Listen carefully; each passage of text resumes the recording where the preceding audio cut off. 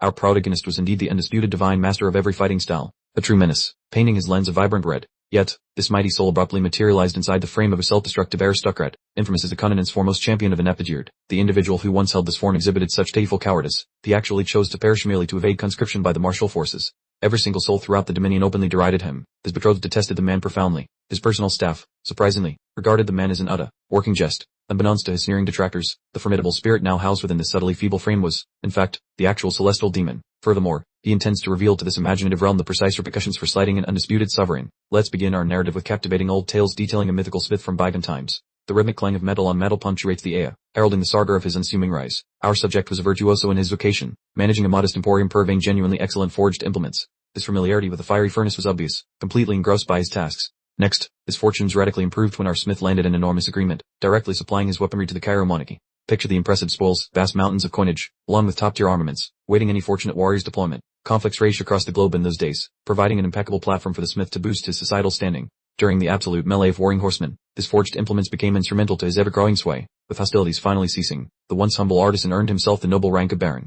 He swapped his grimy apron for sumptuous silks and dashing vests, completely personifying the esteemed aristocrat he had swiftly become. However, the actual narrative focuses on the nobleman's progeny, specifically young Lord Roman. While he presents an undeniably dapper appearance, this adolescent individual clearly holds greater substance than a mere spoiled aristocrat. The scene transitions to Roman conversing with an elder, as his valet, Hans, observes with an expression of sheer torment. Hans is clearly agonizing over why his liege squanders precious time absorbing a narrative familiar to every living soul. Beleaguered Hans sweats profusely from the sheer tedium, utterly convinced this entire affair is a monumental waste of his valuable hours. He's fundamentally reevaluating his entire existence, whilst his employer merely relaxes. Our chronicle now abruptly shifts to several hours prior to this strange narrative recital's commencement, revealing the precise sequence of antecedent occurrences. Roman seemed thoroughly disoriented, questioning Hans regarding his true identity as the Dmitri household's firstborn. His eyes held a profoundly unfocused, faraway expression, betraying a complete detachment from his familiar persona. The panorama gliding across the urban sprawl, Roman began to assimilate his new setting, Cairo's kingdom on Salamander continent. More critically, he registered that his familiar world, named Muram, utterly failed to materialize in this place. Hans observes Roman with the expression one might wear when witnessing a two-headed beast, profusely perspiring as he grasps his lord's utterly eccentric conduct.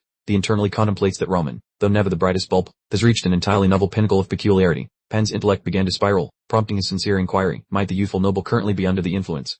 The backdrop depicting Roman's usual decadent existence lounging with women in an extravagant chamber probably elucidated why Hans immediately inferred intoxication. The servant considers such a scenario quite feasible, given the current prevalence of intoxicants among patrician youths. He then releases an exasperated internal groan, reasoning that, truly, for such an individual, absolutely anything remained within the realm of possibility. Hans dwelled on how Roman had squandered fully 2.5 decades merely languishing inside his private chambers, while his brethren were actively forging substantial paths in their respective existences. He was, frankly, an utterly brutal mental excoriation of his own employer. Hans endeavors to jolt Roman back to lucidity, informing him that the current day holds significant importance due to his betrothed, the noblewoman of the Lawrence household, being scheduled for a call. He's frantically attempting to compel Roman to engage with his societal obligations, just this once. This count makes no euphemisms, labeling Roman the dimwit of Dmitri while he stands there, visibly detached. He then advises Hans that an issue of greater urgency now merits his focus, rather than an encounter with some highborn lady. Roman emphatically requests transport to the most aged inhabitant within the line, utterly confusing Hans. He displays absolute disregard for his promised bride, choosing instead to assimilate knowledge regarding the domain he has newly awoken within. Hans finds himself utterly discombobulated, mystified by why a person who has resided here his whole life is unexpectedly seeking a historical discourse. He then releases a weighty exhalation, grasping that he must simply perform his duties as a retainer, regardless of the perceived madness. Hans consents to the plea, and our viewpoint rapidly returns to the present, during which the venerable sage finishes relating his tale. The ancient man softly vocalizes, then conveys to Roman that his narrative represents his entire understanding. He struck a contented figure, having imparted the saga of the smith lord to the nascent aristocrat. Roman extends courteous gratitude, vowing to compensate the elder gentleman for his assistance at a future time. The venerable fellow bows deeply, feeling privileged simply to have conversed with an individual of Roman's standing. The curtain finally drops on the mystery, revealing that Roman is actually Beak John UK, a legendary martial arts boss who apparently decided to possess a new body after his death. Our friend Beak, now living under the alias Roman Dmitri, stands there lost in thought, looking way more lethal than the bumbling fool Hans was talking about earlier. He wonders if the universe is playing a prank on him or if he is being punished for not passing away properly, though he handles this reincarnation stuff quite smoothly. A sudden loud noise shatters his contemplation, forcing both Roman and the elderly servant to glance toward the window where some street drama is clearly unfolding. Someone outside is screaming insults and breaking things, turning the local shopping district into a chaotic brawl that feels like a typical Tuesday in a fantasy world. The pack of hoodlums is currently busy pummeling a red-headed youngster in the street, kicking him while the nearby townspeople watch from a safe distance, too terrified to move. One bowler suggests the kid should just give up on living while he bleeds on the pavement, which is a pretty dark turn for a nice, sunny afternoon. A wide view shows the mess near a fruit stand, with the criminals standing proudly over the broken victim while the rest of the world stays far away. The leader of the group, a hairless fellow with some ugly facial scars, calls the boy a disgusting brat, showing he has the empathy of a brick. The assault continues as another goon delivers a nasty kick to the kid's torso, a sound so painful it makes everyone watching want to clip their own ribs. Pan suddenly turns into a statue when he sees a fang tattoo on a thug's arm, realizing these guys are the human equivalent of a localized natural disaster. Trying to be discreet, Pan urges Roman to keep moving and pretend they saw nothing, practically shoving his master along before the bad guys notice their existence. Roman stops moving entirely, which confuses Hans, especially since the young master now has a look on his face that suggests someone is about to have a very bad day. Hans looks up at his boss, who is staring at the thugs with a gaze cold enough to freeze water, radiating a vibe that is making the poor servant tremble. Hans explains that these jerks are from Bloodfang, a nasty group of loan sharks, and while the boy probably owes them money, this beating is definitely excessive. Roman says the name Bloodfang with the tone of someone describing a mildly annoying insect, ignoring Hans's frantic warnings about how dangerous these people truly are. Hans makes one last desperate attempt to run away, suggesting they act like they are blind, but he turns around to find Roman already heading into the fire. The thugs finally spot the newcomer approaching them and starts working, completely unaware that they are about to be dismantled by a martial arts legend from another world. Roman continues his steady march while Hans follows behind in a total panic, whimpering for him to stop because this is clearly a recipe for disaster. Roman looks incredibly bored as he gets closer, viewing the scary thugs as nothing more than minor trash that needs to be taken out to the curb. The bald boss starts cackling when he sees Roman Dmitri, nearly choking on his lunch because he thinks the local noble failure trying to be a hero is hilarious. He mucks Roman for acting tough just because he has a fancy last name, telling him to go home before he hurts himself in his own confusion. The rest of the criminals join the laughter, telling Roman to stay out of their business since they are just doing their jobs, displaying a truly spectacular level of arrogance. Hans tugs at Roman's sleeve and begs him to flee because the Bloodfang group is notoriously cruel, even though his master doesn't seem to be listening at all. Roman ignores the insults and asks Hans for a quick summary of the local laws, basically checking the rulebook before he starts breaking some bones. He asks who the real criminal is in this situation and what the legal penalty should be, keeping his intense focus locked on the thugs while he prepares to act. Hans is baffled by the strange question and swallows hard, caught between his fear of the bolus and his duty to answer his master's weird inquiries. Hans clarifies that while the boy failed to pay his debts, these thugs have no legal right to use violence, meaning they are currently breaking the law. He mentions that insulting the Dmitri heir is an even bigger offense than the dead, dropping the news that disrespecting a noble life is a grave mistake while looking at Roman in disbelief. A helpful text box confirms that the local law allows for the death penalty for anyone who disrespects nobility, proving that being rude is a very dangerous hobby. Hans turns to the dunes and asks if they heard the lore being cited, sweating buckets while desperately trying to keep up with Roman's bold plan. The thugs look baffled yet amused as Hans attempts to lecture them on legal statutes like he's some sort of nervous hall monitor. They tighten their grips as Roman prepares to demolish them, marking the precise moment the Bloodfang's afternoon goes from bad to fatal. Roman formally announces his lineage as the eldest son of Lord Romero Dmitri, wielding that stick like a legendary blade with a gaze that could peel paint. The dramatic prompt declares he will now execute judgment, shifting the vibe instantly from foolish noble to a man who definitely knows his way around a murder. The bald thug scoffs, assuming Roman is just another clueless aristocrat who is playing a dangerous game he cannot possibly comprehend. He warns Roman that the fang tattoos usually make folks tremble, implying that the young lord has backed himself into a rather messy corner. The thug grows bewildered when Roman ignores the threat with icy silence, staring back with eyes that suggest he is entirely unimpressed. Roman dryly remarks that his response proves his point, leaving the thug stuttering as he realizes he is losing control of this interaction. Stepping forward, Roman brands them pathetic trash, noting that anyone who talks like that to a nobleman deserves absolutely no mercy today. With a sudden blur of motion, Roman charges forward trailing light, moving with a supernatural grace that no village idiot should possess. A flash of light slices past the bald thug's face as Roman strikes, leaving the man wide-eyed and realizing his life insurance just expired. Panic sets in as the thug screams for his dunes to mob the guy, realizing too late that this noble is actually packing real heat.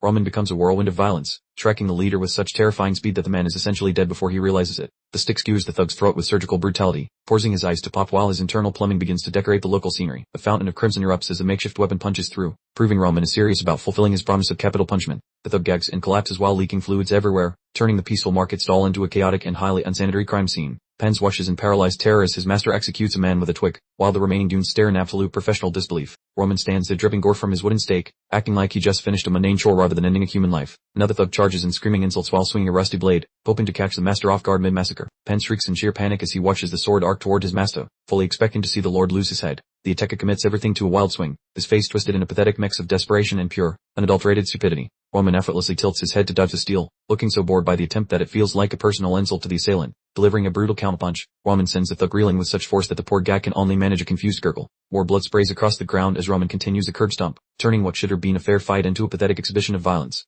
Pens is frozen with his mouth agape, struggling to comprehend that the man butchering criminals is actually the same guy he used to babysit. A wide shot reveals Roman standing among the carnage, leaving Hans to wonder if this is actually the same master he knew yesterday. The story flashes back to Roman's first moments in this body, reflecting on his summer new reality with a heavy sense of lingering melancholy. A memory appears showing the original Roman clutching a document from the Cairo kingdom, which was clearly a mandatory military draft notice, which demanded that every household send a representative to join the meat grinder of the royal army.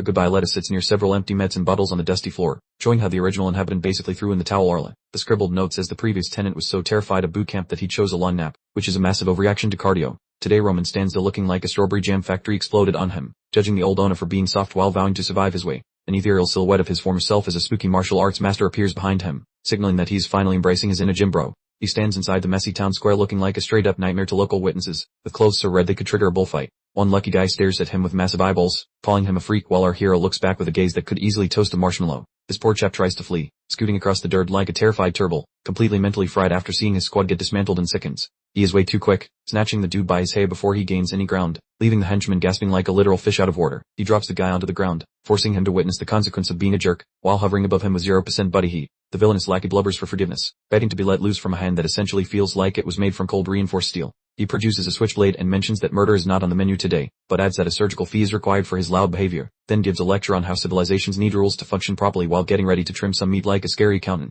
He grabs a man's hair and readies a blade for some tongue reduction surgery, mentioning that torkers eventually pay with their organs, and the subsequent muffled yelps are quite unpleasant. A cinematic shot focuses on an eye bulging with pure horror as the target realizes Roman never lies about his very creative and incredibly painful physical punishments. The group of bystanders watches in absolute silence while he shouts his name, making it clear which celebrity just cleaned out the neighborhood trash. The criminal is left slumped and oozing with his pride in the garbage, while Roman poses like a gothic statue after delivering his scary message. He looks out at the neighbors and tells them that if they dislike his management style, they can come visit him at the office for round 2. The final shot depicts his words lingering like bad cologne, a spicy invite for enemies to find him, as the demon master officially enters the game. Long before this new buddy, he was known as the supreme martial arts champ, a natural phenomenon that skipped right over normal human strength limits. He did not simply win fights, he wiped players off the server, leaving mountains of broken experts while turning local battlefields into irrigation projects. The whole world eventually accepted him as boss, mostly because his dark cult of warriors became the managers of reality, ruling from the literal shadows. But all that is history now, and he stares at his sticky palms, annoyed that his current situation is much lower quality than his prime. It feels like an insult to his dignity that he had to exert actual calories to beat some casual thugs, who are basically just garden pests. He maintains his chill and orders his helper to handle the mess, wanting the genders called and the local area scrubbed with maximum noble authority. His assistant is currently vibrating with pure stress, barely breathing after the bloodbath, and stammers a frantic yes while his heart beats like a drum. As the protagonist works off casually, this helper runs like he's trying to outpace his own soul to fetch the authorities, creating a funny contrast. Roman checks his red hands and sighs at his tragic physical condition, noting the internal energy flow is pathetic and the base stats are utterly miserable. He realizes he needs a massive skeletal rebuild to support his divine powers, while his helper continues yelling about how weird his boss has become. A little ginger fellow named Kevin works over with massive eyes of gratitude, still clutching his busted arm while looking like he met a meat grinder. He does not play the hero, telling the kid to quit the daydreaming, because saving him was about basic discipline and not any warm fuzzy feelings. He explains that interference was necessary because the Dunes were trespassing on Dimitri Lorne, then commands the boy to tell his story without any lies. Roman delivered a truly chilling piece of advice, suggesting that honesty was far preferable to losing an appendage, specifically his ability to taste. That's one way to inspire pure, unadulterated terror. Roman really doesn't mess around when establishing boundaries. Zooming in on Kevin, it was clear the Dunes had given him a comprehensive makeover. His face was a swollen mess, yet he was absolutely determined to get his words out. Kevin quietly agreed, fully processing the gravity of Roman's warning and recognizing this was his sole opportunity to confide in a person capable of enacting real change. He began detailing how his folks, simple dirt working types, had borrowed funds from Bloodfang to acquire property, falling prey to the age-old scheme designed to snare the less fortunate. As he discussed the Bloodfang ruffians, his voice shook with fury, showing he had clearly reached a tipping point over his family's suffering. Kevin detailed the loan shark's malice, explaining how they deliberately annihilated the family harvest in a cynical plot to guarantee they could never possibly satisfy the obligation. A flashback showed the flattened, worthless produce scattered across the fields. Clearly, this act went beyond finances and aimed to utterly dismantle their existence. Kevin's hands balled into white knots as he trembled with fury, finally divulging the real reason behind the scheme. Those enforcers were truly targeting his little sister. Understanding their underlying objective was what completely shattered him. They didn't care about the cash, they just needed leverage to seize his sibling. He collapsed, shouting that none of this was just, because his family had always kept to themselves, yet they were specifically targeted by these awful individuals. Looking up through tear-filled eyes, he pleaded for assistance, no longer concerned with his own well-being but desperate for his sibling to escape this terrible ordeal. Roman fixed his gaze on Kevin, scrutinizing the kid's genuine despair and underlying intensity, sensing a familiar quality that sparked his curiosity. Kevin's gaze brought back memories of the Mad Demon, a mythical figure from Roman's previous existence. Even when defeated, those eyes held a defiant spark. Roman recalled encountering the Mad Demon in an equally dilapidated location ages ago, reflecting on how destiny enjoys recycling plotlines in this current reality. He eventually interrupted the quiet to inquire about the kid's identity. When Roman asked personal questions, you know he's seriously invested. The youngster looked up and provided his simple given name, Kevin. He didn't realize it then, but that Manga was destined for far greater significance. Roman stated he would verify Kevin's account eventually, but assured him that the current predicament would be resolved immediately. He turned to depart, leaving a spark of optimism in his wake. Kevin shouted a sincere expression of gratitude as Roman departed, likely the first time anyone had genuinely advocated for him. Roman pondered that this youngster might become a long-term fixture in his life. He had an uncanny knack for detecting talent, and Kevin possessed it in abundance. He continued strolling, eyes shut in concentration, probably strategizing his next decade of decisions. This man operates on a completely different level of foresight. The view changed to a bumpy cart ride, signaling the formal entrance of a significant individual into the Dmitri jurisdiction. An attendant inside notified Lady Flora, Roman's supposed bride-to-be, that they were nearing the estate. She clearly wasn't thrilled about the destination. Lady Flora, inside the vehicle, presented an image of refined grace, yet seemed heavily burdened, clearly preoccupied with the imminent encounter. She muttered under her breath that the meeting with Roman was approaching. The apprehension surrounding her was palpable. The vehicle halted, offering a clearer glimpse of Flora. She was beautiful, certainly, but her face held an expression of complete acceptance as she braced for her destiny. The timeline rewinds 30 days to reveal the origins of this absolutely dreadful matrimonial situation. Flora responded with utter disbelief to the proposition of an arranged alliance with the Dimitris, exclaiming in high society terms, "The Dimitri family, really," which translates roughly to "Are you completely insane right now?" Per weary farther explained that the land was failing badly, and this union represented the sole path to avert catastrophe and protect the constituents. Flora was crushed, realizing her whole trajectory had been decided without her involvement. A marriage arranged so easily, it's hard not to sympathize with her predicament. Her pending marriage to a Dmitri honestly ruins her mood. This clan ranks somewhere near dirt in her estimation, yet she is stuck living with them until she rots. Amongst bottom-tier aristocrats, her brain projects images of grimy, soot-covered laborers, making her upper-class ego shrivel like an old prune. She looks like she saw a ghost, or worse, a commoner. Attempting to argue fails miserably as her dad suddenly finds the floor fascinating. The old guy realizes he basically sold her out, but his options are zilch. He offers a weak, sorry attempt at an apology for his massive parenting fail. Remorse gnaws at his gut, though saving the land demands this high personal price. Reality strikes as the door swings wide to announce their arrival at the pit. Flora wears a frosty glare, ready to serve her sentence without cracking a smile. Memory takes her to the initial arrangement involving the second sibling, someone who possessed a functional brain and a legit career path. Though she glides through the manor with royal grace, her internal monologue is a spicy mix of bitterness and intense sass. Wrath boils over because Roman, the firstborn, essentially hijacked the contract for himself. Comparing him to his brother is like swapping champagne for swamp water. She views him as the village idiot of their bloodline, obsessed with fancy toys and throwing massive fits. Her mental sketch of him is incredibly unflattering and mostly insults. Just hearing Roman Dmitri mentioned makes her feel like she swallowed a lemon. She assumes he is a narcissist who exploited nepotism to catch a lovely bride, even mocking his excessive cologne habit. Survival of her line dictates this union, yet her brain is shrieking in denial the whole time. Beside her, the man meanders along, looking as clueless as a goldfish in a bowl. Honesty is her new policy, so she prepares to deliver the brutal truth without any sugarcoating. The charade hits the finish line effective immediately. Her lips begin to move, likely recycling a mental list of all the reasons their matching is a cosmic disaster. Forced to detonate the engagement, she demands a total cosmic undoing of the paperwork.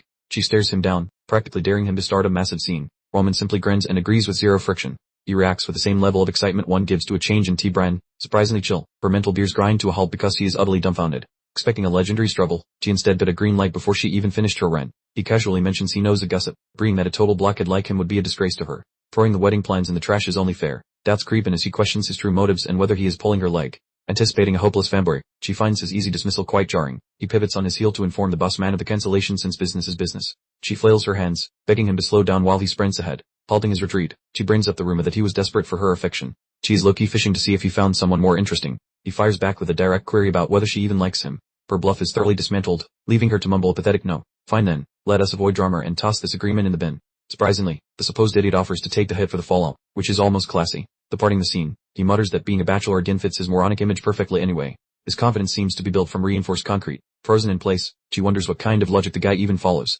It dawns on her that every single insult she heard might be totally fake. Staring after him, she doubts the village idiot label fits such a commanding figure. He moves with a quiet power that contradicts his local fame. Cut to the main office, where a massive thud indicates someone is currently losing their composure. It sounds like expensive furniture is suffering. The Baron is going full nuclear, howling about the trashed engagement contract. He pounds his mahogany desk with enough force to launch pens into low orbit. Roman acts like a statue while his parent continues his fiery tantrum. Throwing away such a profitable alliance is basically heresy in their world. He screams about the comfy life he built for the boy, claiming this wedding was the golden ticket to high-tier status. This stare brands Roman as the family ultimate failure. He teases the young lad about his failure to marry the girl of his fantasies, causing a low-energy apology from Roman that likely turns the old man even redder. The mahogany gets a solid thump that rattles the teacups as a patriarch loses his last thread of composure over his offspring's mess. It appears some projectiles were launched or perhaps it was just the vibes of his fury, but Roman's brow is leaking slightly while his feet stay planted. The heavy hammer drops with a choice between a wedding or 6 months of playing dodgeball with spears on the active front lines. There is some mind-smelling liquid on Roman's skin but his eyes are colder than an icex, hearing his pops joke about his inability to fight common hooligans. He informs Roman that since being a decent son is hard, he can now handle his own grocery bills and bodyguard protection without the family wallet. The elder spins his cape around to show his shoulder while vowing zero backup for the current mess, giving the absolute coldest stay to the wall.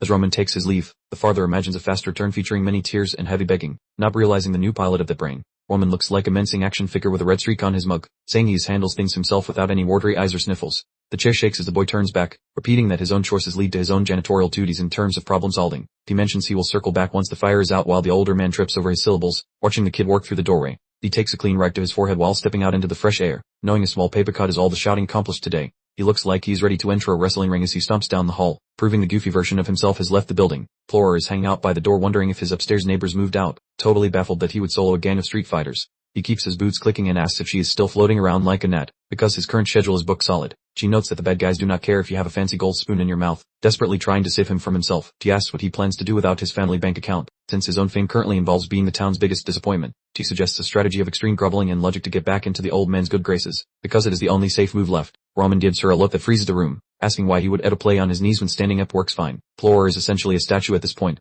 and Roman turns to call her quite overstepping with her suggestions, which definitely stings. Florer makes a noise like a broken accordion while offering a faint word as she watches her sense of reality work away down the hall. The yard looks quite tidy and nice under the warm sun, but inside the brick walls, the weirdness level is rapidly increasing. Pans is essentially marinating him in expensive flowery spray to kill the metal scent of his recent tussle, while he complains about the aggressive scent profile. Besides the smell of a perfume factory, the tiny stitching on his fancy coat is doing him no favors, while Hans stays chipper through the complaining. Pans is giving a crash course on how not to eat like a barbarian during the upcoming chat with a lady, but the student is totally disinterested. The whole getting hitched idea is a heavy piece of luggage to carry, especially for a guy who just landed in this body recently. He's still figuring out how to use a fork and knife in this era, and now he has to balance a massive political alliance on his shoulders. Pens mentions that the main event starts in 30 seconds, making Roman realize the tiny guy actually has some decent points about being punctual. He wants to end the romantic pact but plans to be a gentleman about it, since there is no point in being a heel to an innocent lady. That was the logic in his head, a simple and efficient breakup without starting a massive neighborhood fire or offending everyone in sight. Suddenly Lady Florer struts in, instantly killing the mood with her judgmental face, looking like she just swallowed a lemon while deciding he is basically garbage. Her icy glare proves she wouldn't give him any respect, mostly because the legendary infamy of the Dmepi village idiot is doing the bulk of the work. Since she decided to act like a pretentious cactus, Roman tosses his manners out the window,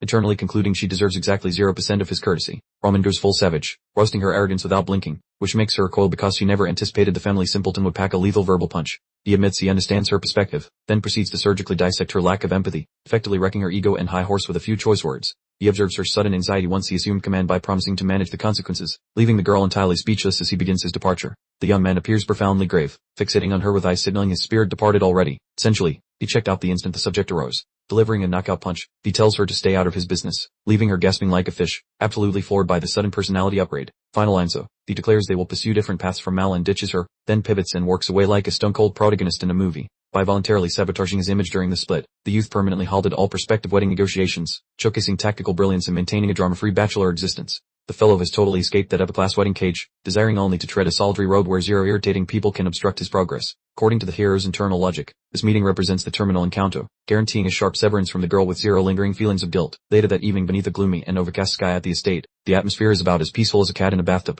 Regardless, inside, Baron Romero is aggressively consuming high-proof spirits, clearly rattled by the chaotic daytime drama and the verbal sparring match with his heir. Rihanna tries to act as his moral compass while he chugs wine, listening as he tearfully confesses that he once again resorted to using his fists on Roman. He recalls the peasant days when striking the boy was his standard parenting style, though his vow to stop being a brawler after getting rich failed spectacularly. Playing the role of the comforting spouse, Rihanna reminds him that the current luxury was bought with the past struggle, patting his back to soothe his soul. Yet Romero remains a total wreck, clutching his face because Roman endured the misery right alongside him, making his failure to be a decent father feel like a blow. She begs him to stop the self-pity, suggesting that only a parent can steer a wayward child back to reality, before wrapping him in a warm, motherly embrace. She radiates absolute trust, murmuring that her husband is far too strong to let their offspring wander into a ditch, acting as his emotional anchor through this storm. Then the terrifying thought of those blood-fanged thugs resurfaces, sparking fears that Roman's ego ignited a wildfire he cannot extinguish alone, potentially leading to a massive disaster. Rihanna proposes dispatching Captain Jonathan to provide additional muscle for the youth, a strategy Romero approves because watching his offspring become deleted by ruffians is poor parenting. Instantly switching to bus mode, he bellows for the servants, determined to prevent his child from becoming a permanent resident of the local cemetery at any cost.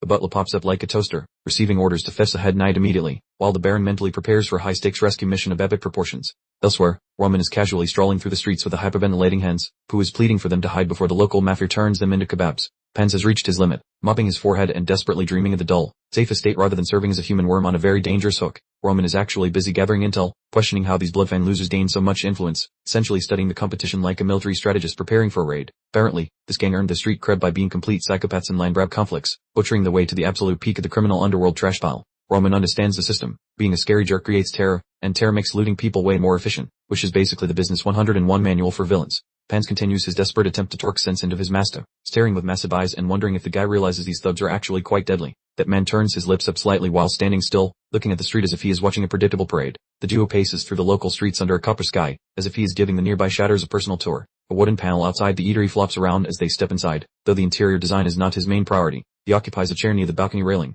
keeping his retinues focused strictly on the stone pavement beneath his boots. Platters of charred meat and garden herbs arrive, looking like a decent final feast for someone entering a heavy scuffle. Pens looks at the items with enormous eyes and a visible amount of saliva, assuming the nightly chaos has finally ended. Roman finishes his sentence and heads for the door, leaving Hens with a silver fork suspended mid-air like a statue. He gestures for the short man to stay seated, suggesting that the upcoming climate is far too spicy for extra travelers. Pen stands up fast and starts hollering at the floor, even though his knees are shaking like a faulty laundry machine. He continues to shout while clenching his fists, insisting he would never let his master wander into the dark alone. Roman pivots and asks if the man is currently on his side, which causes him to freeze like a mannequin. He suggests his presence earlier was plenty and hence that staying inside is better than becoming a horizontal casualty nearby. Roman walks away from the frozen figure, melting into the shadows outside while the other man stands as stiff as cardboard. Pens maintains a very wide mouth and wide eyes, looking exactly like someone who just saw a cow fly past. A nearby pedestrian gets a forceful nudge in the ribs, creating a gap in the traffic for his quick exit. The gears in his head finally turn, suggesting he should probably sprint away to tell the others about the danger. His logic is fairly basic, knowing the group is not actually strong but just really good at playing hide and seek. He notes they move in tiny clusters to avoid the lure, making it a hassle to clear them all at once. They act like smoke in a windstorm during a typical fight, but he has a plan to gather them all. He chooses to stand in the open like a giant neon sign, hoping they will mistake him for an easy win. The main goal is to be undeniable target practice, enticing the group to step out from behind the hidden spots. He spent the entire afternoon strolling around town, essentially dropping breadcrumbs so they would find his exact location by now. He knows the guards are busy doing push-ups elsewhere, leaving the dark side paths completely open for some unsupervised chaos. Roman enters a tiny slot between buildings, providing a perfect rectangular frame for someone to attempt a sneak attack. A shiny sliver of metal winks from behind some crates, proving that his bait has successfully attracted some sharp-edged interest. Three figures in heavy hoods step forward, standing with squared shoulders while they mutter his full name out loud. A hooded man sprints forward with a pointed tool, moving his arm in a straight line toward the man's chest. The attacker yells a gang name while running, though Roman stays as motionless as a tree while watching him approach. Jonathan receives the word while standing rigid, his face tightening up like he just inhaled a very sour lemon. Pens runs toward the castle at a record speed, with sweat flying off his forehead as he bellows a name repeatedly. Gasping like a fish out of water, the messenger nearly hurls his lunch before the bus, wheezing that their spoiled bosslet is currently knee-deep in some serious sludge, desperately begging the commander to locate the air right this second. The poor fellow wears a look of absolute, undiluted dread that could curdle fresh milk instantly. The servant spills the metaphorical beans about the nobleman being in hot water, or so the anxious lad believes while imagining the absolute worst possible outcome. Down in the shadows, the script has flipped entirely, since the protagonist grabbed the criminal's arm with zero sweat, sporting a gaze that says he is incredibly bored. Stunned into a pathetic whimper, the criminal realizes his punch got ghosted, especially since the young man's fingers feel like heavy, unyielding metal clamps around his bones. The goon attempts some colorful insults, but his pupils dilate once his limb begins rotating the runway, making him realize he walked right into a giant human mousetrap. A crunchy sound like a dry twig snapping echoes through the air, followed immediately by the villain howling like a coyote that stepped on a Lego piece. With the grace of a circus performer, the hero plucks the tumbling knife from the sky, showing off hands so stable they could perform surgery in a hurricane. Like a hot knife through butter, the steel finds a home in the attacker's torso, resulting in a messy red fountain and a very dramatic final breath. Towering over the corpse with a ruined laundry bill, the warrior glares at the remaining lowlifes with the same enthusiasm one might have for taking out the trash. Number 1 Dune is currently decorating the pavement with his insides, while the aristocrat looms nearby, peering exactly like the terrifying nightmare everyone whispered he was. The remaining pair of ruffians are having a total mental breakdown, one stuttering about what the blazes is happening while squeezing his shaking,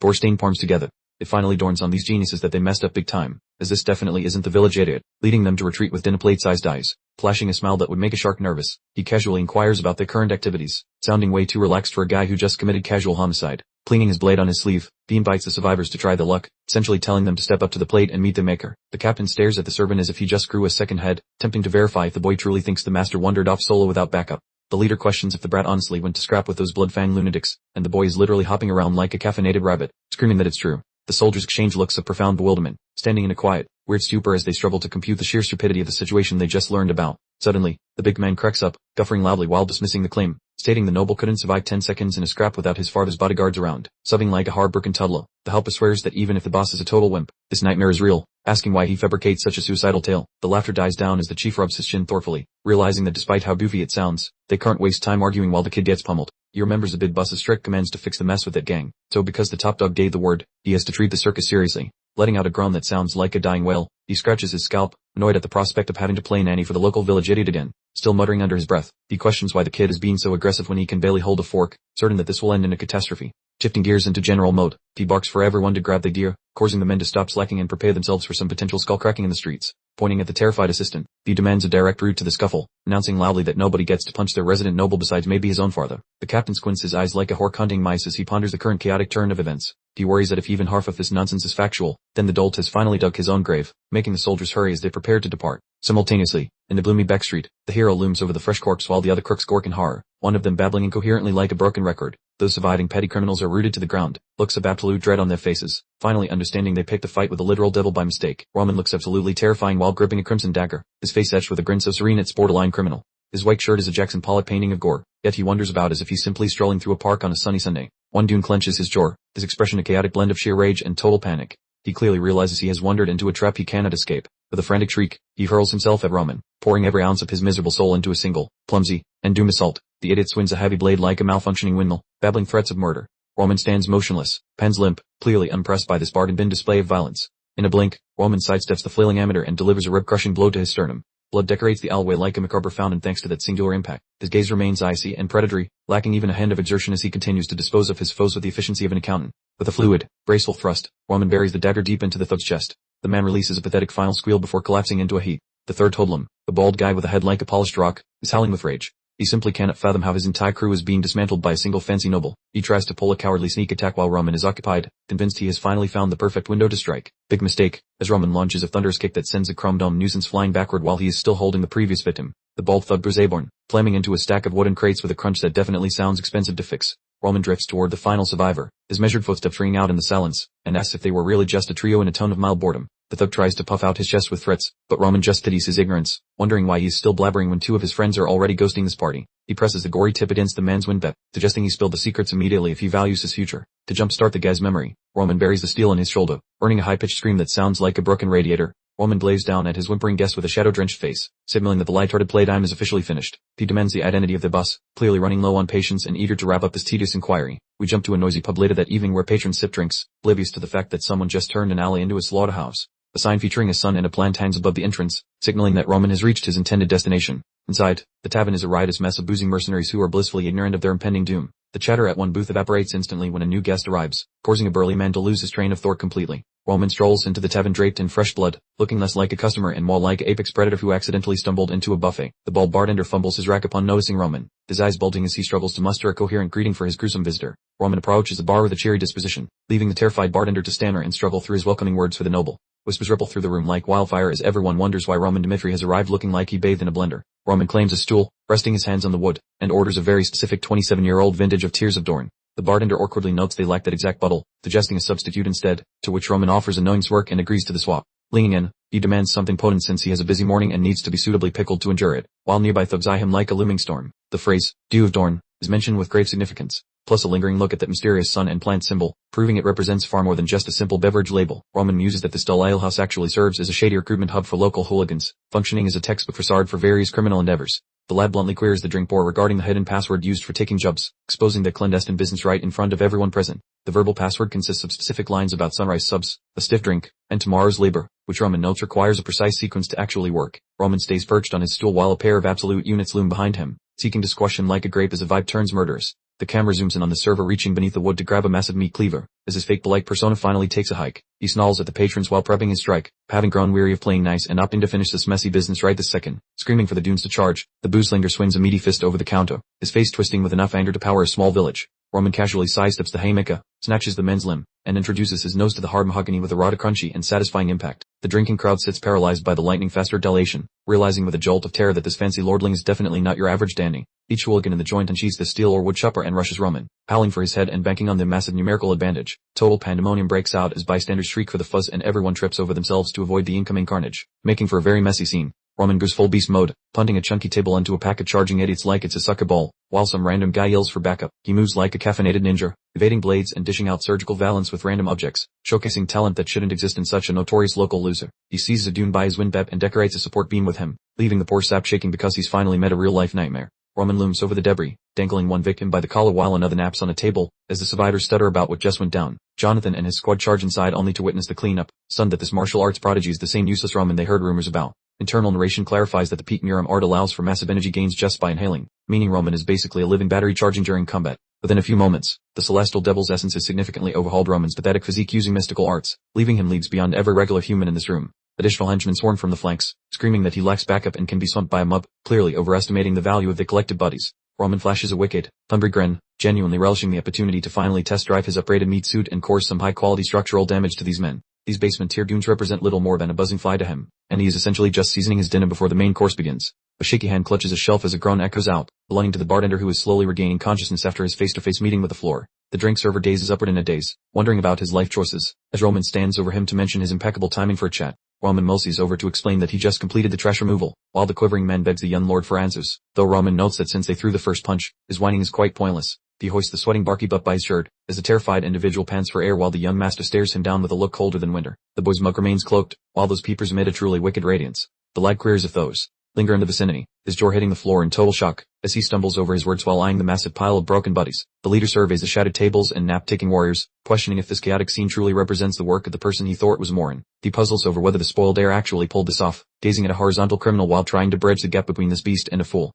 A fresh look at a crushed dune highlights how Jonathan is completely losing his sanity, seeing as his entire reality is performing a massive somersault. Minion scurries to give the boss some intel, explaining that a guy who escaped mentioned Roman had already sprinted toward the faraway city. Jonathan is absolutely flummoxed, wondering why that man would head to that specific town, while sweating buckets as this disaster orbits deeper into chaos. Evidently, the Crimson Tooth Union keeps their secret nest nearby, so Roman is bypassing the small fries to go punch the Supreme Director. Let us rewind the clock 60 minutes before this madness erupted, which was precisely when the local lowlifes began having a really awful day. The camera focuses outside the saloon where Roman was busy renegotiating the deal, and though the weather looks charming, the vibe inside is purely hellish. Roman gets right into the shaking Mexican's personal space, whispering coolly that life improves if voices are heard, thereby preventing some additional stab wounds. The bar server is bound up like a bloody package, lacking some fingers due to intense questioning, yet he stubbornly tells Roman to take a hike. His pathetic soul is begging for a trip to the morgue, shouting for a swift execution, fully believing his gang will avenge him with total violence. Roman shows off a chillingly still and beastly grin, admitting he adores defiant types because they display some personality before they finally shatter like glass. He shares his worldview, explaining that tight-lipped victims usually hide the biggest prizes, turning this guy into a fleshy reward box waiting to crack.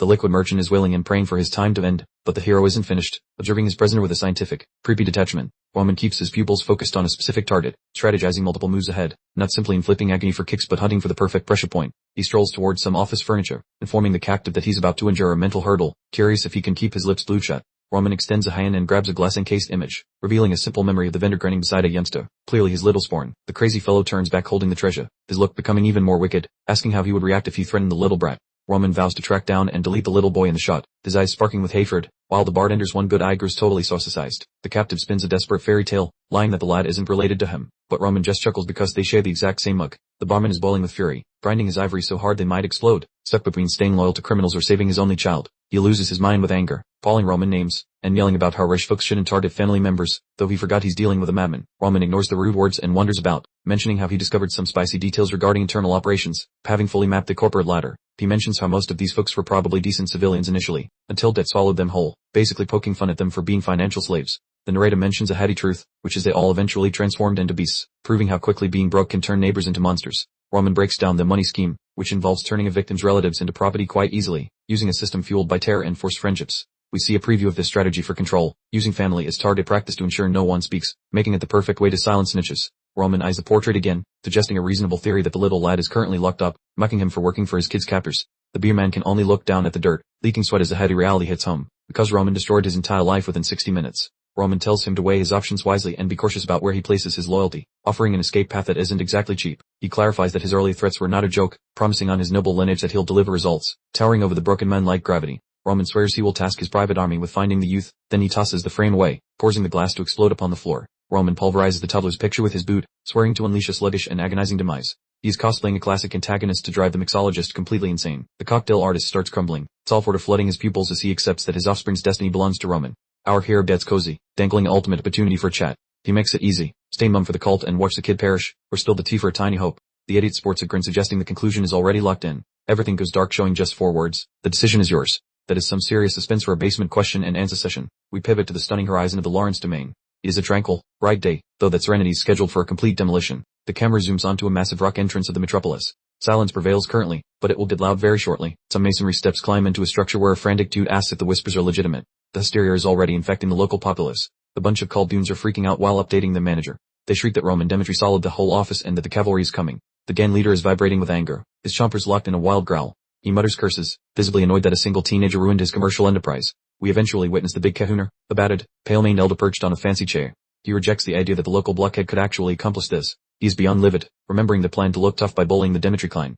Suddenly, a school dropout has reversed the script and made them look silly. He bellows for Roman's location immediately. A lackey mentions that he departed the region, probably sniffing out their address from the morning dew pup. The patriarch rises, emitting pure Kazakh rage. He assumes Roman is mocking them by arriving solo, and he is prepared to paint the walls red. He commands his followers to track Roman before he finds the armored boys. He yells for them to delete the cocky youngster, piping up his squad for vengeance. There is a massive zoom in of his damaged eyeball, leaking murderous intent. He promises to slay Roman and dangle his remains in the square for all viewers. The broadcast states that the bad reputation of the fine club will return. These fellows are definitely organizing a grand return using Roman's nubbin as a starter. The setting moves to the majestic outside of the Lawrence estate. It appears expensive, yet a whole lot of nonsense is cooking within that residence. The resident Farthafika, Baron Lawrence, is bent over a table covered in documents. He looks massively overwhelmed by the Barco clan's latest schemes. He is convening a top-tier summit with his experts. Gossip suggests the Barco team secured a huge credit line, indicating they are getting ready for combat. The Baron squeezes his digits together, his features crumbling with anxiety. He has understood that a scrap with the Barco neighbors is basically unavoidable today. He gets some mail from them that validated his darkest thoughts. Conflict is no longer a hypothetical. He is currently ringing his doorbell. An expert is completely stunned that the capital guys are supporting the Barco gang.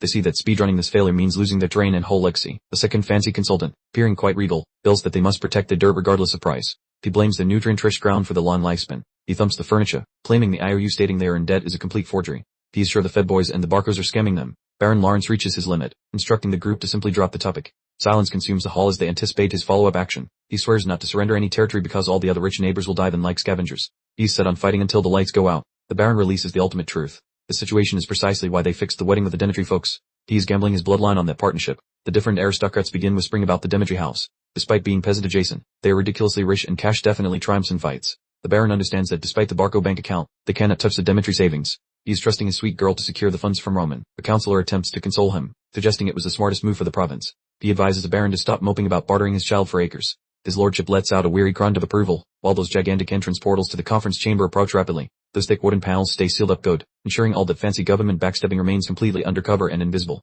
Unfortunate Flora stays glued outside, perspiring heavily and appearing completely petrified that she must inform her old man how she trashed his grand scheme. She grips her torso tightly, freaking out about clarifying that cancelled wedding situation, while the crushing burden of her clan's tomorrow pulverizes her. Flora circles the area nervously, whispering about her total lack of bravery, feeling split between ditching a dense fiancé and watching her bloodline go broke. Finally she summons her courage and barks that fine, she will spill it, since his anger beats being auctioned to the highest bidder. Before she takes a step, Captain Jonathan zooms through the car door yelling for the leader, stunning the girl who was busy listing reasons to hate marriage. Her eyelids flutter in bewilderment, as that officer rockets towards her position at terminal velocity. The guard throws out a rapid, jittery nod while zooming past her, looking like someone who definitely left the oven on during a massive invasion. He crashes through the big gates hollering about a code red, leaving our poor girl rooted there, entirely baffled by the sudden noisy circus. Some angry feller is howling at the entrance to be unlatched, meaning the jerks inside are scheduled for a very painful afternoon of regret. High up on some rucks, the man screeches that Roman might get toasted, ordering every local to disarm and make a path for him immediately. On his horse and ishing for a fight, he vows revenge if his little boss gets scratched, but then a grunt brings even stinkier tidings. The runner chokes on his own breath,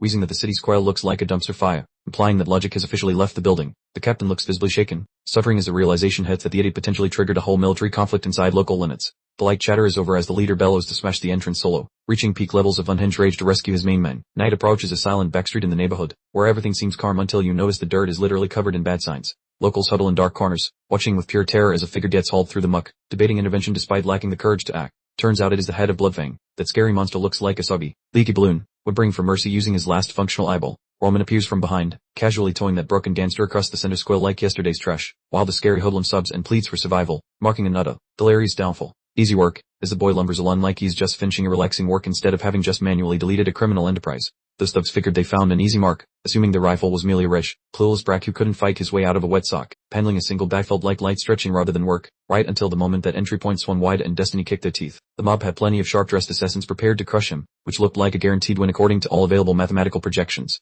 Mr. Evil felt super sure of himself, grinning like a shark while convinced that failing was a statistical anomaly that could never happen to him. Victory was served on a silver platter, except this dummy totally botched his homework regarding exactly how dangerous his chosen victim actually was. Check out his expression. That is definitely how a person looks when they realize the whole gang and life savings just evaporated within seconds. Our scary underworld monster is currently groveling in the dirt beside his dead buddies, suffering from a complete and incredibly embarrassing loss of reputation. The guy struggles for oxygen while sweating up a storm, eyes like saucers because he cannot compute how his base got wrecked so incredibly fast. The hero continues his pace, popping over bruised carcasses without care, while the rhythmic clack of his footwear serves as a funeral bell for the boss. Mortality finally becomes a very tangible concept as the gang leader gazes upward into the massive silhouette looming above his prone body. Currently, escape seems mathematically impossible. He is basically flirting with the grave while muddling a bun now ruined by gross hemoglobin stains. Although he desperately attempts to negotiate a mercy deal, his cognitive functions are basically frying under the extreme pressure of absolute terror. Thoughts have devolved into a frantic merry-go-round of horror because the literal agent of doom is currently tapping his wristwatch nearby. Soft groans escape him. This legendary criminal kingpin is currently blubbering like a toddler with a bruised visage. Talk about a total disaster.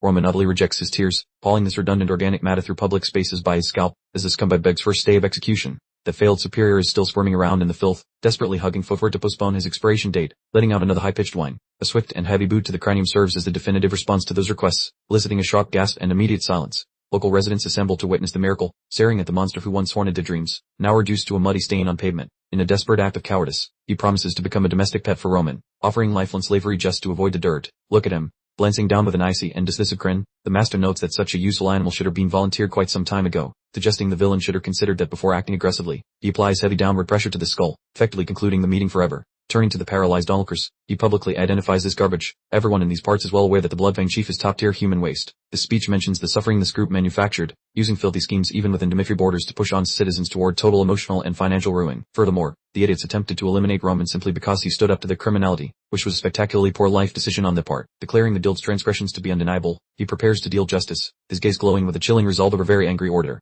Positioning his leg for the concluding impact, he vows to eliminate the source of corruption, putting an absolute end to this neighborhood nuisance. Jonathan and his squad gallop into the square just in time to hear the collective and take a breath from communists shouting about the noble lord. The knight captain is essentially speechless, having shown up at the precise moment to watch the successful finale of Roman's one-man demolition project. A wet crushing noise is followed by a vibrant spray of red against masonry, signaling the final retirement of the local criminal mastermind. Over at the Lawrence estate, word spreads fast. Officials keep asking if the reports are genuine while their jaws remain firmly stuck to the floor. Details are shocking. Roman spent less than 60 minutes in town before appearing in the town center with a defeated villain in tow. Furthermore, they say he called out Ben Miles, the grand poober of crime, before dispatching him publicly like a total boss. What an icon. Lord Lawrence is currently rebooting his brain while subordinates mumble nearby. They really cannot connect the local dunderhead with this efficient killing machine. Information surges through the hall like a viral video. People are skeptically questioning if the main baddie was really captured and deleted so quickly. The loyally typed labels it an unsanctioned homicide, clearly missing the point that the biggest headache just vanished without costing them a single copper. The big boss ignores the semantic arguments, realizing that procedural technicalities are irrelevant compared to the massive power shift happening right in his face. Stunned, he ponders his daughter's future husband, updating the mental spreadsheet of Roman's worth as the potential returns start to look very promising. An urgent request for an audience is issued. He needs to confirm the details before he accidentally ignores a source of massive political leverage. Roman enters through the main entrance looking incredibly relaxed, making absolutely zero effort to cover up the gory decorations covering his expensive clothing. He presents himself to the local elders with Jonathan and little Kevin at his side, while the tension in the chamber feels heavier than a soggy fruitcake. That fancy Viscount eyes Jonathan and assumes the royal guards did the heavy lifting, since his brain refuses to accept that Roman isn't a total loser. Roman offers a classy nod, acting cooler than a cucumber despite all the grumpy fossils glaring at him, and formally identifies himself as Roman Dimitri to Lord Lawrence. The old noble barks at him to drop the act and explain himself, demanding to know why Roman traveled to Lawrence just to commit such efficient acts of brutality. Ruthless, super effective. Roman explains the whole mess, noting it began when some thugs bothered a regular guy, so he naturally deleted them from existence without pausing for a snack. In the hallway, Flora is snooping through the keyhole with a racing pulse, watching her supposed idiot of her future husband transform into the town legend. She mumbles a question to a nearby sentry for the juicy gossip, because the wild stories coming out of that room sound crazier than a talking squirrel. She wonders if that guy is truly the same Roman she dumped, spiraling into a mental breakdown because the man she rejected is suddenly the star of the show. The soldier notes she clearly missed the memo, which sends her anxiety levels through the roof as she stammers out a very concerned follow-up question. Indoors again, Roman keeps chatting, casually mentioning he simply could not ignore the villains, so he demolished their base and deleted the leader. Totally chill, right? Cut to a memory of absolute chaos at the local pub, where people were shrieking for the police while Roman basically played human demolition derby inside. The man was a working disaster zone for criminals, stacking bodies like firewood while the terrified crowd begged for help that arrived far too late. He delivered punches with such insane speed and power that the villains probably thought they got struck by lightning from a different dimension. Those poor hooligans ended up scattered and shattered on the floor, likely questioning the life choices since they had zero hope of surviving his wrath. Jonathan was stunned by the spectacle, realizing Roman wiped out a trio of dunes in a heartbeat and definitely isn't the weakling from the gossip. You can bet on that, Pepin.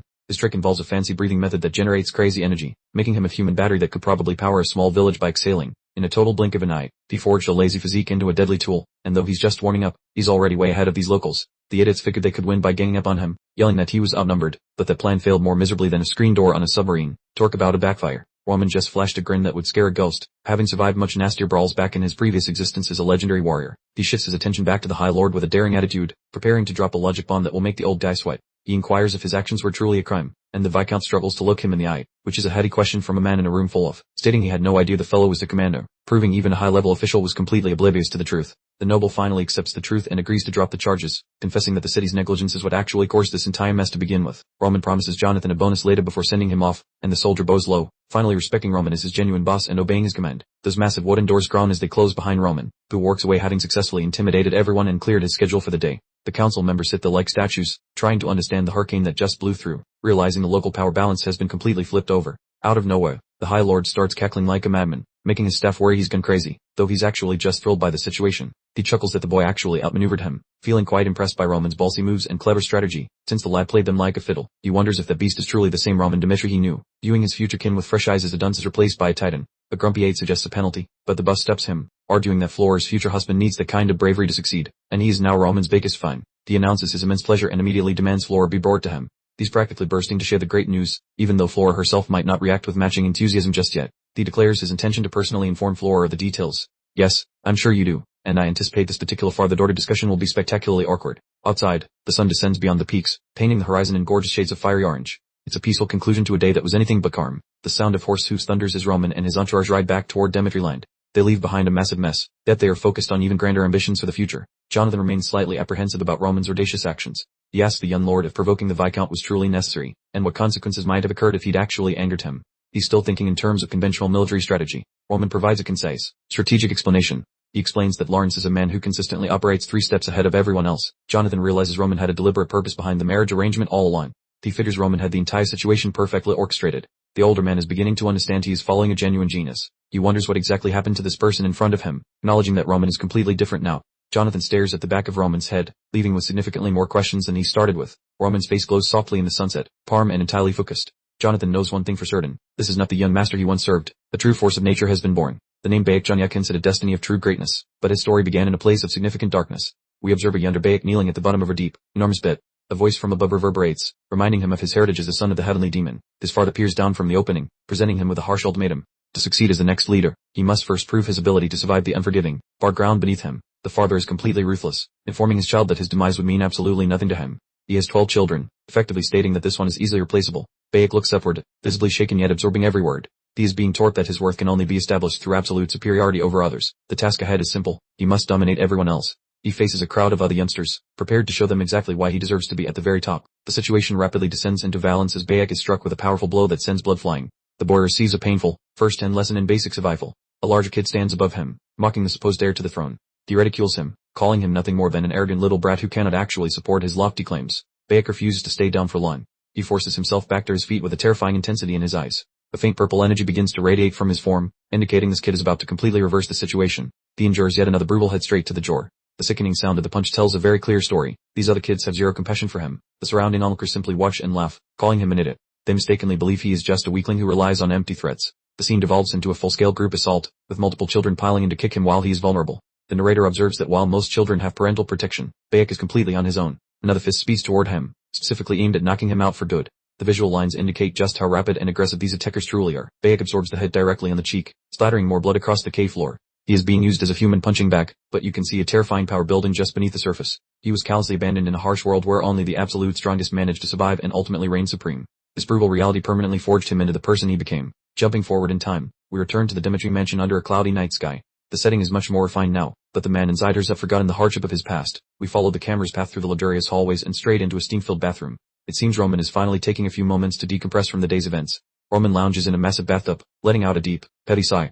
Dealing with family politics and local thugs proves to be a very different kind of exhaustion than his previous existence. He complains to himself that this new body wears out far too easily. He's irritated that he can't push himself as intensely as he did back in Mim. Since awakening in this reality, he has already experienced more high drama than most individuals encounter in a full lifetime. He takes a quiet moment to process the immense amount of information and events that have occurred. His gaze is intense as he stares into the rising steam, clearly calculating his next move. Even when taking a break, this guy consistently thinks at least 3 moves ahead of the competition. Roman stares intently at his palm, doing a mental count of all the people he's recently dispatched. It seems most of his victims so far were part of the Bloodvein criminal organization. His internal monologue reveals a chilling coldness. He decided to just annihilate them all, destroying anything that stood in his way. This guy doesn't believe in half measures. He stands up, order streaming from his chest, looking exactly like the formidable warrior he actually is. He has absolutely no remorse for the bodies he created, completely unchanged as a person. The narrative confirms his utterly ruthless attitude. He simply cuts down anyone who obstructs his goals and eliminates those with killing intent using any means available. That's just the heavenly demon's preferred methodology. He stares at his reflection, concluding that nothing fundamentally changes just because he's inhabiting Roman's body now.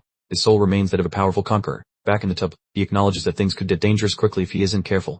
He hasn't fully grasped the nuances of this world yet, and his physical strength is a joke compared to his peak abilities. He holds his head in his hands, carefully considering what his next strategic move should be. He needs to formulate a solid plan before jumping back into the chaos. His eyes immediately snap open as someone calls out for the young master. This guy operates on a high trigger, even when relaxing in the bath. A maid reports through the door that the Lord is requesting his presence. Roman calmly replies that he will be there shortly, transitioning directly from his bath to a high-stakes meeting with his father. The camera focuses on a large, intricately carved wooden door.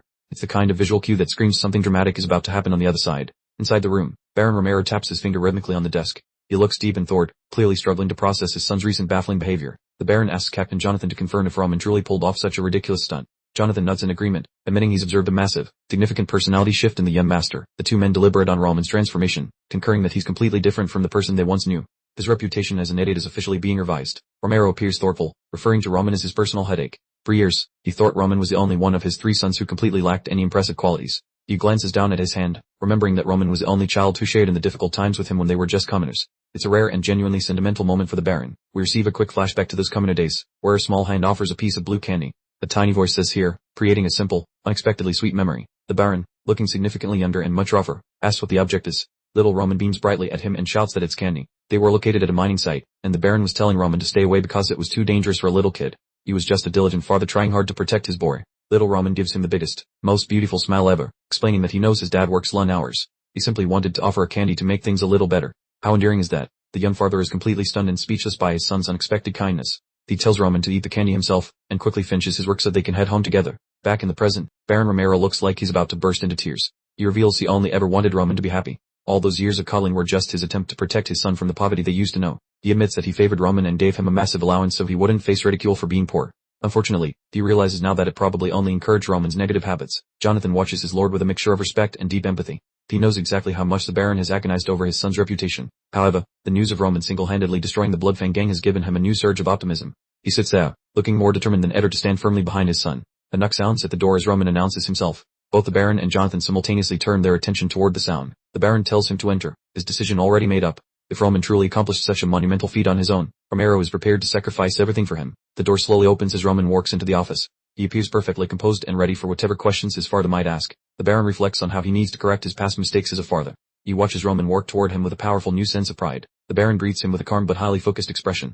The tension in the chamber is thick enough to cut with a knife. He immediately gets straight to the point, asking Roman if the rumors are accurate. Did he really manage to take down the entire Bloodfang gang all by himself? Roman observed his father, his gaze sharp and highly analytical. He was calculating the Baron, fully aware that this conversation was essentially a high-stakes poker game. He could tell Romero had high hopes, practically written on his face. Roman realized that telling the truth would totally change the Baron's perception of him, which might prove very beneficial down the line. Roman weighed his choices. Should he reveal his newfound power now, or keep it under wraps for a little longer?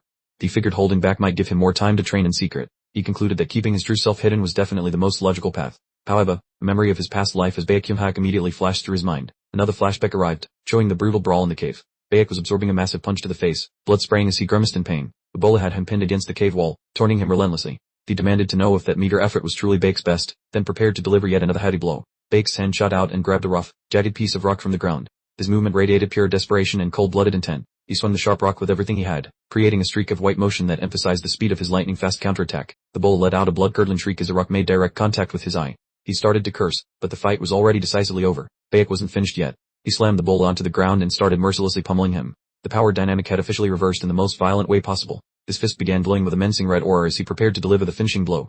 His eyes were filled with a cold, predatory gleam. He smashed the rock into the kid's head with a sickening, heavy thud.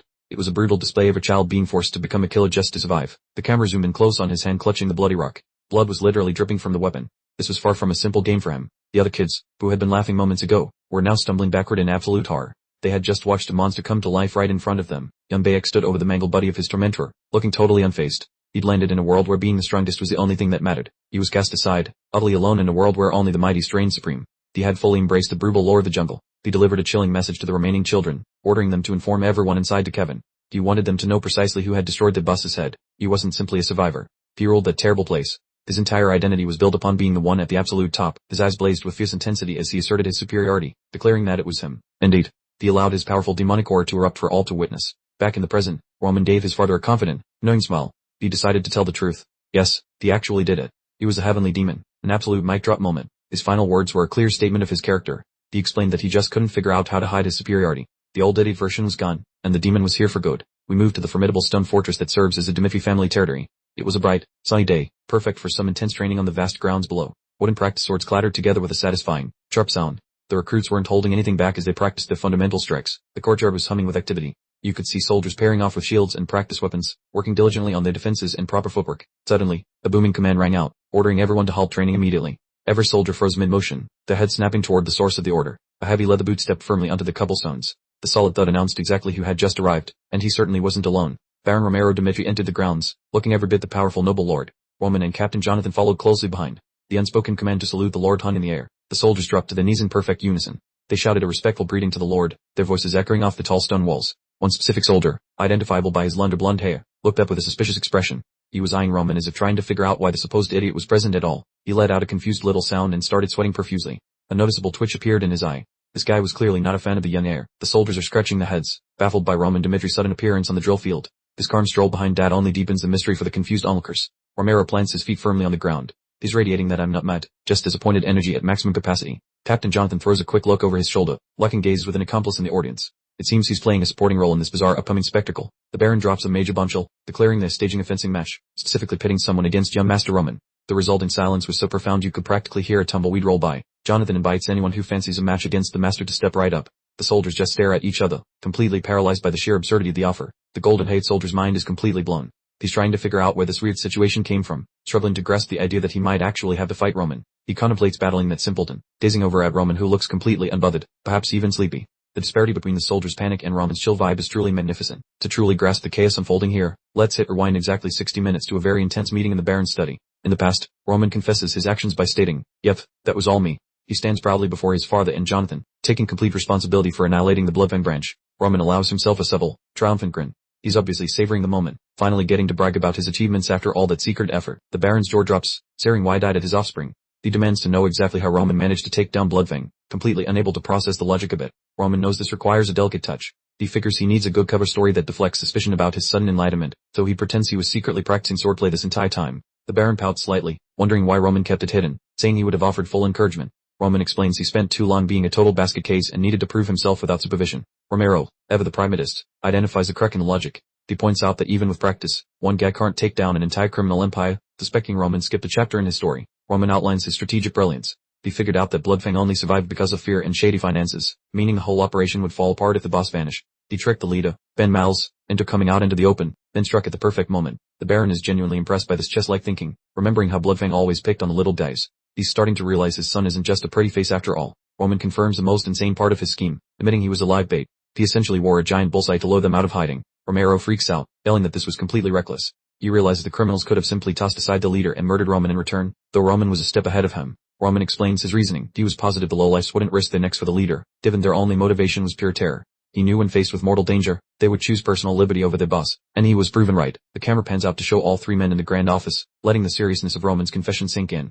This whole conversation is completely changing how they view each other. The Baron closes his eyes for a moment, thinking that brilliant is a pathetic word for what Roman achieved. He's absolutely flabbergasted by the calculated logic and forward thinking his son showed off, and to imagine that his formerly useless son pulled off this masterstroke. The understanding finally penetrates his thick skull. This boy is actually incredibly smart. The Baron shifts forward, lowering his tone. He wants to know if he could request a small task from his son, something to confirm all these incredible claims. Roman gives a courteous nod, signaling permission to proceed. He fully expects a test and is prepared for whatever challenge his dad throws at him. The Baron admits he wants to observe Roman's actual swordsmanship in person. He needs visual proof to understand just how dramatically his son has evolved from being a simpleton. Back on the field, the silence is so thick you could cut it with a dull knife. Jonathan asks once more if anyone wants to face Roman, but the soldiers are looking everywhere but at him, frozen between fear and utter bewilderment. The blunt soldier, Chris, mentally scoffs. Of course no one would volunteer. He figures nobody wants to join a talent show for the Moor son where the odds are terrible, because winning achieves nothing, but losing to Roman makes them a total joke. Jonathan figures he needs a professional who can totally dominate the young master. He needs someone with serious credentials to truly verify Roman's abilities and uphold the good name of the Knights. He announces that since everyone is too chicken to step up, they'll simply select the next victim himself. Jonathan scans the crowd, locking eyes with his chosen target. Jonathan starts to suggest he would take charge personally, but his position as captain prevents him from drawing his blade for something so trivial. He needed someone else to handle the physical exertion. He calls out Chris, and the fair-haired soldier from earlier freezes instantly, looking exactly like he'd just been caught sneaking cookies. Ordered to step forward, Chris looks completely horrified, stammering out a confused request for pardon. He clearly didn't want this specific spotlight, which makes sense since he's actually the vice-captain of the Dmitri Knights. We flash back to the previous year, when Chris first met Roman. He was patrolling the area when he received a report about an individual causing a drunken disturbance. Chris and another knight stormed into a tavern, loudly identifying themselves as security personnel and demanding to know what was happening. He definitely appeared much more professional back then. Inside, an inebriated Roman was screaming at the staff, questioning the parentage of these ruffians, while a woman shrieked in terror nearby. It was total chaos. Roman smashed objects on the floor, shouting that they were treating him like scum just for touching something slightly. What a class act, this Roman character. He continued his meltdown, threatening to financially ruin the establishment. The owners were petrified, begging for leniency and offering their sincerest apologies. The poor owners were visibly trembling as they attempted to calm him, insisting they hadn't meant to cause offense in any way. Roman simply screamed shut up directly at them, displaying a red, swollen, drunken face that looked utterly pathetic. He carried on his intoxicated tirade, calling the proprietors worthless and forbidding them from speaking back to him. He stumbled around clutching a bottle, making an absolute fool of himself. He again ordered someone to come closer, actively harassing the staff and clearly looking for another fight. It's hard to reconcile this behavior with the person we've been following. He threw more debris, yelling that when he summoned staff, they should immediately obey. The owners cowered, shielding themselves from the flying objects and screaming in fear. Chris finally reached his limit. He intervened, telling the young master that he had gone far enough. Roman spun around and demanded to know who in the world they were, ordering them to get lost. Chris grabbed Roman's wrist with a firm hold. He cautioned him that although he possessed high status, he would not permit further disruptions. Roman responded by delivering a sharp slap to Chris's face. He accused the lowly knights of daring to touch him. The loud impact left Chris momentarily stunned. Roman repeated his accusation, questioning if these insignificant soldiers truly believed they could lay hands on him. Roman was completely spoiled and entirely out of control. Chris just stayed at Roman, the distinct red mark blowing on his cheek. He had a sudden realization the instant he felt the impact. Chris realized immediately that Roman had never received proper training in his life. The slap was weak and entirely undisciplined. Roman's grip was feeble, possessing only the strength of a below-average adult male. Chris found himself completely unimpressed by his supposed master. Chris's estimation of Roman reached absolute rock bottom. He couldn't help but feel disgusted by Roman's completely useless nature. He decided Roman was a worthless individual, finding it inconceivable that this character was the Lord's son. Roman was still yelling in the background, resembling a complete buffoon. Chris actually concluded that Roman was garbage who would be better off dead. Talk about a brutal internal monologue. And now, he was being ordered to duel that very Roman. Back in the present, Chris was clearly having a major existential meltdown. He advanced reluctantly, radiating pure dejection. He informed the captain that he felt unqualified for this task, essentially begging Jonathan to select an alternate candidate. Jonathan dismissed the objection. He noted that Roman faced Bloodfang individually, proving his proficiency, and therefore, for the match to be fair, the vice captain must be the opponent. Jonathan's tone became rigid as he pronounced Chris's name, signaling that discussion was over. Chris began to object, but immediately recognized that further resistance would be fruitless. Chris eventually relented, his expression shifting to one of icy resolve. He acknowledged the order, determining that if he was forced to proceed, he would execute the task properly. The stage was set. Roman and Chris took positions on opposing ends of a white stone coliseum, both clutching practice weapons. The gusting wind enhanced the dramatic atmosphere of the courtyard. The tight shot revealed both their expressions. Chris appeared intensely focused, while Roman retained his perfectly serene demeanor. The difference between them was stark. Jonathan inserted himself one final time, demanding everyone hold the horses for just a second. He obviously wanted to squeeze in a few words before the real show began. Chris spoke up first, declaring he had a proposal to make. He fixed Jonathan with a serious, defiant stare that promised trouble. He launched into his philosophy, explaining that every sword duel must be treated as life or death combat. Chris pompously announced that he wouldn't hold back or show any mercy, regardless of who stood opposite him. Chris volunteered to take on Roman, provided they accepted his terms. Mentally, he scoffed, refusing to believe that working disaster could have possibly beaten Bloodfang all by himself. He fully intended to seize this chance to put Roman in his place once and for all. Chris was essentially guaranteeing Roman would experience the most humiliating thrashing of his entire life. The Baron and Jonathan exchanged a knowing glance, silently agreeing to the terms. They were both genuinely curious to discover how Roman would fare when matched against an opponent who wasn't treating him like fine china. Roman offered a subtle tilt of his head, acknowledging his father's days. He appeared perfectly content and fully prepared to accept the duel's conditions without hesitation. Roman flashed yet another one of his signature, slightly creepy grins. He seemed genuinely entertained by Chris's overblown display of confidence. Upon seeing that infuriating smile, Chris's temper flared even hotter. He demanded to know if Roman was actually mocking him, looking moments away from having an aneurysm from sheer fury. The grinding of Chris's teeth could be clearly heard from a distance. Jonathan observed that the young master seemed to have agreed, settling comfortably into his role as the unofficial color commentator for the impending showdown. Jonathan officially commenced proceedings, signaling both parties to start the match. The surrounding atmosphere practically crackled with anticipation. He gave the command to prepare. Both Roman and Chris adopted their fighting postures, their movements confirming their readiness for the impending battle. Chris planted his feet like he was anchoring a battleship, clutching his wooden sword tightly. He was treating this friendly spar like a matter of life or death, which was probably a mistake. A wider view captured both men standing poised for the signal. The gathered soldiers held their breath, watching the spectacle unfold with tense anticipation. The close-up returned to Chris, whose eyes were bulging with a comically murderous intensity. He was absolutely not fooling around, taking this very, very seriously. Roman's eye, meanwhile, remained as cool and collected as always. He was preparing to demonstrate to the vice captain just how foolish he was acting. The action was finally about to begin. Captain Jonathan delivered the final, official instruction for both sides to prepare. He was likely calculating that this particular match would be over almost instantaneously. Chris's feet connected with the dirt training ground with a powerful thud. He was completely focused, channeling every ounce of his energy into the approaching confrontation. The vice captain transitioned into his aggressive battle stance with sharp, rapid motions. He was definitely adhering to Jonathan's get-ready order with an almost obsessive dedication. The two opponents locked eyes across the dusty training grounds. Roman appeared completely unbothered and relaxed, while Chris looked like a tightly wound spring ready to explode. Chris began sweating, his eyes glued to Roman with a blend of intense focus and nagging uncertainty. He was desperately attempting to determine if there was any factual basis for all the ridiculous stories circulating. Roman, in contrast, simply offered a half-lidded, completely bored expression. He didn't seem to regard Chris as a genuine threat at all, but rather like an intriguing assignment or a puzzle to solve. The match began, and Chris instantly launched himself from the ground with a tremendous push. He hurtled forward through the air like a human cannonball. He was a quick blur of motion, covering the ground between them in a mere instant. He let out a loud battle cry, pouring every last bit of effort into this initial offensive. Roman remained entirely stationary, only tracking Chris's rapidly approaching form with his eyes. The familiar purple glow began to ignite, clearly indicating he was fully prepared for the attack. Chris roared his hefty wooden sword down vertically, targeting Roman's skull with a crushing, powerful slash. He was definitely not treating this as a simple practice session. This was full force. The velocity of the assault caught everyone watching completely by surprise. The crowd gasped, unable to process how fast Chris truly was, or that he was actually giving his absolute maximum effort. Jonathan winced, exhaling a sharp sigh of alarm. He recognized that Chris was aiming for a genuine knockout, worrying that Roman might actually sustain some serious injuries. To the utter disbelief of every person present, Roman easily parried the heavy overhead strike. The spectators gasped audibly, questioning whether he had actually stopped it. As a resonating crack of colliding wood filled the training yard, Chris stumbled back in shock, his teeth grinding furiously in frustration. He couldn't comprehend how Roman had possibly managed to deflect it, experiencing a complete meltdown of confidence in the process. The vice captain quickly recovered his balance and leaped away, giving himself some space. It turns out just hit him hard wasn't a sustainable battle plan. Chris was completely shell-shocked by the sheer force of Roman's block, feeling the opposing power rattle his hands and send shockwaves up his arms. Studying Roman's incredibly stable posture, Chris was baffled, wondering if it was just pure dumb luck. He still couldn't wrap his head around the possibility that he was actually fighting a skilled combatant. Chris's ego roared to life with an extremely salty internal monologue. He admitted Roman wasn't what he expected, but stubbornly refused to acknowledge that Roman might actually be good at something. His face twisted into a nasty sneer as he vowed to beat Roman into a pulp. The sore loser decided that only total annihilation would be sufficient revenge for this affront. Chris lost all semblance of self-control and charged again, his eyes wide and blazing with uncontrolled fury. He was working directly into Roman's calculated trap. We zoom in on Chris's bloodshot eyes, revealing his single-minded obsession with hurting Roman. All notions of fair play and proper discipline had vanished. Chris unleashed a furious, desperate flurry of strikes, the wooden swords clashing loudly as he poured every ounce of energy into breaking Roman's defense. Roman simply stood firm, parrying every single blow with a serene expression that bordered on boredom. The harsh scraping of wood on wood highlighted just how much pressure Chris was applying without success. Roman sidestepped a massive horizontal swing with effortless grace, the blade whistling past his ear to confirm how close the miss was. He appeared to be lightly dancing around Chris's frantic assault. Chris believed he had finally spotted an opening, grinning like a maniac as he prepared to deliver a decisive strike that would end the match once and for all. He launched a massive two-handed vertical strike, pouring every ounce of his weight and forward momentum into the blow. This was a Hail Mary pass of swordsmanship. Chris's eyes widened instantly as a horrifying realization dawned on him. Something had gone terribly wrong. The shock was undeniable on his features. Roman simply tilted his head back slightly, letting the sword whistle past inches away from his face. He locked eyes with Chris, who was clearly in a state of absolute panic. Roman countered instantly with a lightning-fast kick directly to Chris's midsection, emitting a sharp crack. The sheer force was enough to lift the vice captain completely off the ground. Chris went sailing backward through the air, completely winded by the powerful blow.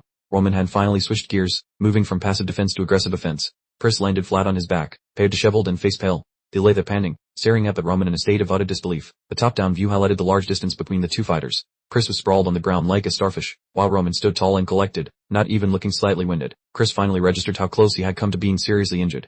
The danger was palpable, forcing him to finally acknowledge that Roman truly existed on another level entirely. He laboriously forced himself back onto his feet, the scuffing of his boots on the stone a clear sign of his struggle. He was completely beaten, both in body and mind. The entire crowd was in stunned silence, unable to comprehend that the so-called moron had just delivered a thorough beatdown to their vice captain. Baron Romero and Jonathan were staring in dumbfounded silence, jaws practically on the floor. Jonathan whispered impossible, as his entire reality began to shatter. Chris gritted his teeth, glaring at Roman with a mixture of hatred and reluctant respect. He knew in his heart that he had reached the very edge of his capabilities. Roman stood perfectly still, waiting patiently for Chris's next move, a caption questioning his identity. He exuded the calm, confident aura of a truly masterful warrior. Chris conceded internally that Roman was flawless, excelling in defense, dodging, and offense. He found himself questioning if Roman truly annihilated the Bloodfang Guild on his own. The harsh reality was finally setting in. Chris cursed, questioning why he was giving so much credit to his opponent. He reminded himself that this was just Dimitri's moron. He tried to hype himself up again, but his heart clearly wasn't invested in the fight anymore. Roman finally spoke up, his voice calm and completely patronizing. He declared that Chris had provided enough of a warm-up, delivering a verbal burn that was truly scorching. Chris completely snapped, eternally screaming that he refused to lose in front of so many people. He tossed all logic aside and initiated one last, truly desperate charge. Chris watched in confusion as Roman abruptly shifted his stance. Roman then declared that this time, he would be making the initial move. The dynamic of the entire fight had officially changed. Roman became an absolute blur of motion, launching himself directly at Chris with incredible, overwhelming speed. Chris's face registered immediate panic and shocked disbelief. Chris just stands there gaping like a fish as Roman teleports next to him, leaking sweat faster than a broken faucet while coming to terms with his imminent doom. Roman plucks that wooden stick with enough vigor to rattle teeth, smashing into Chris who lets out a sound similar to a dying walrus. He questions if this opponent is human or a hummingbird on caffeine, barely keeping upright while his own equipment begs for mercy. The pummeling keeps coming with rhythmically precise clubbering, as Roman proceeds to disassemble poor Chris piece by nervous piece. Roman glares down with the gaze of a hungry lion eyeing a steak, owning every tiny heartbeat of this lopsided scuffle. The gigantic sideways swing whistles through the air like a jet, and though Chris catches it, he slides back like he is on ice. Constant thumping echoes as Roman treats his opponent like a cheap rhythm game, reducing the vice captain to a glorified practice dummy. The audience has collectively forgotten how to speak, mesmerized by the boss son evolving from a pampered rich kid into a total beast. Internal sirens are blaring inside Chris's mind as he swears colorfully, managing only to stay alive while being jammed into a literal corner. It dawns on him that without a miracle move, he is toast, sensing that things are moving from bad to straight up lethal very quickly. Roman hurls his weapon in a majestic circle of impending doom, while Chris searches for even the smallest crack in that terrifying onslaught. Everything explodes into wood and confetti upon contact, leaving the defender dangling by a single strand of hope with pupils the size of plates. He spots what looks like a gap and prepares to reset his position, failing to realize he just swallowed the juicy bait Roman dangled. Chris goes for a Hail Mary lunge with a heroic kala, but his target has already vanished to a more convenient zip code. The clumsy fellow believes he sees a wide-open invitation, mistakenly assuming he can capitalize on a floor that does not actually exist. Looking closer reveals Roman is as stable as a mountain, showing 0 floors because he is merely toying with his frantic opponent's sanity. Thinking he found an entrance, Chris works right into the spider web, greeted by the eerie glow of Roman's eyes shining with malicious joy. He whiffs the strike with maximum effort and makes a squeaking noise of surprise, as Roman effortlessly teleports right behind his confused back. The realization that the whole thing was set up crashes down on him, confirming that he is indeed well done and ready to be served. Chris swallows the bitter pill of defeat with a face full of despair, essentially reading his own obituary while still standing there alive. Losing to this specific person feels incredibly embarrassing, yet Roman just offers a smug grin that says I told you so without saying a word. His internal narrative ends on a single word of utter confusion, wondering how his entire life choices led to this particular disaster. Suddenly the vibe shifts and Chris's palms ignite like neon signs, thinking that he's about to flip the table on this match. Jonathan flips out and yells for him to quit it, knowing that bringing magical blowing fist fights to a friendly sparring match is illegal. The first level glow stick mode is fully engaged, with crackling blue static surrounding him as he goes full berserker mode to avoid public humiliation. Roman actually looks impressed for once seeing the magical fireworks, as the atmosphere starts to hum like a subwoofer next to his opponent. Boom goes the neighborhood as a violent burst of sparkles erupts, tossing dirt and chunks of stone all over the nicely kept backyard. The spectators are in shambles, shrieking about property damage and searching for the kid who they assume was just vaporized in a mist. The older guy is having a heart attack while yelling for his boy, his expression frozen in a look of total daddy stress at the smoke. Through the clearing smoke a familiar voice rings out, sounding bored as Roman acts like being inside a bomb was just a mild inconvenience. Roman stood perfectly steady, his hair only slightly ruffled, yet entirely unscratched. He fixed Chris with a gaze so cold, it felt like the Arctic tundra. Roman was holding Chris's blade, having somehow disarmed him during the initial shockwave. He twirled the weapon around like a cheap party toy. Chris was frozen, only a small wheezing sound escaping his lips. He was completely drained, his aura exhausted and his spear utterly broken. With a final, sharp crack, Roman delivered a brutal strike that sent Chris spinning through the air. The long-awaited duel was officially over. The wide-angle shot captured the crowd's utter disbelief. The Baron, Jonathan, and all the soldiers were completely paralyzed, unable to process the incredible sight they had just witnessed. Roman stood over the defeated Chris, his wooden sword ready for another round, just in case. The air was still humming with residual energy from the fight's explosive conclusion. The close-up showed Roman's calm, handsome face. He had proven his superiority once and for all, leaving the entire Dmitry territory in complete awe of their supposed moron master. What a massive upgrade. We zoomed into the reputation of the newly appointed vice knight captain, as practice swords rang out against a heavy flak in the background. Apparently, this guy was a total mystery to most of the fresh recruits. It turned out he was none other than Captain Jonathan's best student. Even though he looked like a mere child, everyone in the yard knew he was not someone you dared to disrespect. The guards were gossiping about how he had already achieved 2-star or knight status at such a young age. The faces displayed open shock, as reaching that rank so early was almost completely unheard of. The rumors grew even crazier, claiming he could already sense Manhwa after only 6 months of training. In this world, that kind of rapid development was basically a cheat code for life. Even the cooks in the kitchen were buzzing about it, mentioning how it only took him 3.5 years to hit the 1-star rank. Everyone kept asking the same question, how could he possibly be that fast? Captain Jonathan observed his star pupil training, certain that the stories about his fantastic sword skills were absolutely true. The boy moved like a blur, leaving phantom images with every single swing of the blade. The staff members were practically cheering from the sidelines, dying to hear the name of this young phenomenon. The hype surrounding this guy was truly legitimate. The blonde kid, Chris, was breathing hard after a grueling session with Jonathan. He was completely wiped out, producing large puddles of sweat on the training floor. Jonathan stepped forward with a heady thud, his boots clicking loudly against the stone pavement. He stared down at his exhausted pupil, likely feeling pride but refusing to show it on his face. Jonathan, looking incredibly buff with his shirt off, decided to call it a day. He told Chris it was time to stop, yet the boy didn't seem ready to quit just yet. Chris leaned on his practice sword, still gasping heavily for air. He finally introduced himself, but you could tell his pride had suffered a severe blow from being so completely worn out. Chris looked up as Jonathan reassured him that his efforts were perfectly okay. The captain understood that the young man was pushing himself to the absolute limit, which was exactly what he wanted. Chris wasn't interested in taking a break though. He quickly got back up and pleaded for just one more round of instruction, displaying that insane work ethic everyone had been discussing. Jonathan internally grinned, recognizing that Chris possessed the determination required to match his incredible natural talent. This kid truly was something special. He was a genuine genius. The narration made no secret of it as an impact shot showed a massive strike connecting. Chris was simply built different from everyone else. The scene cut back to the present, and that very genius was currently screaming in utter agony. Chris had just been completely flattened in the duel. He was sent soaring through the air like a discarded rival after Roman's decisive counterattack. So much for that exceptional 2-star reputation. Roman stood above the conquered Chris with complete and utter apathy. The guards in the background watched in pure horror as if vice captain was being humiliated. Baron Romero and Captain Jonathan stared with their mouths wide open, practically on the ground.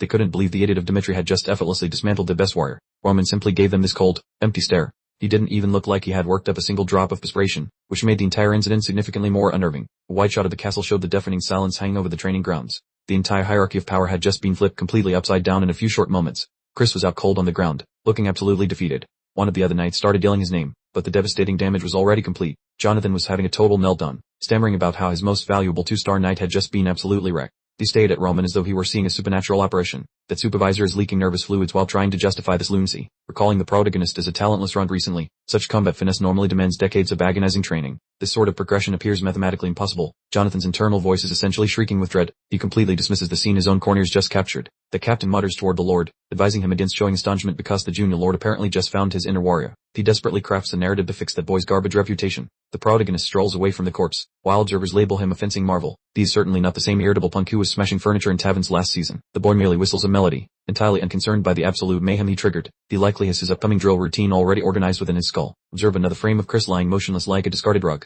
That secondary commander clearly requires a very comprehensive medical insurance policy after this beating. Evaluating the brawl proves the boy understands exactly how to crush opponents with lethal concentration. He is a strategic brute who makes those fierce warriors resemble bumbling infants. Chris appears to be mashing his teeth, struggling against the victor's monstrous physical power. The young master's private thoughts are quite savage, considering his opponent decent for a local but still remarkably supper. The narration is incredibly blunt, describing the vice captain's performance as a total disaster from a master's perspective. That is certainly one painful dose of reality for the poor fellow. That fight amuses that even the most pathetic underlings from his previous sect would crush these clowns. He is competing in a professional league while these knights are still playing in the sandbox.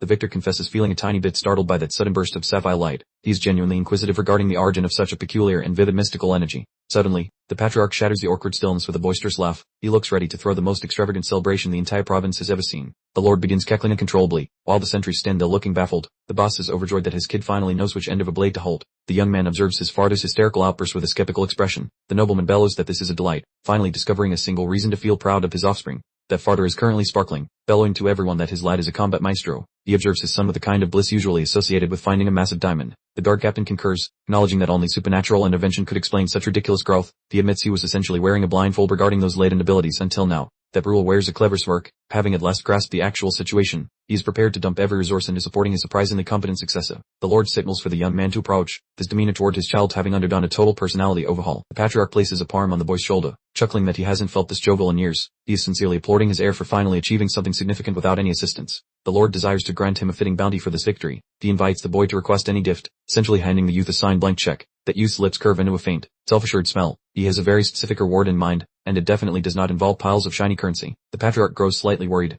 inquiring if the boy wishes to skip military service now that the wedding is off. He assumes his offspring will choose a path of least resistance. Negative. The reply is instantaneous. He simply demands the authority to handpick the soldiers who will accompany him into the meat grinder of the front lines. The ruler is completely flabbergasted. He mumbles to himself, clearly shocked that his once lazy child is actually volunteering for the dangerous part of the conflict. The father attempts to argue they still have time to salvage the engagement and avoid the draft. The boy shuts him down immediately with a calm, stern address to his parent. The son stares directly into his father's eyes and announces that he is departing. He has selected his trajectory, and no amount of pleading will alter his resolve. The ruler remains paralyzed by speechless wonder, his pupils expanding upon realizing his lad has finally obtained some gumption and genuine moral fiber. The view focuses on the protagonist's intense violet eyeball. This fellow is hyper-focused and looks ready to single-handedly dismantle an entire opposing army. The patriarch yields, allowing the boy to recruit his own squad and manage his personal business. He is at last treating the youth like a legitimate successor to his house. The father giggles once more, stating that provided the boy continues behaving thusly he will refuse him nothing, though he then mentions possessing a solid repetition of his own. Roman peers back with a puzzled stare, pondering his father's true intent as the atmosphere shifts from a brawl to a diplomatic scheme. We find Chris still out cold on the dirt,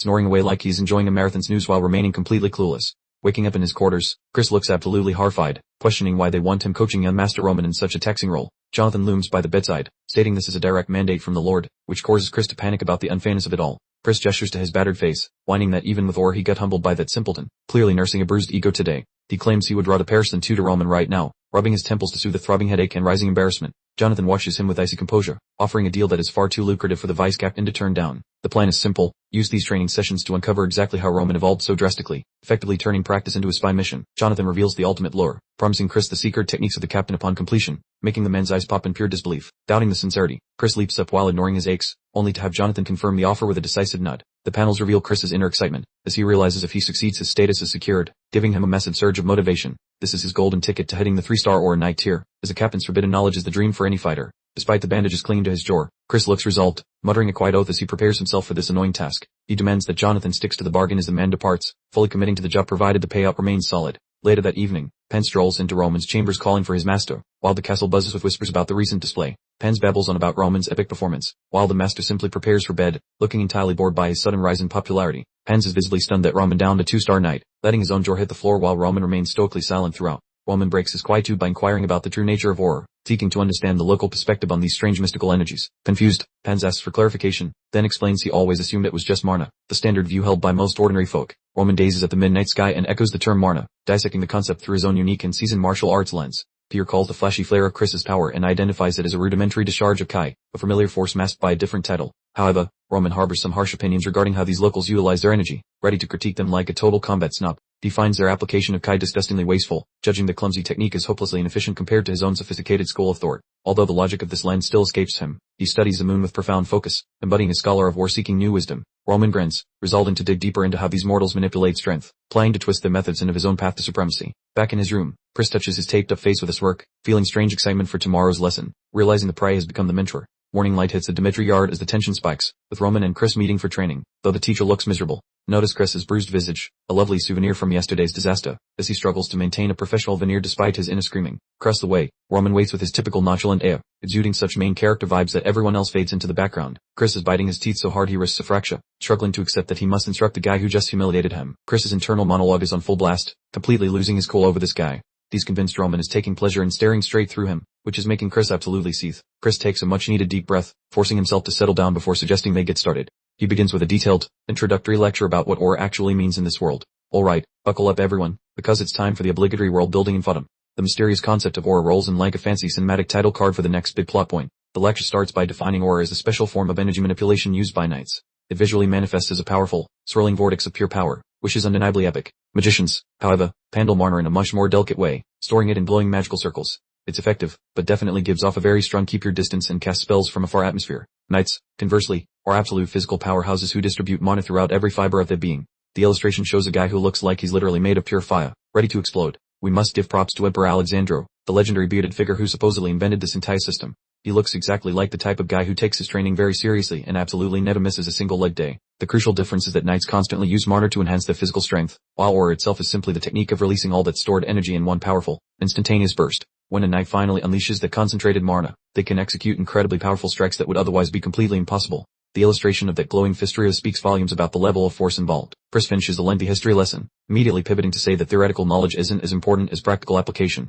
He's ready to see if Roman can actually live up to all his previous boasting. Chris delivers some harsh statistics. Only 1 in 1,000 people possesses the necessary talent to become an aura knight, and an even small fraction of 1 in 10,000 can become a magician. It truly is a ridiculously exclusive club. Chris fixes Roman with a serious stare, declaring that the absolute most basic requirement is simply possessing the ability to sense mana. Apparently, this is where the vast majority of aspiring heroes run into an impassable brick wall. Chris boasts that it only took him half a year to sense mana, which he believes is highly impressive. Roman, however, stands there with his arms crossed, completely unmoved and seemingly unimpressed by the supposed achievement. Chris tells him that this is precisely where innate talent truly matters. He's ready to begin the very first step of the training process, asking Roman to describe how exactly he's attempted to sense the mana up to this point. Look closely at that unbelievably smug expression on Chris's face. He's absolutely convinced that Roman is just full of himself, eagerly anticipating his failure on this supposedly impossible initial assignment. Internally, Chris is thinking to himself that swordsmanship skills and innate mana talent are entirely separate aptitudes. He's desperately hoping that Roman turns out to be nothing more than a simple one-hit wonder with a sword. Chris is mentally preparing himself to watch Roman struggle through the training.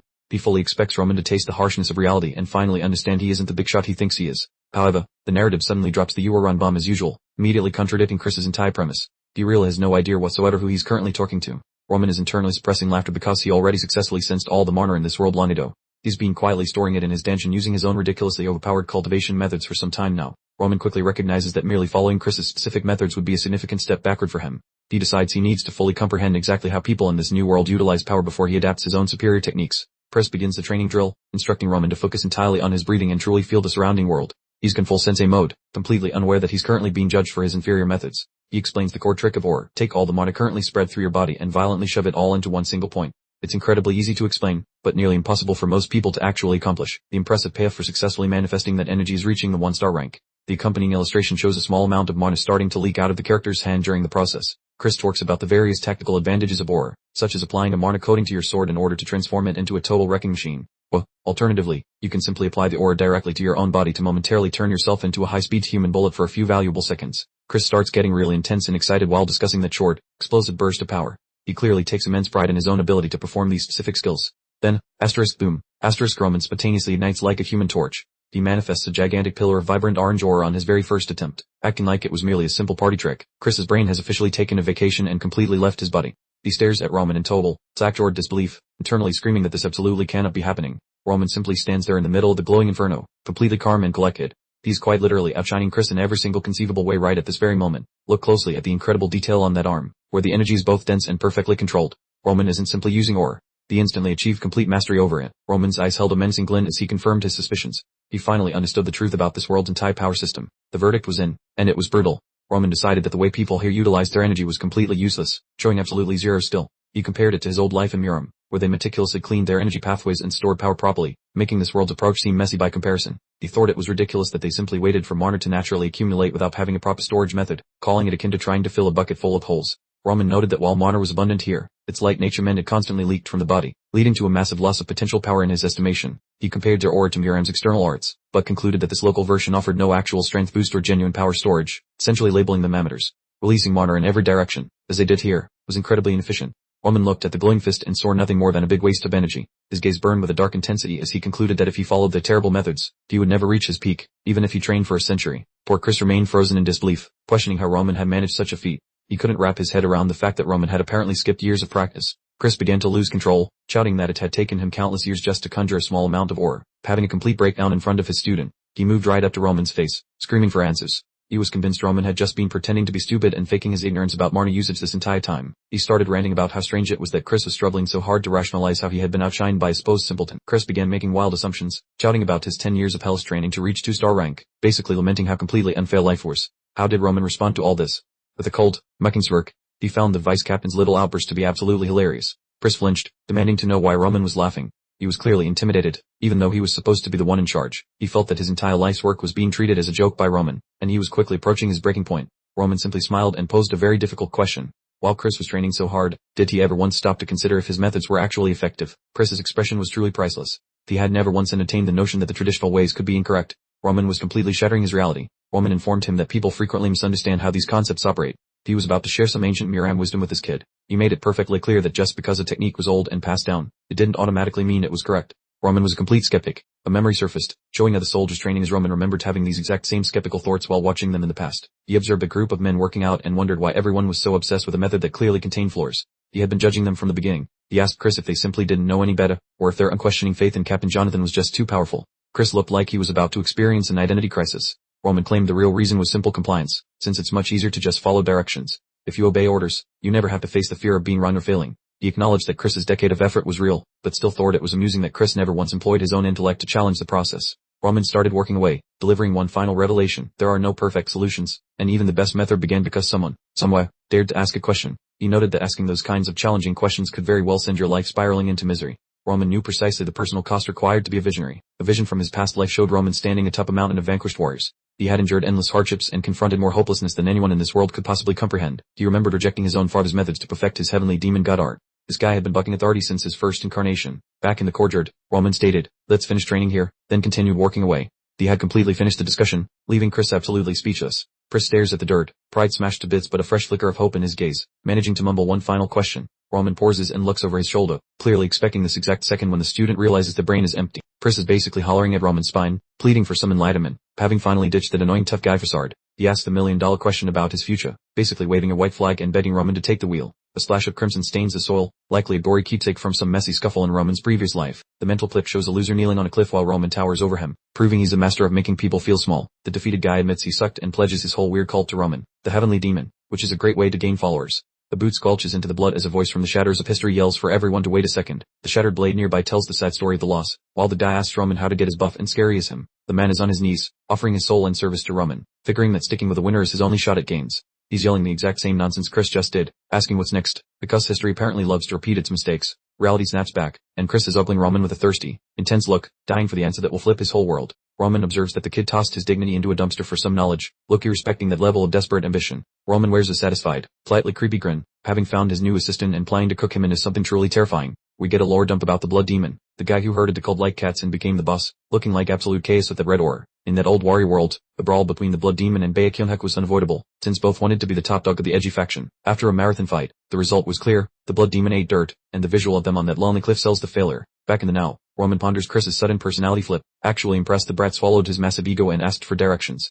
Roman sees shades of the blood demon in Chris, specifically that pathetic craving for power at any price, which is the spice of her warrior. Roman leans in with a terrifyingly cool smirk and says it's quite curious, already plotting how to turn the kid into a weapon. Roman notes that Chris is hunting for the secret source of power, while the sunset makes the scene feel like a cheesy training montage. He tells Chris point blank that he won't just spoon-feed him the answers, leaving Chris looking like a dejected puppy wondering how to pass. Roman spits some cold truths, explaining that handing over the answer would be just as useless as Chris's previous failed path, as he needs to find reality alone. He gives Chris a simple command: try your hardest to stay by my side from Millen, and Chris looks stunned as he processes the offer. Roman reminds him the clock is ticking because they're hitting the war zone in 6 months, so this isn't just gym class anymore. Roman tells him to keep his eyes peeled while he obliterates losers on the field, challenging him to still be there in 10 years, where things will change. Roman is super confident that Chris will find his answer eventually, then struts away, leaving the kid alone in the dimming sunlight. The scene shifts to the gloomy, cloud-covered night sky over the fancy mansion, a moody vibe as everyone processes the day's madness. We see a lonely lighted window at night, where someone is definitely losing sleep over Roman's sudden, insane jump in power. Chris sits on his mattress, looking like a wet noodle, plumped over and replaying his public shame and the weird job offer he accepted. That poor fellow is weeping into his palm, heaving a gargantuan sigh, since his ego crumbled while he finally faces his bitter, actual circumstances. We watch a miserable montage of Chris failing, from Roman mocking a decade of toil to encountering a genius, showcasing his rock bottom. The stinging memory of Roman ridiculing his 10 years of hard labor happens to be the specific thing haunting his fragile spirit. It serves as the ultimate catalyst for change. Chris clenches his jaw, shifting from pathetic sadness into intense focus, because he made a definitive choice and burned his bridges behind him. Morning sunlight illuminates the Demetri grounds, bathing the old rocks in gold as a fresh, improved Roman begins his day. Jonathan appears utterly stunned, stammering to ask if Chris truly meant those wild words, since he cannot fathom such nonsense from his star pupil. Standing upright, Chris pledges to shadow the young master into war, admitting he craves your strength even if it costs him his dignity. Jonathan ponders at his desk, sensing some seismic shift occurred during the meeting, yet Chris simply nods to signal his firm resolve. A serene and steely gaze resides in the eyes of Chris, signaling a level of dedication that Jonathan has never witnessed until now. With a weary sigh, Jonathan grants his blessing, knowing Chris possesses a motive compelling enough to abandon his previous, comfortable life. Making it official, Jonathan discharges Chris from the Dimitri Knights, hoping he guards Roman while chasing his own strange personal crusade. Offering a formal bow, Chris expresses gratitude for his mentor, bringing the long master-student connection to a respectful, quiet close. Watching him depart, Jonathan muses that Chris has outgrown his trainee role, evolving into someone far more dangerous and complex. A flashback reveals a gory, exhausting battlefield, reminding Jonathan of the terrifying, grim fate that awaits those who will leave safety. The vision shows harrowing debris and corpses scattered across roads, highlighting the brutal reality of warfare that keeps Jonathan awake. Calling a toddler weeping over a fallen mother makes the stakes clear, which explains why he demands such rigid discipline from others. Jonathan realizes that if a talent like Chris follows Roman, then that young man is surely no buffoon and those rumors are likely true. Kicking a door open, Jonathan orders Chris to tackle on, warning him that the training will turn brutally intense starting this very instant. He cautions that surviving combat requires more than elementary drills, promising to bestow a secret technique that serves as a personal asset. Chris beams with excitement and yells yes master, thrilled to finally earn the recognition and raw power he hunted for a decade. Twilight settles over the village as townsfolk congregate to whisper about the massive news circulating through every street corner. One person clutches a wooden crate while neighbors trade fresh gossip, making the atmosphere feel heavy with palpable, nervous anticipation. Club patrons jeer at the idea of Roman defeating Bloodfang, convinced he remains a lazy aristocrat who lacks any semblance of genuine ability. One skeptical fellow wonders if the reports sound too vivid to be fabrications, causing him to doubt his initial dismissal of the legend. During this, Kevin freezes in place with eyes bulging, struggling to reconcile the Roman he knows with the wild stories being told. A flashback shows Roman dismantling his foes with a mere stick, proving that the young master acts with true,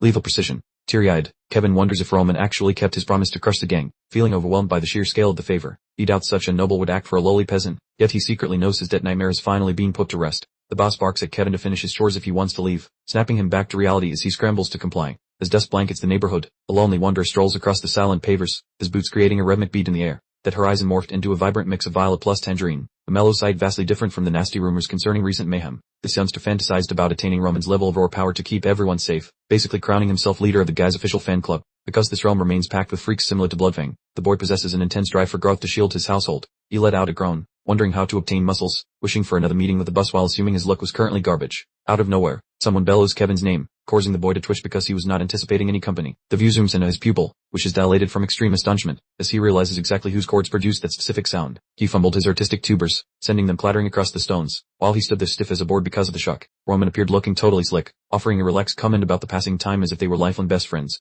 Stuttering like a broken record, he tried to ask what happened, his brain turning into mush at the sight of his personal idol. The youngster hit the floor to worship Roman, swearing his household only exists because of the warrior while overflowing with massive appreciation. The boy explained that those criminals vanished, plus hence secured him work, marking a giant improvement compared to his past pathetic situation. With a sneaky facial twitch, Roman hinted at a repayment method involving a job offer, showing his constant thirst for fresh talent. The master pledged that joining his crew meant his clan would never starve or be broke, trading the poverty for a cozy house and luxury. He promised they could finally have fun instead of just grinding for crumbs, a statement that left Kevin looking completely and utterly stunned. Delivering the ultimate ultimatum, he told him to exist for his benefit, swapping a fresh start for the boy's undying and total devotion. The view centers on the kid's paralyzed expression, gazing at Roman as if the man were a divine being descended from the heavens. His lips quivered while he got ready to reply, knowing the specific second would flip his entire future upside down for good. He smacked his forehead against the pavement in a hard cacao, yelling his loyalty without even a millisecond of second-guessing his choice. This youth offered his soul to the master, speaking with intense certainty while scarlet colors behind him created a truly heroic visual. He swore to perish or commit murder at a whim, completing his transformation from a simple merchant into a terrifyingly devoted henchman.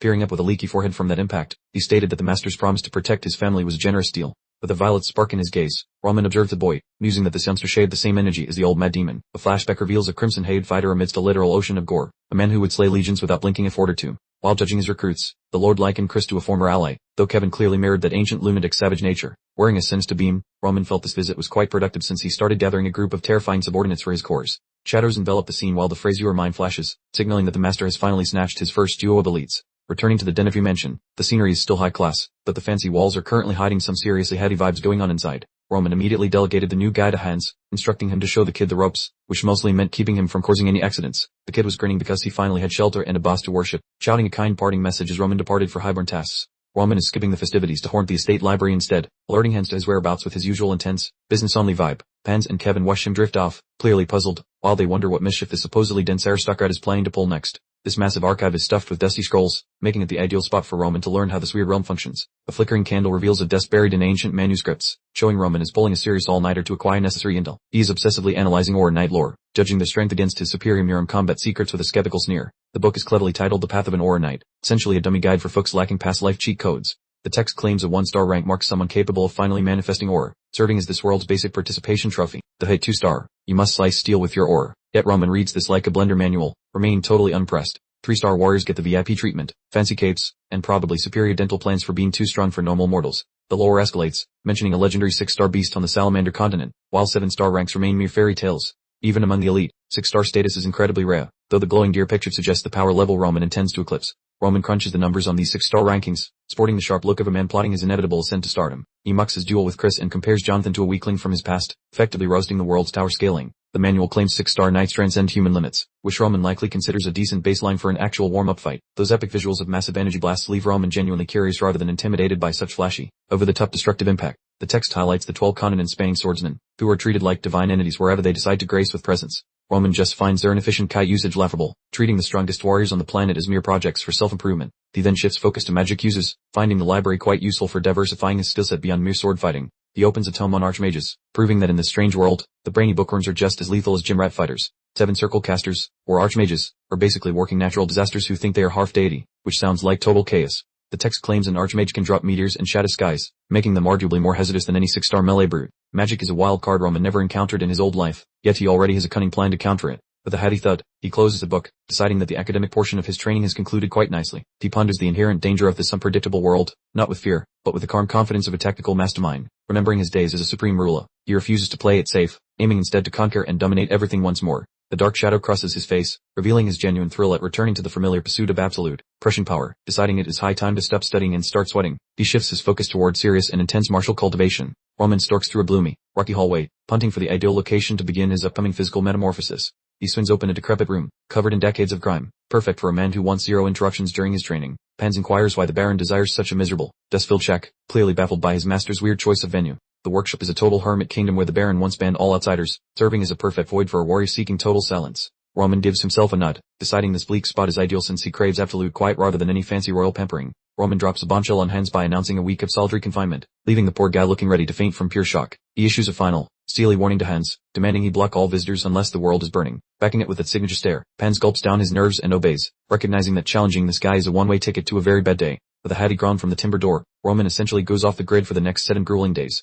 Roman stands amidst the desolate stone walls, the sharp echo of his boots signaling that his real workout has finally commenced. He spots a pile of hay intended for comfort, but Roman figures that cozy vibes are just a distraction he does not need. He clears the store away, convinced that even minor clutter ruins his flow, because he is chasing peak performance at any cost. He kicks the remains aside to reveal the cold floor, proving that this dude takes his minimalism to a truly absurd degree. Roman folds into a meditation position, causing the very air in the room to ripple as he starts harnessing his internal power. He muses that his core is currently pathetic, and he needs to pack way more energy into his gut to reach his potential. He decides it is time to trigger the opening phase, leaving behind the kiddie pool to dive into the deep end of cultivation. He triggers the heavenly demon god Ard, finally kicking off the massive power-up sequence that everyone was dying to witness. A red human status icon flares up while his skin begins radiating a bright, menacing shade of glowing orange heat. Roman spins his martyr to scrub every scrap of filth from his vessel, a process that looks like a total nightmare to endure. Crimson fluid drips from his head as he forces out the physical gunk, showcasing the truly brutal side of leveling up. He reflects on how his current body was a toxic dumpster fire, but he is busy scrubbing the debris away from the inside. He exhales a plume of vapor, stabilizing his essence to hold the human tear while looking like a very steamed dumpling. His gaze is sharp enough to cut glass, showing his singular focus on reclaiming his old glory without wasting another second.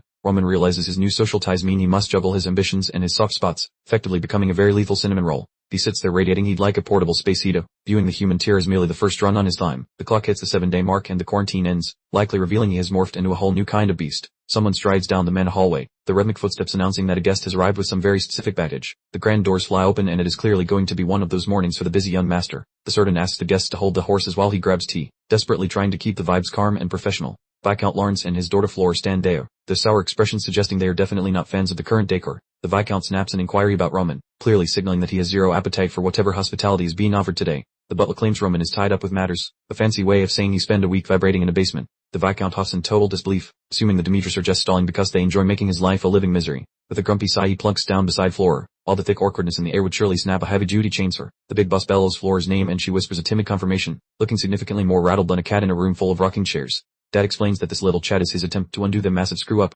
advising her to watch her mouth before she digs a deeper hole. He goes full volcano mode over her public declaration of singledom, essentially screaming that she has set their entire future on fire and danced in the ashes. Flora stammers about wanting to obey while her heart just would not cooperate, feeling squeezed between her own stubborn ego and her family's desperate demands. The old man shrieks her name, claiming that regardless of her logic, she never should have dumped such a powerhouse ally, clearly losing his grip on reality. Grabbing his nubbin, he laments how his supposedly smart kid could act so incredibly dumb, which starts making her feel like a total disappointment. He emphasizes a local crisis, noting the Barco clan just snagged a massive pile of gold from the bank, a move that signals pure disaster.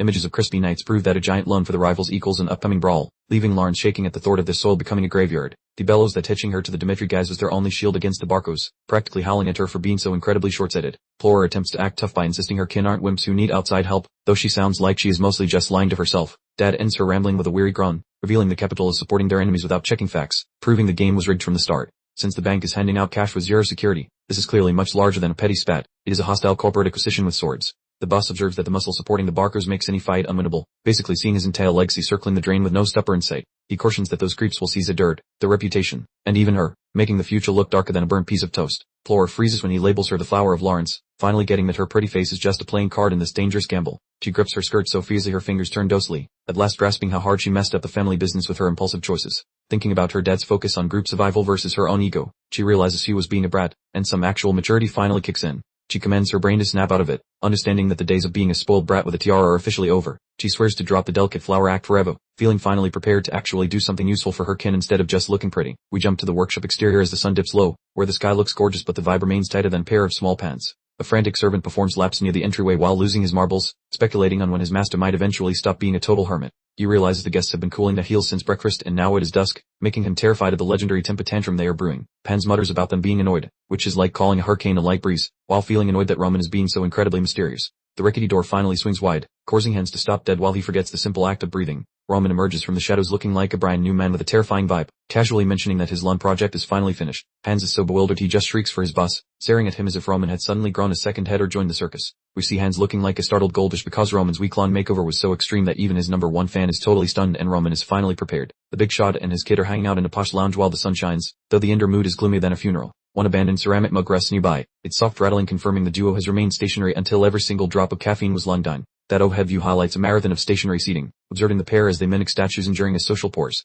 According to the text cloud, the wait is part of the Dmitri plan. As Lawrence starts to glisten noticeably under his collar, Flora maintains a steady gaze at the floorboards, possibly contemplating the logistics of her prior decision regarding rejecting Roman. Positioned on the sofa with minimal spinal flex, Lawrence remains aware of the high-stakes paperwork required for family preservation, his fingers tighten inside his formal hind coverings, exerting enough pressure to potentially initiate a diamond creation sequence, while remaining quiet. Contemplating the current situation, his features realign into complex patterns, signaling a significant decrease in his tolerance for this environment. A swift vertical movement occurs as Lawrence rises, prompting Flora to vocalize several inquiries toward his departing back during his escalation. Lawrence exits the waiting zone post-haste, announcing a self-service search for the Baron while maintaining a very fixed, forward-facing facial expression. Footage of her hand rapidly oscillating a feather-based writing implement captures the high-decibel friction occurring between the tip and parchment. Lawrence achieves zero velocity before two massive wooden barriers, with the acoustics of his footsteps reverberating loudly down the corridor. He propels himself through the entrance while projecting his voice at high volume, requesting an inventory of their collective lost hours. Directing his vocal outputs at Romero, he suggests an earlier dismissal would have sufficed, calling the hosting style minimalist in praise. Romero remains stationary behind his desk with eyes directed strictly at his documents, ignoring the local increase in Lawrence volume levels.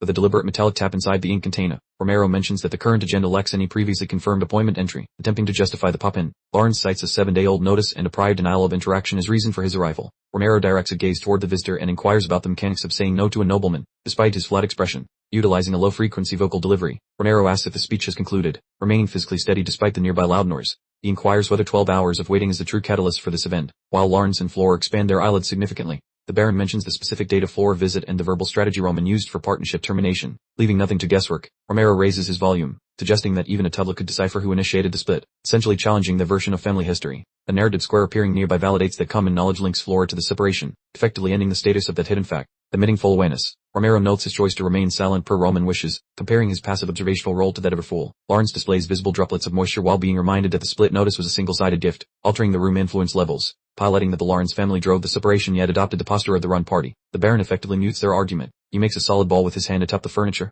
referencing the irony of being critiqued for delay after the complications, forcefully impacting the wooden surface. He projects a vocal query regarding the audacity required to complain after the prior colossal blunder. The color drains from the faces of the Lawrence pair as they stand in the middle of the room, looking physically quite small. In a distant camera angle of the expansive book-filled room, the Lawrence duo stands before the desk like children being lectured. Romero discloses a previous offer from the Barcos involving central bureaucratic access and Lawrence real estate as simple transactional bonuses to them. An ink reservoir meets the desk sideways, creating a dark puddle while he queries Lawrence regarding the motivations behind declining gainful terms. Lawrence is sweating bullets and looking like a confused deer, finally grasping that he completely misread the Demetrius, who actually served as his secret bodyguards.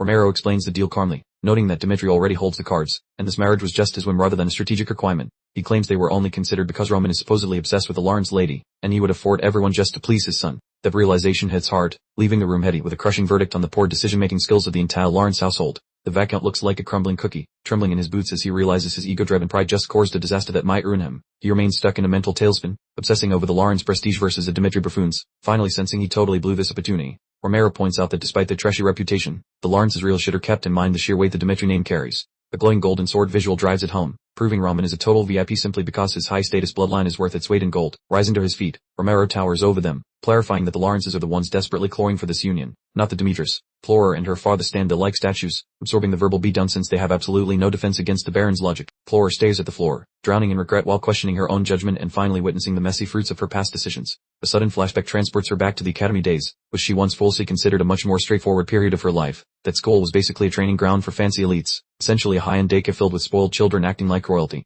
She recalls a boy from the Joel household, a minor Northern Klein so obscure that other students treated his very presence as a joke. The kid sits hunched over his desk, radiating loneliness as the obvious pariah in a classroom dominated by high-ranking noble brats. In a world where rich kids think they are literal gold, this poor Joel fellow was branded a social deviant for his family status. Then disaster struck, a sudden loud crash signaling that something had shattered and the poor boy was about to face a nightmare. A broken flower vase litters the floor, and while it was a minor slip, in a school of elitist snubs, any mistake triggers severe punishment. Flora remembers how wealthy kids committed major offenses without a scratch, whereas Joel faced a totally different set of unfair, rigged rules. The poor lad stands before a disciplinary board, getting chewed out by 3 grumpy teachers while he wilts under the heavy pressure. Even his father had to crawl in to apologize, providing a painful lesson on how social rank forces grown men to debase themselves. The boy begs for mercy while the teachers keep berating him, painting a heartbreaking portrait of how kids bully others based on status. Joel's dad vows to discipline his son to satisfy the furious staff, while the elite brats in the back cackle like they're at a comedy show. The younger Flora watches from the shadows, her expression blank as she processes the cold, hard reality of how power truly operates. The narration notes that back then, simple pity for someone lower on the ladder was the only reaction she could manage to muster.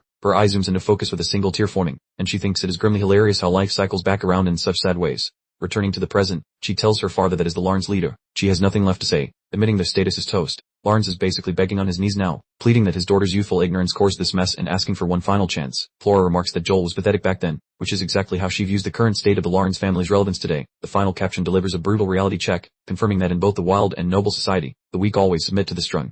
The girl folds like a cheap lawn chair, begging for forgiveness for her rudeness while trying to chat up Baron Dimitri, but she gets cut off mid-sentence. Flora is stuck in a half-frustration pose when a guest crashes the party, making her and her old man crane their necks with shocked, hopeful faces. Those heady double doors groan like a tired grandma, letting a beam of light slice through the gloom as Roman finally makes his grand, flashy debut. The camera zooms right into a pair of eyeballs that are popping out, because seeing this upgraded version of Roman is like a mental flashbang. She realized she messed up way too late, since the guy standing there is a total stud rather than the local village idiot she previously knew. Some clunky stumpers trudge across the expensive rug, while Roman struts forward with a vibe so intense it could probably wield a plastic flower. Roman looms in the entrance looking crisp and dominant, rocking a fresh white hairdo that screams he just worked out of a high-budget anime show. Check out those features, as he looks totally revamped, appearing sharper and way more lethal. While his former stupid personality has definitely kicked the bucket, Roman offers a chilly but civil greeting while looming over the Lawrence duo, essentially turning this boring meeting hall into his own personal theater production. Romero stares at his kid with a sagging jaw, asking if the practice session is over while struggling to accept Roman is a total alpha now, which Roman confirms with a cool, brief nod. Romero attempts to steer the ship back on course, suggesting they chat about gym time later so they can focus on the messy wedding drama with the Lawrences.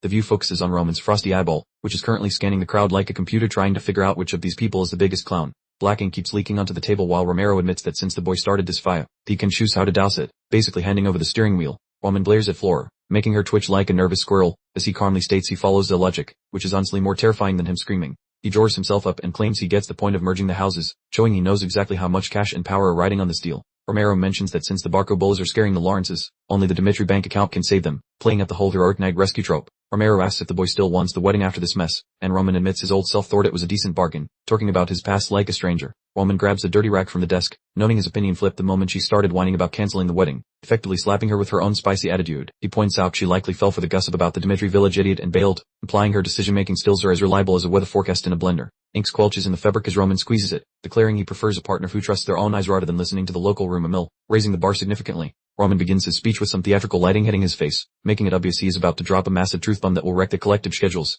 The Viscount and his daughter look like they are awaiting a death sentence, sweating buckets and looking totally stressed while they wait for Roman to stop stalling and speak. Roman drops the hammer, stating he would very much like to continue with the breakup, while staring at a wall with a face as blank as a fresh notebook. He concludes by demanding the split happen exactly as planned, set against an edgy crimson backdrop, proving he just dumped her with maximum style and absolutely no pity. What a legend. Roman is ready to wrap up this wedding train wreck, starting with a chilly transitional word that signals the Lawrences are about to get hit by a metaphorical freight train. The Viscount is leaking like a broken pipe while Flora looks ready to pass out from embarrassment, as Roman formally announces he is very down for the breakup, to carry on with no edits, as he basically flings her own rejection back at her without a care, looking so disinterested that it adds a whole new level of insult. The quiet in that hall is thick enough to choke a horse, with Roman staying firm while the Lawrences realize they just tossed their only life jacket into the ocean. Lawrence is screaming on the inside, knowing that wedding was their final hope, and since Roman just publicly swiped left on them, no other aristocrat will ever date them again. The story delivers a brutal reality check. They are totally solo now and must rely on their own strength, which is hilarious because they have the muscle mass of a wet noodle. The Viscount is spiraling into panic, dreading a world where the Demetrius and Barcos shake hands, as his own bloodline would be crushed like a bug before they could even sneeze.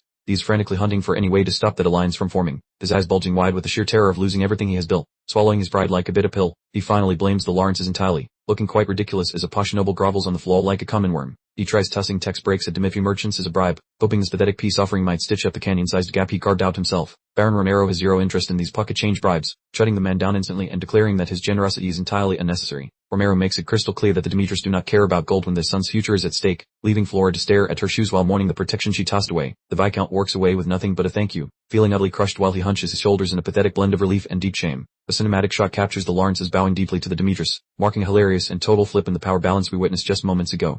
The massive library doors moan open to signal that the chat is finished and the gatekeepers are finally kicking the Lawrences out. They slink out of the hall with their heads hanging low, transforming the once proud flower of Lawrence into a droopy and rather sad-looking garden weed. Glancing back, the Viscount narrows his eyes with a mix of regret and lingering spite, realizing he just fumbled the chance of a lifetime to align with greatness. With only Roman and his father left in the library, the setting sun casts long shadows that whisper of a dying era in the dawn of a chaotic new age. Roman remains cool and collected, his new white locks catching the light as he pivots to his next master plan while everyone else stands there looking stunned. The Viscount mentally kicks his own backside as he departs, wishing he had recognized Roman's value sooner so he could have properly groomed Flora for the prize. He finally accepts his own monumental blunder while the heavy door slams shut with a definitive, soul-crushing creak that seals his fate. As the latch clicks, the Lawrences vanish from the main stage, allowing the house of Dimitri to finally take a long and much-needed breath of fresh air. Roman looms by the desk with an aura so intense it fills the room, leaving his father staring at him with a mix of deep awe and total confusion. Romero breaks the silence by calling for his heir, and Roman replies with a polite yes, sounding like a sophisticated man rather than the boy he used to be. Romero pops the million-dollar question about what exactly went down during that week of solitude, sensing a cause of shift in his son that demands an explanation.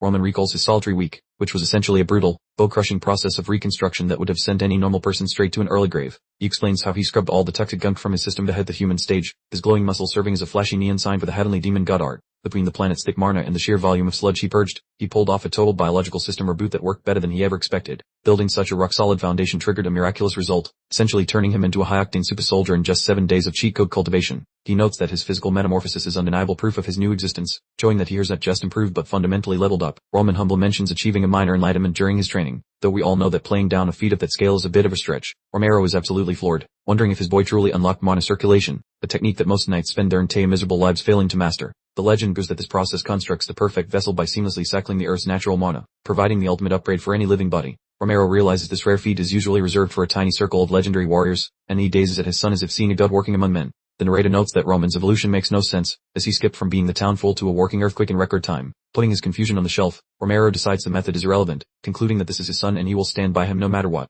He offers Roman some solid dad energy, swearing he will never look away from any struggle his boy faces, finally earning the Father of the Year trophy. He reminds Roman to keep his head high as a Demetri, cementing the bond and claiming his son with the pride of a Lion King. Romero stares deep into his soul, promising his unwavering support from the shadows, displaying a level of affection that is honestly a bit suspicious. Roman gets a mental flashback to his past life as Bayek, recalling the pits of despair where he was just a beaten kid gasping for air. That memory is a real drama, featuring a cruel father who watched him suffer without lifting a finger, providing zero emotional support in the process. His former dad just mocked him as a useless loser, proving that some people have truly abysmal taste in parental figures across multiple lifetimes. Roman blinks, trying to reconcile the massive gap between his two dads, feeling a weird sense of warmth he's definitely not used to. He notes that Romero is a dad who avoids murdering him, which is a hilarious upgrade for someone used to living in a demon cult. A look of calm settles over his face, as he finally realizes this new existence might actually be a premium tier upgrade for his soul. Roman offers a rare, genuine grin while thanking his father, privately admitting that having a decent parent is a pretty sweet deal. The scene fades as he clicks the door shut, ending the heartfelt bonding session so he can go deal with the next annoying person waiting. He bumps into Flora in the car door, greeting her with a sound so indifferent that he might as well be torquing to a dusty antique chair. They loiter in the massive hallway with awkward energy, and Flora seems to be preparing a speech that probably nobody asked for. She attempts an apology for judging him way too fast, realizing her colossal mistake, though it is likely too little and definitely too late. Roman keeps on working, dismissing her apology by noting he never wanted that marriage either, which surely stings her delicate noble pride. He keeps moving, pointing out that she was the one who ditched the promise first, stating the cold facts with surgical, soul-crushing precision. Flora chases him down, desperate to share some secret reason for the broken engagement, clearly hunting for some validation or a soft landing. Roman pauses to give her a skeptical look, peering curious yet ready to bolt if the conversation becomes even slightly less than thrilling. Flora brings up a fancy party for the northern nobles, claiming that one specific event turned her entire perspective upside down. She recalls being trapped in a circle of gasping elites, who fed her terrifying urban legends about her future husband. The whispers were loud and everywhere, mostly targeting Roman Dmitri and painting him as a total disaster waiting to happen. The chatter suggested he was a fan of mind-melting drugs, which explains why she wanted to sprint away from him as fast as possible. Flora wears a pained expression while explaining why she was so biased, basically trying to excuse her early judgment by blaming the haters. She admits those rumors were totally fabricated, but Roman just blankly wonders why everyone is so incredibly obsessed with illegal substances. He brushes it off, saying he really does not care about any of that, proving the relationship remains as empty as a dry canteen. He strolls away, advising her to stop worrying about his life, effectively closing the book on their awkward and doomed connection. Flora stands solo in the hall watching him vanish, realizing that even the famous flower of Lawrence cannot keep up with Roman anymore. Night settles over the estate under a giant moon, and things are getting plenty weird and serious behind those locked wooden doors. Roman chills in his office while his servant pours some tea, looking like a total boss lounging in his seat of power. He ponders those drug rumors, noting that his buddy feels totally clean, since he is clearly the expert on his own internal hardware. He keeps mulling over that narcotic scandal, basically acting like a detective solving the previous dude's epic life failure. It hits him that his fancy bone blow-up probably scrubbed every bad chemical away, making him cleaner than a freshly bleached hospital floor. Pans gets a loud shout and pops up fast, because it is finally time to snoop around that previous owner's sketchy routine. Our hero asks straight up if he was seen doing items, leaving Hans so shook he basically yells what in total disbelief. Roman chills him out, explaining he is not setting a trap, but just needs an unbiased review of his pathetic past decisions. Pans squirmed like a worm, confessing that even if he lacked visual proof, something was definitely smelling quite funky with his behavior. He nods to give his honest report while looking quite uneasy, knowing well he's diving deep into some seriously emo memories. Roman requests the juicy details, specifically when the weird vibe started, carefully mapping out exactly when the Supreme Edit era began. Pans claims it all kicked off 2 weeks back, identifying the exact moment when the original dude's life turned into a dumpster fire. It followed a fancy noble ball, where he returned looking pale as a ghost and totally miserable, definitely not winning any beauty pageants. Pans explains the homecoming was fine, but the following events really spooked him, as things went south faster than a migrating bird. He paints Roman as acting totally bizarre, recalling a memory where the previous kid looked like he saw a demon or tax collectors. After that point, he abandoned all motivation, turning into a dedicated room hermit who was simply counting down until his final exit. Nightly requests for endless booze became his new personality, clearly attempting to soak his brain enough to forget some terrifying hidden stuff. Pans confesses he suspected illicit substances from the bash, since that was the only logical reason for someone transforming into a different human. He peeks at the current boss and realizes drug theories look stupid now, mostly because the man upgraded himself so hard it is unbelievable. Roman ponders that social mix of Flora brought up earlier, mentally linking all the crumbs and hating the flavor of the final cookie recipe. Squinting like a suspicious fork, he demands to know the name of the host, basically zooming in on the target of his revenge. It turns out to be Anthony Barco, that firstborn rich kid whose family crest looks as obnoxious and punchable as he surely is. He received a shady invitation from Barco right before the wedding bells, soon going crazy, making it smell exactly like a malicious trap. The previous occupant was gaslit into deleting himself, meaning this was not just a sad moment but a calculated murder of his soul. The cold realization washes over him, realizing he snagged more than just a torso. He actually inherited a bunch of enemies needing a beat done. He solved the mystery regarding the dead guy, knowing that while the public tale sounded basic, it contained enough plot holes to ruin a movie. Look at that brief goodbye letter for example, which only whined about war and saving siblings, sounding way too short for a dying man.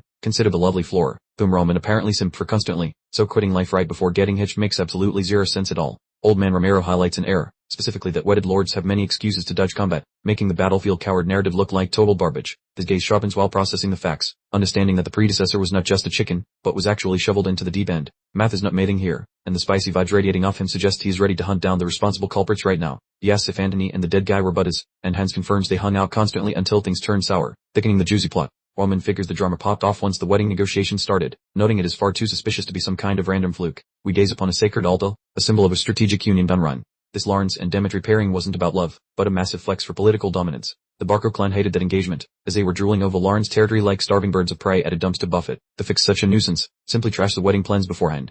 He is cold, quick, and typical rich guy sabotage at its finest. Our protagonist figures those Barco creeps ruined the romance, which effectively served as a real trigger for the previous guy finally kicking the bucket. Pence breaks the silence with an announcement.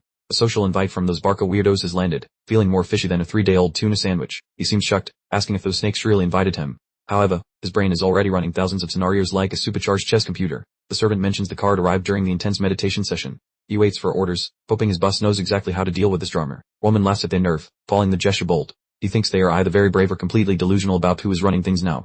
Either way, those Barco folks have thoroughly annoyed our hero. Based on past events, knowing this man usually ends with an unplanned trip to the morgue. He checks the schedule and sees the bash happens in exactly a fortnight. He glares at his drink, probably plotting world conquest while his tea gets cold. Roman commands, say yes to the invite.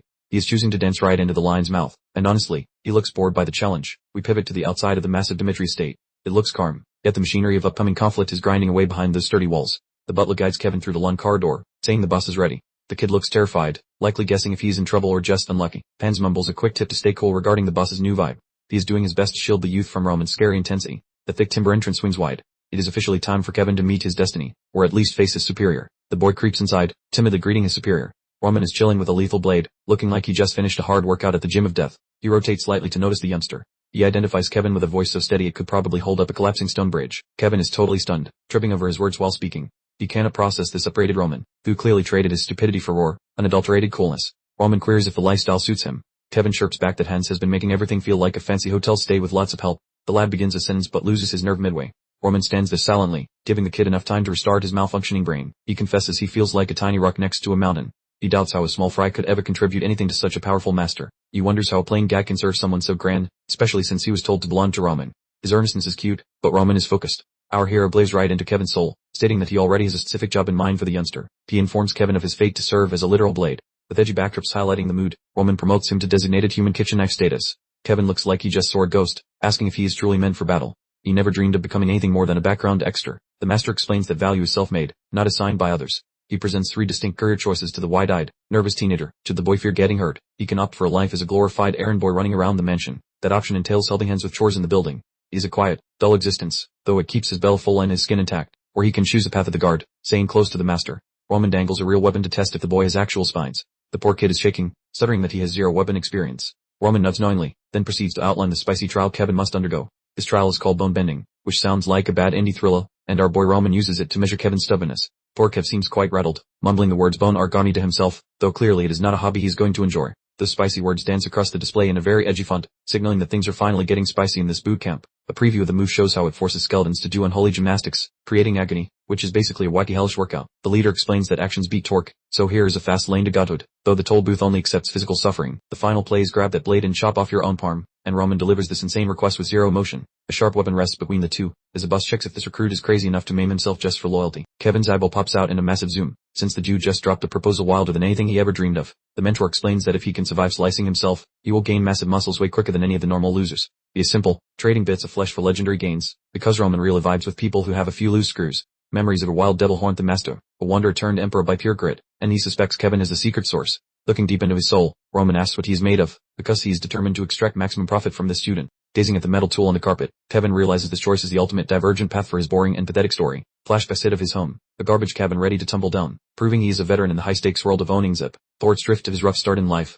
arriving as a tiny infant without a single cent or a future to speak of. Ear calls dragging huge chunks of wood since childhood, doing chores just so his family could afford moldy crumbs for dinner. The guy confesses that there wasn't a chore he couldn't handle, as he was a king of hard labor back in those days. Even with all that hustle, his bank account stayed at 0. leaving him drowning in the gutter and fearing a total life collapse. Bulls from the Bloodfang gang come to mind, proving that without strength, people will treat your face like a welcome mat forever. Recalling those punches still hurts, especially since he was too small to even protect his relatives from getting kicked around like cans. Suddenly he visualizes the time Roman flexed so hard in public that it basically blew his mind, showing him what true alpha energy is. The sight of the boss looking cool while everyone else shivered is etched in his brain, and he has concluded he wants power. Now, the kid grabs the handle, admitting the logic here is totally non-existent, yet he is fully committed to this bad idea regardless. To become a beast like his leader, he calculates that no price is too steep to pay, if it means quitting his gig. Looking quite intense, the boy vows to abandon a miserable existence that strips him bare, deciding to literally jump into the furnace. The master stands there with a stone-cold face, allowing the child to commit, since he is genuinely curious about Kevin's limit. With a mighty wind sound, the boy lifts the blade high and swings at his own forearm, actually following through with his plan. The edge cuts deep through the atmosphere, suggesting this kid is seconds away from a permanent 5-finger discount in exchange for some juice.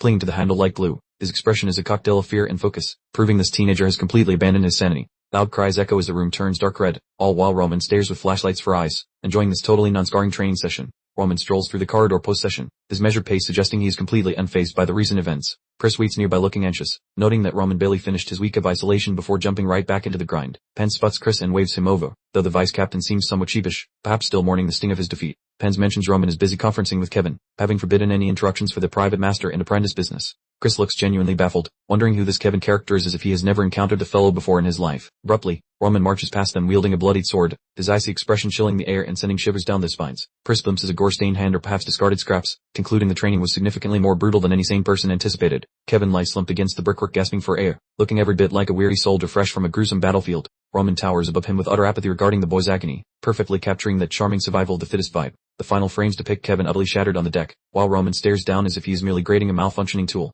Roman possesses hollow, warning eyes, signaling that the noble facade is gone and the true heavenly demon has finally reclaimed his throne. The portal slams shut, leaving Hans shouting for his lord in a panic, realizing the young master has undergone a terrifying metamorphosis. Pence frantically questions if Roman is injured while pointing at the crimson blade, losing his composure while his master remains annoyingly chill. Roman brushes the concern aside with a smooth tone, claiming there is absolutely nothing to worry about in that eerie voice of his. He clarifies it is not his own blood, flashing a predatory grin that suggests deriving joy from bloodshed is peak demonic cult hobbyism. The narrative exposes the truth, revealing that Roman intervened just as Kevin was moments away from lopping off his own limb. It turns out Roman tracked Kevin in a mental illusion, testing the kid's resolve without actually letting him become an amputee. Clever guy. Utilizing the charm of the illusion demon, Roman showcases another sophisticated technique pulled straight from his past life as a martial arts legend. Kevin swung his steel during the vision, and the blood splatters were simply the result of a minor scratch within that mental trial. Roman labels the lad vicious with a dark laugh, knowing full well that a weaker spell would have left Kevin missing a hand for his loyalty. The clock is ticking with 2 weeks until the banquet, and Chris lies awake in bed haunted by the weight of Roman's earlier warnings. An even larger deadline looms with 6 months until the conflict, as Kevin examines his bandaged wrist, his evolution into a fighter now official.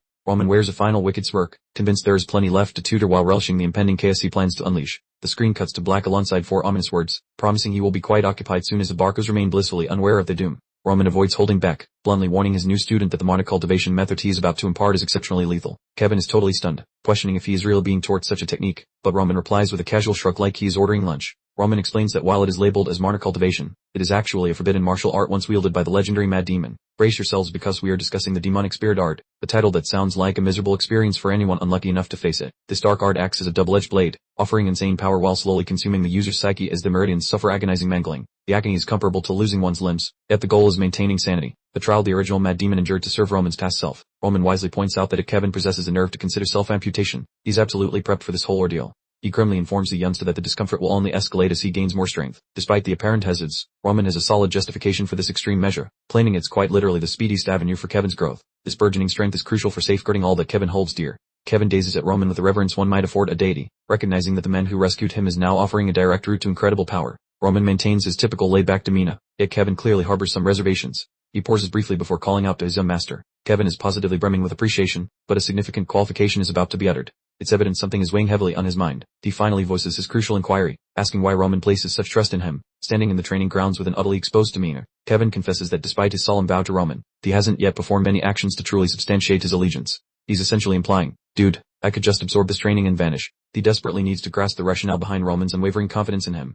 He stares intently at the ground, waiting a response. And Roman's response, a nonchalant, simply because, delivered with a self-assured little smirk, which is the absolute epitome of main character energy right there. Kevin is utterly dumbfounded by this reply. Just because, he finds it astonishing that such a simple explanation suffices for someone of that caliber. Roman dismisses the topic with a wave, instructing Kevin to get some rest as the training commences tomorrow, already departing as if the discussion has concluded. Roman's inner thoughts reveal that the original Mad Demon posed the identical question to him. It appears history is indeed quite the imitator. Roman's approach to trust is incredibly rigorous. He believes genuine, but conditional faith is achievable only by first cultivating profound belief in the individual. He's making an enormous gamble on Kevin's character. He's absolutely certain Kevin will never betray him, his gaze carrying an almost predatory intensity, as if he possesses some hidden knowledge. He foresees that as Kevin's power increases, he will come to grasp the grim reality of his predicament, fully understanding the dire peril he would face should he ever turn traitor. Because, ultimately, you really don't want to cross the heavenly demon. That ominous silhouette behind Roman certainly paints a vivid picture. The sun ascends over the castle, marking the official start of training day. The scene appears serene, but the impending workout is anything but. Kevin is wielding a hefty wooden practice sword with all his might, the resounding thwacks indicating he's truly giving it his all. Roman delivers his timeless master sermon, emphasizing that the fundamentals are paramount. Every single maneuver must be executed flawlessly for survival. He cautions Kevin against losing focus for even a fleeting moment. Kevin's face is a tableau of unwavering resolve. He is completely, utterly focused. Kevin emphatically declares his understanding with a resounding yes and continues his strenuous efforts. Roman observes tacitly from the sidelines, embodying the role of the seasoned mentor. Meanwhile, Chris is observing the entire spectacle, and he's decidedly not in good spirits. He's clenching his jaw so tightly he might actually fracture a molar. He grumbles to himself, expressing his utter lack of comprehension, as he sits perched on a crate, feeling entirely overlooked by his new commander. He's consumed by envy, pondering why Roman is squandering precious time on an unknown youngster like Kevin instead of dedicating it to training a top-tier knight such as himself. His ego is currently taking a colossal pounding. Chris is beginning to question his life decisions, having envisioned a swift path to power by aligning with Roman. Instead, he's being treated as if he's completely invisible. He's even contemplating a retreat to his former master simply to garner some much-needed attention. Deciding to abandon this whole situation as his frustration reaches its peak, he gazes forlornly at the sky, peering utterly dejected. His aspiration was to be a hero, and now he finds himself relegated to the role of the guy idle sitting on a box. Darkness envelops the training yard, and the narrative suggests, let's just hold on a bit longer. Chris is attempting a strategic waiting game, but his patience is rapidly dwindling. A swift montage depicts the days relentlessly marching onward, one after another.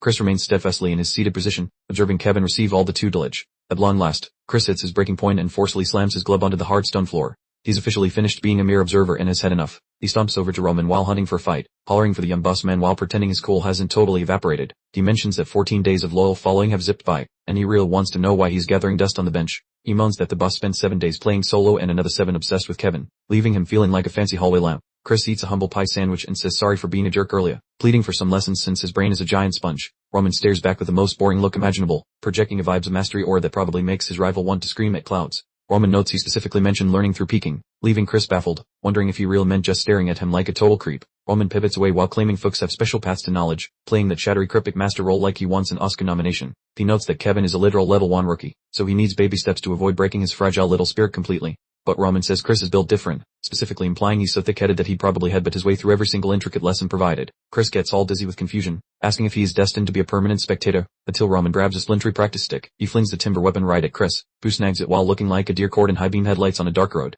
Chris asks why the heck he is holding a fake blade, but Roman tells him straight up that wins are required to swallow hard reality. Roman suggests a showdown between Chris and the toddler, leaving the newbie looking like a ghost while the knight stands there frozen solid. Roman claims he will transform the rookie into a mini-boss capable of winning, basically telling Chris he is fighting a shorter version of himself. Roman offers a juicy deal where Chris gets private lessons if he wins, turning a friendly scrap into a very high-pressure gamble for everyone. Kevin starts sweating bullets about fighting a literal war machine, while Chris feels offended that his opponent hasn't even hit puberty in knight years. Chris is boiling with internal rage, pondering why he is viewed as such a hilarious target, and feels about as respected as wet sucks. He grunts his agreement and dives in, hoping to prove he's not some basic paper target while getting some pent-up aggression out today. The rumble is ready in the practice pit, looking like a giant about to squash a bug, creating an atmosphere thick enough to slice. Kevin tries to chicken out because it is unfair math, but Roman casually asks what items he loses when he dies, which is literally nil. Roman notes that scary people are everywhere, explaining that big villains or armored knights look exactly the same when you are at the bottom. He wonders aloud if the boy will run away whenever life gets spooky, poking his brain to see if there is any fight inside him. Kevin finally grows a spine and agrees to a round, appearing ready to get thoroughly stumped on in the name of education and progress.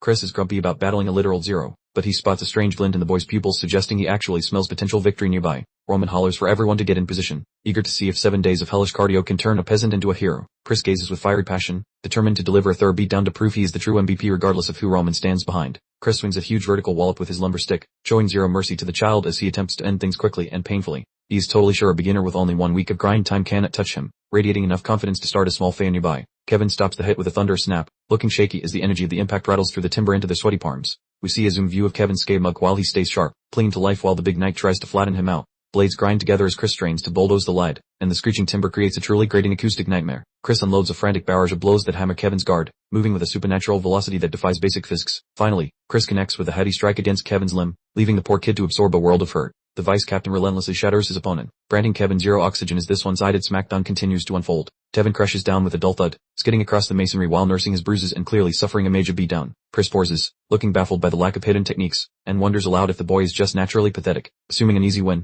Chris scoffs at Roman for just idling by, concluding the entire proxy match was merely a hollow charade. Trudging toward the defeated youth, Chris mentally composes his victory speech while dismissing the event as a massive time sink. He lunges forward with a bellowing cry, fully intending to terminate the sparring session with one final crushing blow. The camera lingers on Roman's stoic profile, observing the skirmish with the cold, detached curiosity of a bored lab scientist. A brutal punch connects with Kevin's chin, sending a crimson spray flying as the boy reels from the sudden impact. The tight shot of Kevin's slackened hand against the grit tells a grim story, suggesting his lights have officially been extinguished. Sprawled out and coughing gore onto the tiles, Kevin endures the sight of Chris looming above him like an arrogant victor. Chris sneers at the amateur, acknowledging that the kid survived slightly longer than most peasants but suggesting his time is up. Yet the deadline has arrived to quit, and Chris channels some ominous chattery aura to ensure his ultimatum carries real weight. As Kevin struggles to rise, Chris cautions him against arrogance, claiming he was merely playing with his food the whole time. Boasting of his own mercy, Chris insists he could have cracked the boy's skull like an egg if this were not a formal match. Despite the blood leaking from his lips, Kevin refuses to stay down, which is starting to turn the vice captain's ego into raw frustration. Narrowing his emerald eyes into icy slits, he delivers a final warning and admits his reservoir of patience has run completely dry.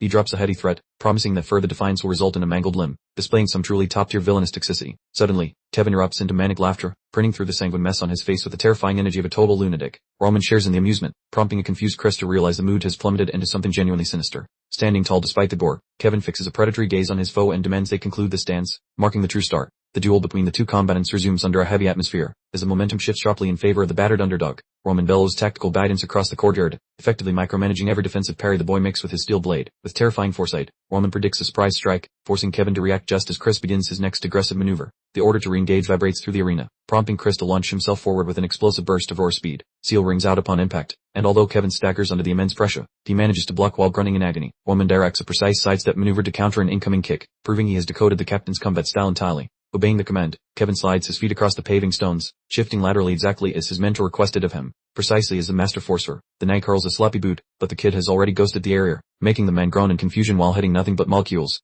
That youth answers with a straight punch aimed directly at the veteran's sternum, pausing a loud thud as timber strikes cloth, proving he can actually bruise a two-star warrior. The captain stumbles away, looking like he forgot how to breathe, reeling from the surgical precision of the apprentice's unexpected and stinging retaliation. That soldier wheezes for oxygen, appearing totally betrayed by reality, while the lord calmly tells the youngster to stand up, sounding like he's ordering lunch. Looking up with a face full of salty sweat and bewilderment, the man realizes the voice belongs to the young lord, finally grasping that the master is puppeteering the duel. The boss clarifies his magic, mentioning sound conduction to pipe instructions straight into the kid's skull, essentially giving the boy a sarcastic digital coach inside his head. The warrior wonders if such magic is even legal, spiraling into a mental breakdown because the master treats legendary skills like simple morning chores. The lord ignores the man's existential crisis, telling the child to dive toward the right side, and the tiny fighter reacts before the sentence even ends. The youngster lunges sideways just fast enough to evade another heady swing, as the tempo of the violent dance speeds up like a runaway train. The tight zoom on the warrior's bulging eyeball reveals his growing rage, since he realizes he is technically wrestling against two different people at the same time. The lord issues a command to pivot and strike the left pectoral, as he slowly takes the knight apart, piece by piece, using the kid. That student twirls with grace, aligning a wooden stick for the exact location mentioned, behaving like a flawless physical extension of the lord's wicked intellect. A fresh blow thumps against the captain's ribs, eliciting a pained grunt from the high-ranking officer who is getting schooled by a total rookie following simple cues.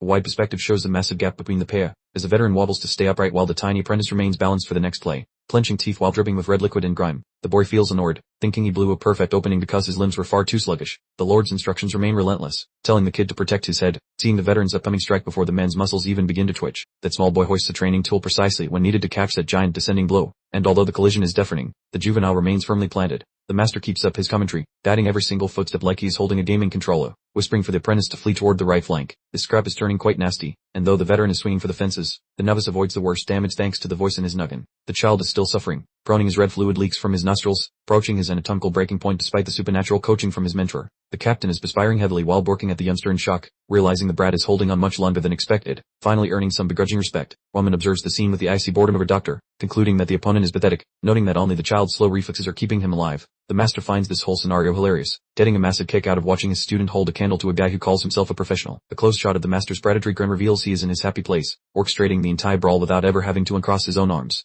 The narrative highlights how ridiculous it is for a 2-star veteran to struggle, especially since the boy is maneuvering like he possesses incredible strength. Glancing at the Lord with a face full of sudden realization, the warrior wonders if the man is a god, starting to view him as a terrifying natural disaster. He notes the boy is dancing exactly to the Lord's rhythm, realizing he isn't fighting a human being, but rather a masterpiece crafted by a literal puppet master. The captain admits that only the boy's weak frame is keeping him alive, because had the child reacted perfectly to every order, the veteran would have been toast minutes ago. The drawing depicts the Lord as a phantom puppeteer manipulating the knight like a cheap doll, which is a perfect metaphor for his total dominance over the squad. The master tells the boy to pivot his frame toward the right, sounding as relaxed as a man at a spar, while preparing the final sequence. Roman, acting like a combat sports coach, nudges Kevin to abandon his current plan and switch to counter-punching. The young master demands a definitive end to this little sparring match immediately. Kevin delivers a tremendous, close quarters blow to Chris. The visual representation of the strike includes a chaotic mess of speed lines and an unhygienic shower of bodily fluids. Chris is completely discombobulated by the impact. Chris begins questioning if the string of near misses and perfect counters by Kevin is just luck, or something far more sinister. He's starting to feel like he's going completely bunkers. Chris finally admits that he isn't even in the same league as the young master's real abilities.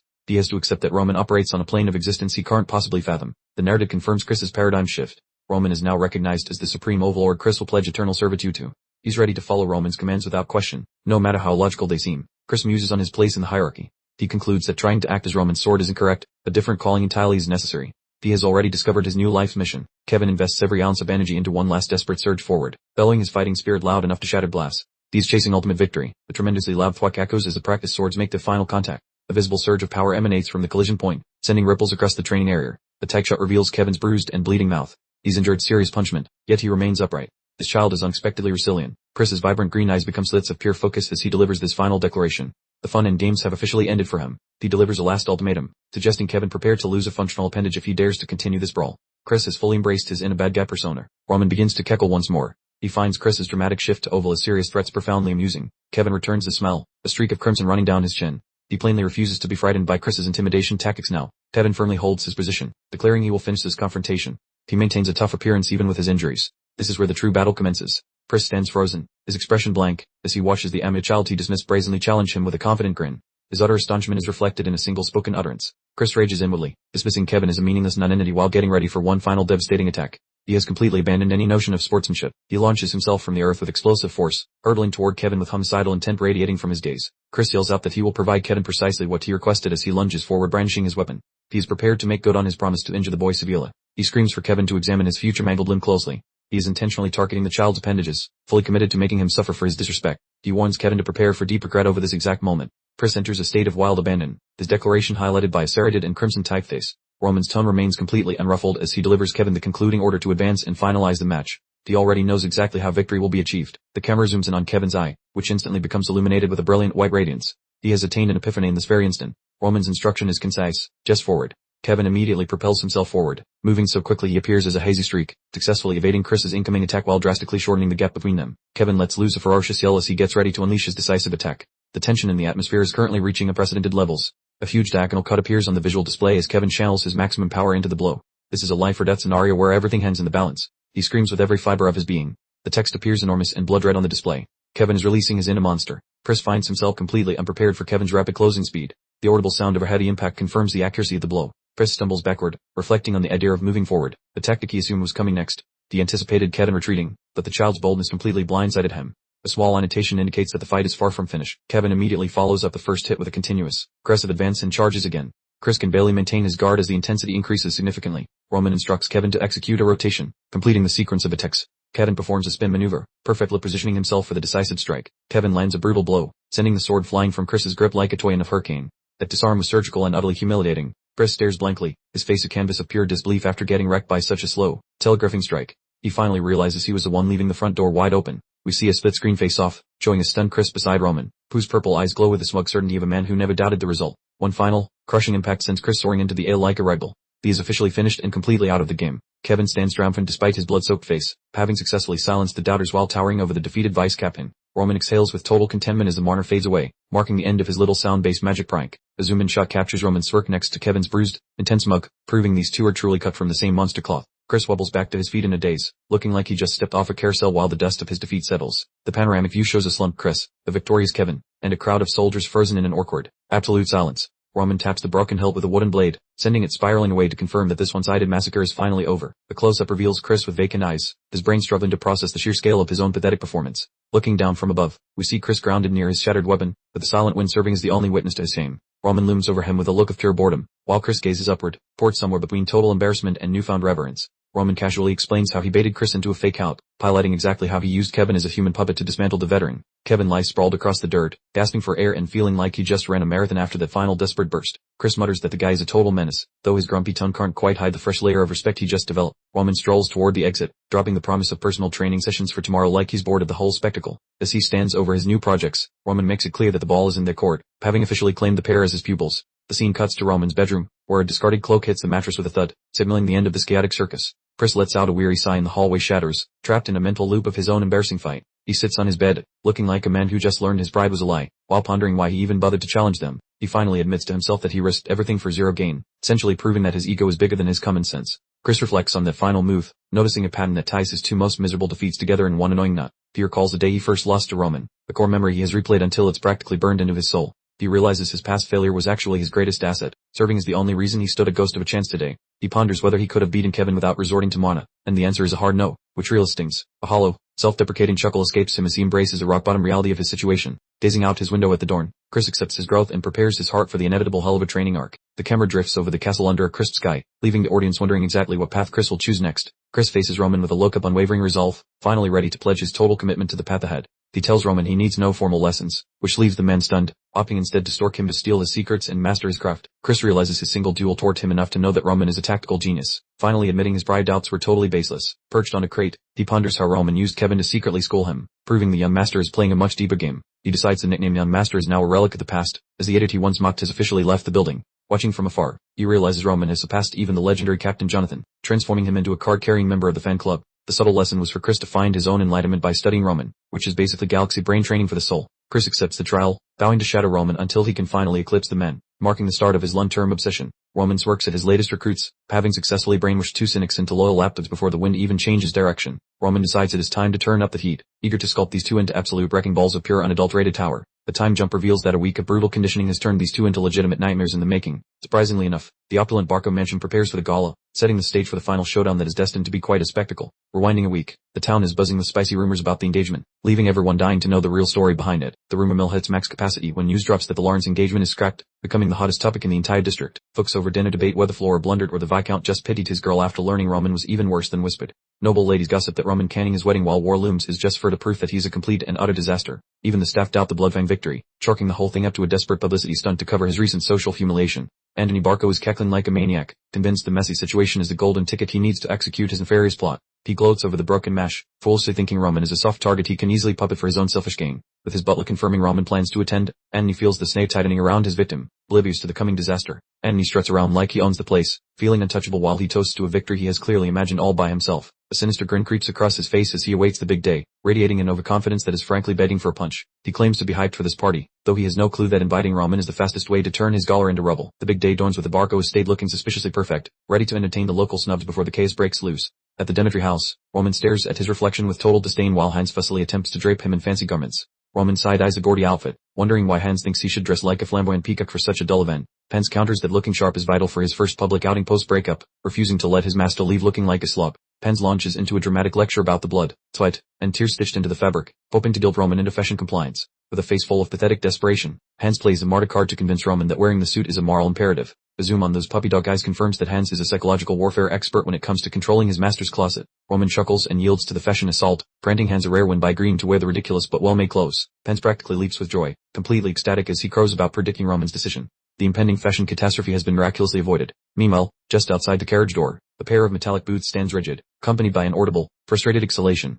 Clearly, someone is having an absolutely dreadful morning. The individual is Chris, patiently waiting beside the vehicle while fuming internally about Roman's excessive delay. He looks immaculate in his armor, yet his patience level is approaching zero. An extremely clumsy knight stumbles toward the carriage, loudly proclaiming his apologies as he struggles to maintain control. He appears to be wrestling with something unseen. It's Kevin, the unfortunate new recruit who is practically swimming in a suit of armor several sizes too large for him. He resembles a small crustacean trapped in a borrowed shell. Chris sighs deeply again and asks Kevin to explain his ridiculous appearance. Kevin sheepishly replies that the armory didn't possess any protective gear that actually fit his small build. Chris internally groans, believing that even Roman's help won't fix this mess of a trainee. He cannot fathom how he ended up partnered with such a monumentally uncoordinated individual. Chris replays the memory of his near defeat, finding it challenging to reconcile the capable, fierce fighter with the bumbling junior who is currently struggling to stand straight. Chris has officially become the group's designated K-diva, dealing with both a tardy superior and a subordinate who seems incapable of basic physical movements, all while letting out a heavy sigh. He quickly collects himself, delivering a stern listen well to Kevin. Chris reluctantly prepares to act as the mentor, despite his considerable irritation. He warns Kevin that they are currently serving as a public image for the Demetri household. Any fool's choices or blunders will directly harm Roman's reputation, so no pressure at all.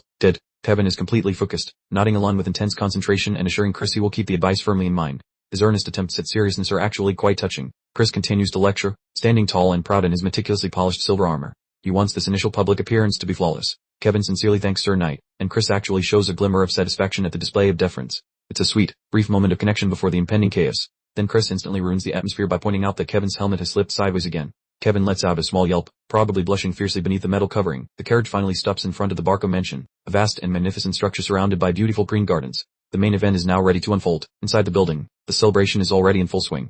Musical notes flow through the air, merging with the happy chatter and laughter of high society. The banquet table displays an astonishing amount of food. There are exotic fruits, fine wines, and luxurious dishes everywhere. These nobles truly understand how to live lavishly while the territories face potential war. The grand hall is filled with noblewomen wearing pastel dresses, all bibbling and sharing secrets from behind the fence. It's truly like a Shark Tank, only with significantly more lace and gossip. One noble holds up a glass of wine, loudly questioning whether Roman is actually going to appear today. The general excitement surrounding the possibility is enormous. People shake their heads, unable to believe Roman would possibly show up at the Barco estate after ruining his own future. The general opinion suggests he has completely lost his mind. A lady behind her fan lets out a chuckle, calling Roman an imbecile for failing to align himself with a single faction and consequently alienating everyone. The high society mockery is utterly savage. The gossip continues concerning the ambiguous political standing of the Demetri family. People think it's greedy of them to try maintaining ties with Barco while simultaneously severing their alliance with Lawrence. Another noble laughs out loud, dismissing Roman as a comical young man attempting to compensate for his poor decisions by attending the party. They are all simply anticipating the moment he embarrasses himself. A woman in a stunning blue gown asks exactly what kind of person Roman truly is. Someone replies that he makes a terrible first impression and isn't much to look at due to his small frame. Ouch, that's harsh. The laughing noble continues, saying that even he would have broken off an engagement if he were female. It's a total character assassination aimed at Roman's suitability as a husband. The herald clears his throat with authority, bringing the entire room to a sudden silence. The moment of truth has finally arrived. The loud announcement echoes through the hall. The eldest son of Dmitri is entering. Every single person in the room immediately turns to face the doors. The announcer finishes, declaring that Roman Dmitri is making his entrance. The heavy wooden doors swing open, and a flood of brilliant light fills the room. Prepare for jaws to drop dramatically. A highly polished black boot firmly steps onto the costly carpet with an authoritative thud. The sound itself appears to command complete attention. Roman arrived like a thunderclap, looking impossibly sharp with his new white hair, piercing gaze, and confident smirk, instantly squashing any previous rumors about him being vertically challenged. He sauntered through the venue as if he just signed the lease, while every woman present gawked like a fish out of water, utterly shocked by his sudden transformation into a devastatingly handsome hunk. The room instantly filled with gossip, though now it was pure bewilderment. Folks were absolutely baffled by his drastic makeover, wondering if he'd somehow borrowed someone else's DNA, or perhaps just used an aggressively effective new shampoo. The stunning blonde aristocrat was completely flustered, her gaze glued to Roman as he glided by, signifying that his previous reputation as a complete simpleton was rapidly collapsing in real time. Roman navigated the throng like a true apex predator, maneuvering effortlessly toward the center of attention and establishing complete command over the room's current atmosphere. Stopping before one specific noblewoman, he offered a greeting that sounded less like twerking and more like a melted chocolate fondue, causing her to visibly swoon from the sheer oral charisma. The lady managed a curtsy, identifying herself as Sophia from the Grizzle lineage, though her attempt at casual indifference failed miserably, as her excitement was radiating through the room. She made a modest remark about her family's low profile, quickly adding that her father served the kingdom faithfully, all while trying to casually deliver the social introduction and maintain her blush simultaneously. Roman immediately countered her modesty by declaring his knowledge of the Grizzle lineage, producing a truly priceless expression of confusion on her face. Clearly, she had expected him to have absolutely no idea who she was. He offered a dazzling grin, wondering how anyone could possibly ignore a family with such extensive historical roots, effectively proving himself a grandmaster of aristocratic pleasantries. A rapid flashback to the previous evening revealed Roman demanding detailed files on every northeastern aristocratic family, essentially studying for the social exam while everyone else was busy sleeping through class. Pans looked utterly baffled, questioning why Roman suddenly cared about the local high society players, unaware that Roman was already operating on a different level, a truly terrifying work ethic. Roman simply stated that, as a delegate for his household, he required a basic level of social praise, having dedicated the entire night to committing everyone's background and history to memory. To gain the approval of others, a similar level of commitment is absolutely necessary. This reveals the mentality of someone intending to govern, rather than just merely exist at the party.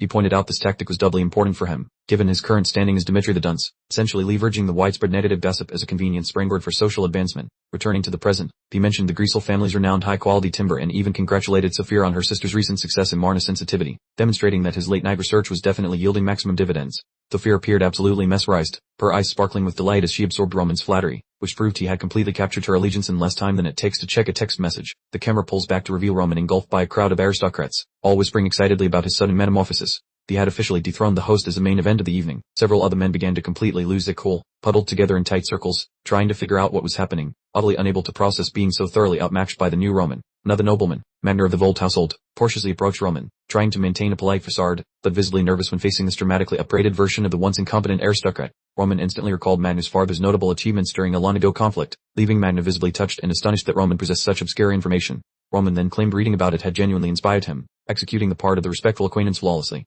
Lady Eris came forward, observing how drastically Roman had changed, to which Roman smoothly replied that she, conversely, remained as beautiful as ever, truly confirming his status as an expert flirt. Roman made sure to reference the valuable assistance his family received from Burz a decade prior, proving he wasn't just a handsome new face, but a man who actually valued history and personal loyalty. Eris glowed, admitting she used to find him unapproachable because he constantly appeared intoxicated, prompting Roman to laugh and declare he'll have to remain sober this evening. He was systematically forcing everyone present to reconsider their entire perception of him. This was clearly the work of a social virtuoso, as Roman systematically eliminated names from his internal roster, utterly conquering the social gathering with strategic conversation. A henchman belonging to Barco interrupted Roman, delivering an invitation to join his young master in the private back room, signaling that the pleasantries were over and the genuine drama was ready for lift. Roman's gaze took on a faint violet hue as he heard the summons, internally calculating that it was time to uncover who exactly was foolish enough to provoke him, forcing the charming noble persona to crack slightly. The wide view of the ballroom showed the guests still chattering away about Roman, entirely clueless that the real show was about to unfold behind closed doors. Outside, other nobles' nighttime bodyguards stood vigil at the entrance, all decked out in elaborate, polished armor, making them look significantly more prepared than Roman's notably under-equipped personal security detail. A knight observed that the other families had arrived with a plethora of bodyguards, while Roman had only brought two, making the discrepancy in personnel ridiculously obvious. We switch to Chris and Kevin, where Chris suggests Kevin removes that oversized helmet before he manages to injure himself. Kevin hesitates, perfectly aware that he looks like the punchline of a very bad joke. Nearby, a group of knights stand around, laughing hysterically and pointing fingers. One mocks Kevin, asking what exactly is wrong with him. Another here sees Roman Dimitri's escort and they all absolutely erupt in laughter at his expense. The knights continue their relentless mockery, showing zero respect for anyone associated with the Dimitri name. Chris is practically boiling over with rage, while poor Kevin just stares at the ground, utterly mortified. What a spectacle. The caption sums up the sentiment perfectly. These knights truly believe they are superior to a young man clad in second-hand armor. A knight loudly spews gossip about Roman being an abandoned child, expressing disbelief that he brought along a brat who apparently can't even hold a sword. Chris advises Kevin to disregard them completely, even though he looks ready to start a brawl himself. The final caption delivers a devastating blow. This represents the true level of disrespect shown toward the Dimitri family, a direct assault on Kevin's self-respect. Kevin's eyes widen beneath his helmet as he processes the insults. You can practically see the furious fire ignite in his soul. These fools are completely oblivious that they are mocking the reincarnation of a demonic warrior, and things are about to get incredibly violent. Very quickly, the scene shifts into a memory of the original Roman attending a previous social event. He appears totally lost, holding a glass of wine with a bewildered, empty look on his face, like a lost puppy at a formal dance. In the background, noble ladies are discreetly cackling and exchanging whispers, gossiping about the local high society. It's a social bloodbath, and the previous Roman was unmistakably the one being hunted. The camera zooms in on Lady Flora Lawrence, who looks like a heavenly being surrounded by floral arrangements. In the eyes of the old Roman, she was truly the pinnacle of beauty in all of Lawrence. Antony Barco suddenly appears, draping an arm around Roman and asking who captured his attention so completely. The man pretends to be a close friend, yet his hidden, nefarious motivations are perfectly obvious. Antony gestures toward Flora, inquiring if Roman recognizes the blonde woman. He is skillfully guiding Roman into a trap, exploiting the young man's painfully obvious infatuation. The caption confirms her identity as Flora Lawrence, the very essence of the flower of Lawrence. Her stunning appearance only causes the old Roman to fall even deeper into infatuation. The previous Roman is absolutely starstruck, his eyes glistening with pure adoration.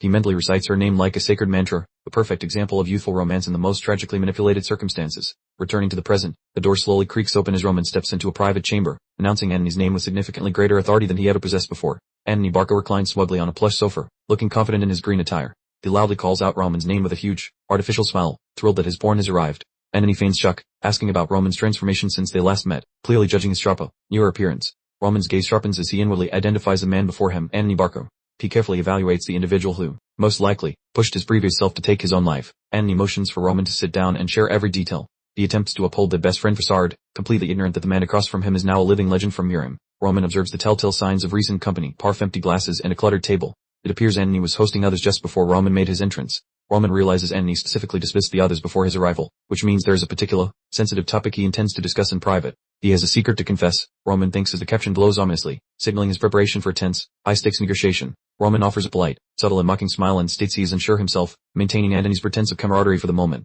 Roman takes a seat with a soft thud, mentioning how he previously wasted huge sums of money trying to change his image. He is essentially roasting the pathetic habits of his past self. The two men hold a steady gaze across the table. The air is so charged with tension you could slice through it, as the initial pleasantries quickly evaporate. Antony refills his drink, admitting he never truly understood Roman's thoughts in the past. He's clearly trying to gather information about why Roman transformed so drastically. Roman slowly swirls his wine glass, inquiring about back then with a perfect LeBlanc expression. He is basically giving Antony permission to reveal whatever information he holds. Antony believes he's found leverage, bringing up a scandalous incident where Roman was caught sleeping with his own cousin in a back room.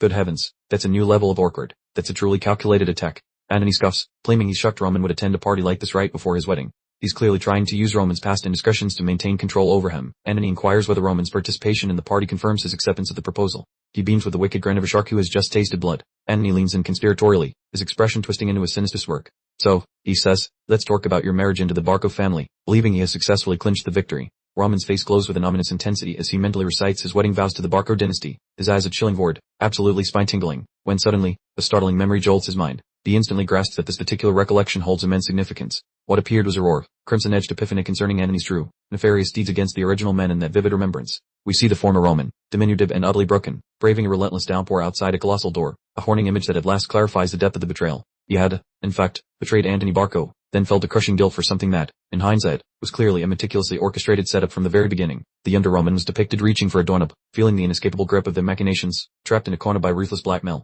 He vividly recalled pleading with his father to arrange a political union with the Lawrence family, a last-ditch, desperate maneuver to escape Antony's suffocating influence. Back in the present, Roman decides this is his golden opportunity to mend fences and rebuild that lost connection, thereby officially declaring all-out war on the Barcos and their cunning manipulation. Rewinding to an early moment at the soiree, Antony dramatically yells about Roman's tardiness as he strides into the room. The sheer chasm between his feigned warmth and the cold reality is breathtaking, followed by Antony introducing Roman to his cousin, Emily Barco. She's perched delicately on the settee, radiating an air of studied modesty, yet it's obvious to anyone with eyes that this whole charade is merely part of her well-rehearsed act. It is a sugary sweet, nice to meet you, from Emily, while Roman merely offers a noncommittal grunt, clearly not falling for her predictable charm offensive. Antony then instructs Emily to pour Roman a drink, but Roman deftly shuts that down faster than a bad internet connection, simply stating he'll handle his own beverage, a truly boss move. Antony is internally churning with suppressed rage, convinced this insolent scoundrel is deliberately flaunting his marriage, utterly disgusted that he's losing his vice-like grip over his supposed dimwit friend. Antony attempts to sound incredibly benevolent, declaring that the Barco family has absolutely no lingering interest in the Lawrence family whatsoever, a blatant lie, of course, pouring out like syrup. In a hazy flashback, the original Roman looks utterly ecstatic, genuinely asking if such a wonderful turn of events could truly be real. He was so heartbreakingly innocent, he actually believed Antony intended to help him. The memory vividly displays them chortling and clinking glasses together, completely unaware that Antony was systematically spiking his drinks, while Roman merely assumed they were enjoying a perfectly innocent evening. The tight shot reveals a glass being drained in one swift gulp, a seemingly innocuous action that marked the precise moment the sinister trap finally snapped shut. The scene shifts to Roman groggily surfacing the next morning with a skull-splitting headache, letting out a pained moan, his head throbbing, oddly bewildered about his surroundings. He finds himself completely disoriented, then realizes with a jarring jolt that he's in a strange bed, with a woman, the horrifying truth slowly dawning on his muddled, aching skull. The past Roman immediately plunges into a full-blown panic, demanding to know what in the blazes is happening, his eyes bulging wide as the sheer magnitude of his disastrous misstep becomes terrifyingly clear. The door explodes inward with a deafening crash as Antony bellows Roman's name, the timing so unbelievably precise, it practically screamed premeditated setup rather than a mere accident. Antony then launches into a theatrical display of manufactured fury, screaming accusations and demanding to know what on earth Roman has done, playing the role of the utterly outraged relative to absolute perfection. Roman is rendered utterly speechless, his eyes practically popping out of his head in sheer terror, stammering incoherently as he grasps that his entire life is effectively over before it even truly began. The woman in the bed is openly weeping, frantically covering herself and shouting, making it abundantly clear that this entire agonizing tableau was a meticulously crafted nightmare, designed specifically to shatter his spirit. The screen fades to black, with the chilling words he can't remember drifting above a lone, flickering candle, signifying that the crippling blackmail was officially cemented in stone that very dreadful night. Antony coolly informs him that his private liaisons are none of his concern, but laying hands on a distinguished lady of Barco, well, that's a different story. He's officially twisting the blade. Roman is then shown trembling uncontrollably in the shadows, utterly incapable of mounting any defense, as Antony sternly warns that he simply cannot allow this transgression to slide, firmly cementing his ominous threat. Antony presents him with a grand choice, either expose the sordid truth and have the engagement summarily broken, or opt for an alternative path to meticulously restore their tarnished relationship. The alternative, of course, demanded that he marry a direct descendant of the Barco lineage, an obvious ploy to absorb the Dmitri family's substantial wealth through a brutally forced marital alliance. Antony smirks, claiming that joining the Barcos buys his absolution, which is quite the heavy-handed ultimatum for a cowardly nobleman. Poor Roman sits alone in the shadows, looking absolutely shattered, while the uncertainty of his next move looms like a looming execution. Returning to the present, the modern Roman seems entirely unmoved by the tale, coolly analyzing the recovered memories with detached scientific curiosity. He realizes that revealing the truth would drag Dmitri on her into the dumpster, finally grasping the crushing weight of his inherited secret. Seeing how every jigsaw piece clicks into place, his eyes flash violet as he fully comprehends the sheer scale of the vile conspiracy. Roman reflects on how the original owner fell trapped by the Barcos, ultimately choosing a tragic exit rather than facing his loved ones. He finds the guy's decision to embrace the void remarkably spineless, judging the past owner with an almost impressive lack of empathy. Sipping his drink, he mocks the pathetic, empty existence of a man who achieved nothing, labeling the previous Roman a total embarrassment. Roman stares straight at Antony with unfiltered disgust, clearly realizing that the lights are on but nobody is home inside that skull. Antony is baffled by the hesitation, still laboring under the delusion that he holds all the cards in this little poly game, pledging that their alliance brings absolute regional power. Antony gets hit with a sharp comment from Roman that must sting his ego. Annie gapes in silence, unable to fathom why Roman treats a golden ticket to regional domination like a piece of used tissue. Smashing his glass down, Roman demands if he really must endure this political charade, effectively shredding the Barco's laughable logic to pieces. Livid, Antony threatens to nuke the Dmitri family name unless Roman obeys, not realizing he just signed his own social death warrant. Roman rises and sends the table flying with a brutal kick, signaling that the time for polite conversation has officially been terminated. Antony's eyes bulge in pure terror as Roman towers over him, speaking with the kind of crushing authority that ruins lives instantly. Roman declares the Dmitri clan has zero interest in this flimsy Barco alliance, effectively slamming the door on his weak attempts at extortion. Back in the ballroom, the guests keep guzzling wine and cackling, blissfully oblivious to the impending train wreck happening behind the scenes.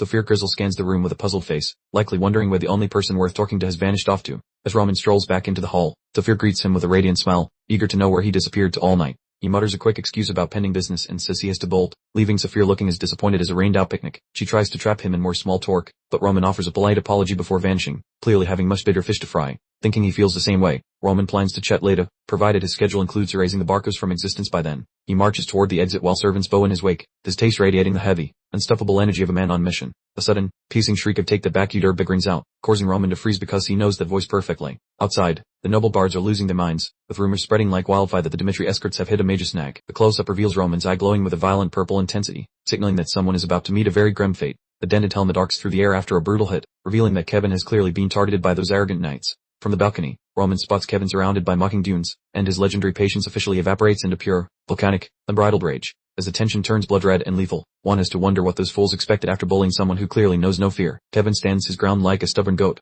eyes blazing with enough intensity to cook a steak. He's ready to reveal the true power of Dmitri to these absolute clowns. Chris steadies the kid with a firm hand, suggesting he swallow his pride for now. Kevin grinds his teeth while offering a forced yes sir, though his internal fuse is clearly burning short. The smug Barco knights are lounging about with grins wide enough to need a permit. They seem convinced they have already secured a win in this petty mental standoff. They bark with laughter, mocking Roman for dragging a pint-sized escort along. One dune even giggles about the kid wearing a bucket that does not fit, which is just pathetic bottom-tier comedy. The teasing escalates as they claim the boy looted his gear from a dumpster, but they have no clue that they are currently poking a very grumpy sleeping bear. Chris refuses to take the bait, asking if the Barco boys spend more time practicing the sneers than the actual swordsmanship. The rival knight just offers a cocky I wonder in reply. The black-haired thug has the audacity to pat Kevin on the head like a stray dog. He brags that he could outduel the brat without even breaking a sweat. The perspective shifts to Roman, who radiates a dark and stormy aura. The narrative hits hard with the blunt reality that people call your boss a complete idiot for a reason. Kevin keeps muttering "take that back" while the thug messes with his helmet. He warns them that his young master Roman is far too noble to be insulted by low-rent bullies. Kevin hits his breaking point and clamps onto the thug's wrist with a death grip. He bellows at the top of his lungs for the bastard to retract his garbage words. The rival knight resorts to raw violence, landing a nasty blow that sends the kid reeling. Chris screams out as the situation devolves from schoolyard taunts into a full-blown street fight. Chris drops into a combat stance, pen hovering near his blade hilt. He is itching to defend his junior, but he is wisely weighing the heavy political fallout of such an action. The tight shot on a grip blade highlights the growing tension. Chris knows these Barco fools carry weight, and any careless strike could trigger a massive diplomatic disaster. Chris internalizes the high stakes since the Dmitri house is already skating on thin ice with the Barco family. He realizes one wrong move could turn this into a total catastrophe. He knows a reckless decision would stain Roman's reputation and possibly bankrupt the entire bloodline. You can see the heavy burden of duty etched into his focused eyes. Kevin drops to one knee after his helmet bounces away from the impact. He struggles for air but still shows loyalty to his lord by shouting out for the idiot master. Kevin glares up with blazing determination, informing the Barco goons he has zero interest in chatting with fake knights. That is some serious guts for a fresh recruit. The Barco knight offers a dismissive smirk, clearly unimpressed by the boy's spicy attitude. He still believes he is the apex predator in this specific patch of dirt. He prepares another swing, inviting Kevin to witness how long his spirit lasts. Those jagged speech bubbles signal he has quit playing games and is hungry for some real chaos. Out of nowhere, a hand lunges from the periphery to seize the knight's arm with crushing force. Roman has officially joined the party and he does not look pleased. Both the rival knight and Kevin go statue still, eyes bulging in total bewilderment. The sheer speed of Roman's sudden intervention caught the entire room off guard. Chris watches from the shadows with his jaw hanging near the floor. He is seeing his master act with a level of authority that is totally alien to the old Roman. Roman holds the knight's arm like a vice, looking remarkably calm amidst the drama.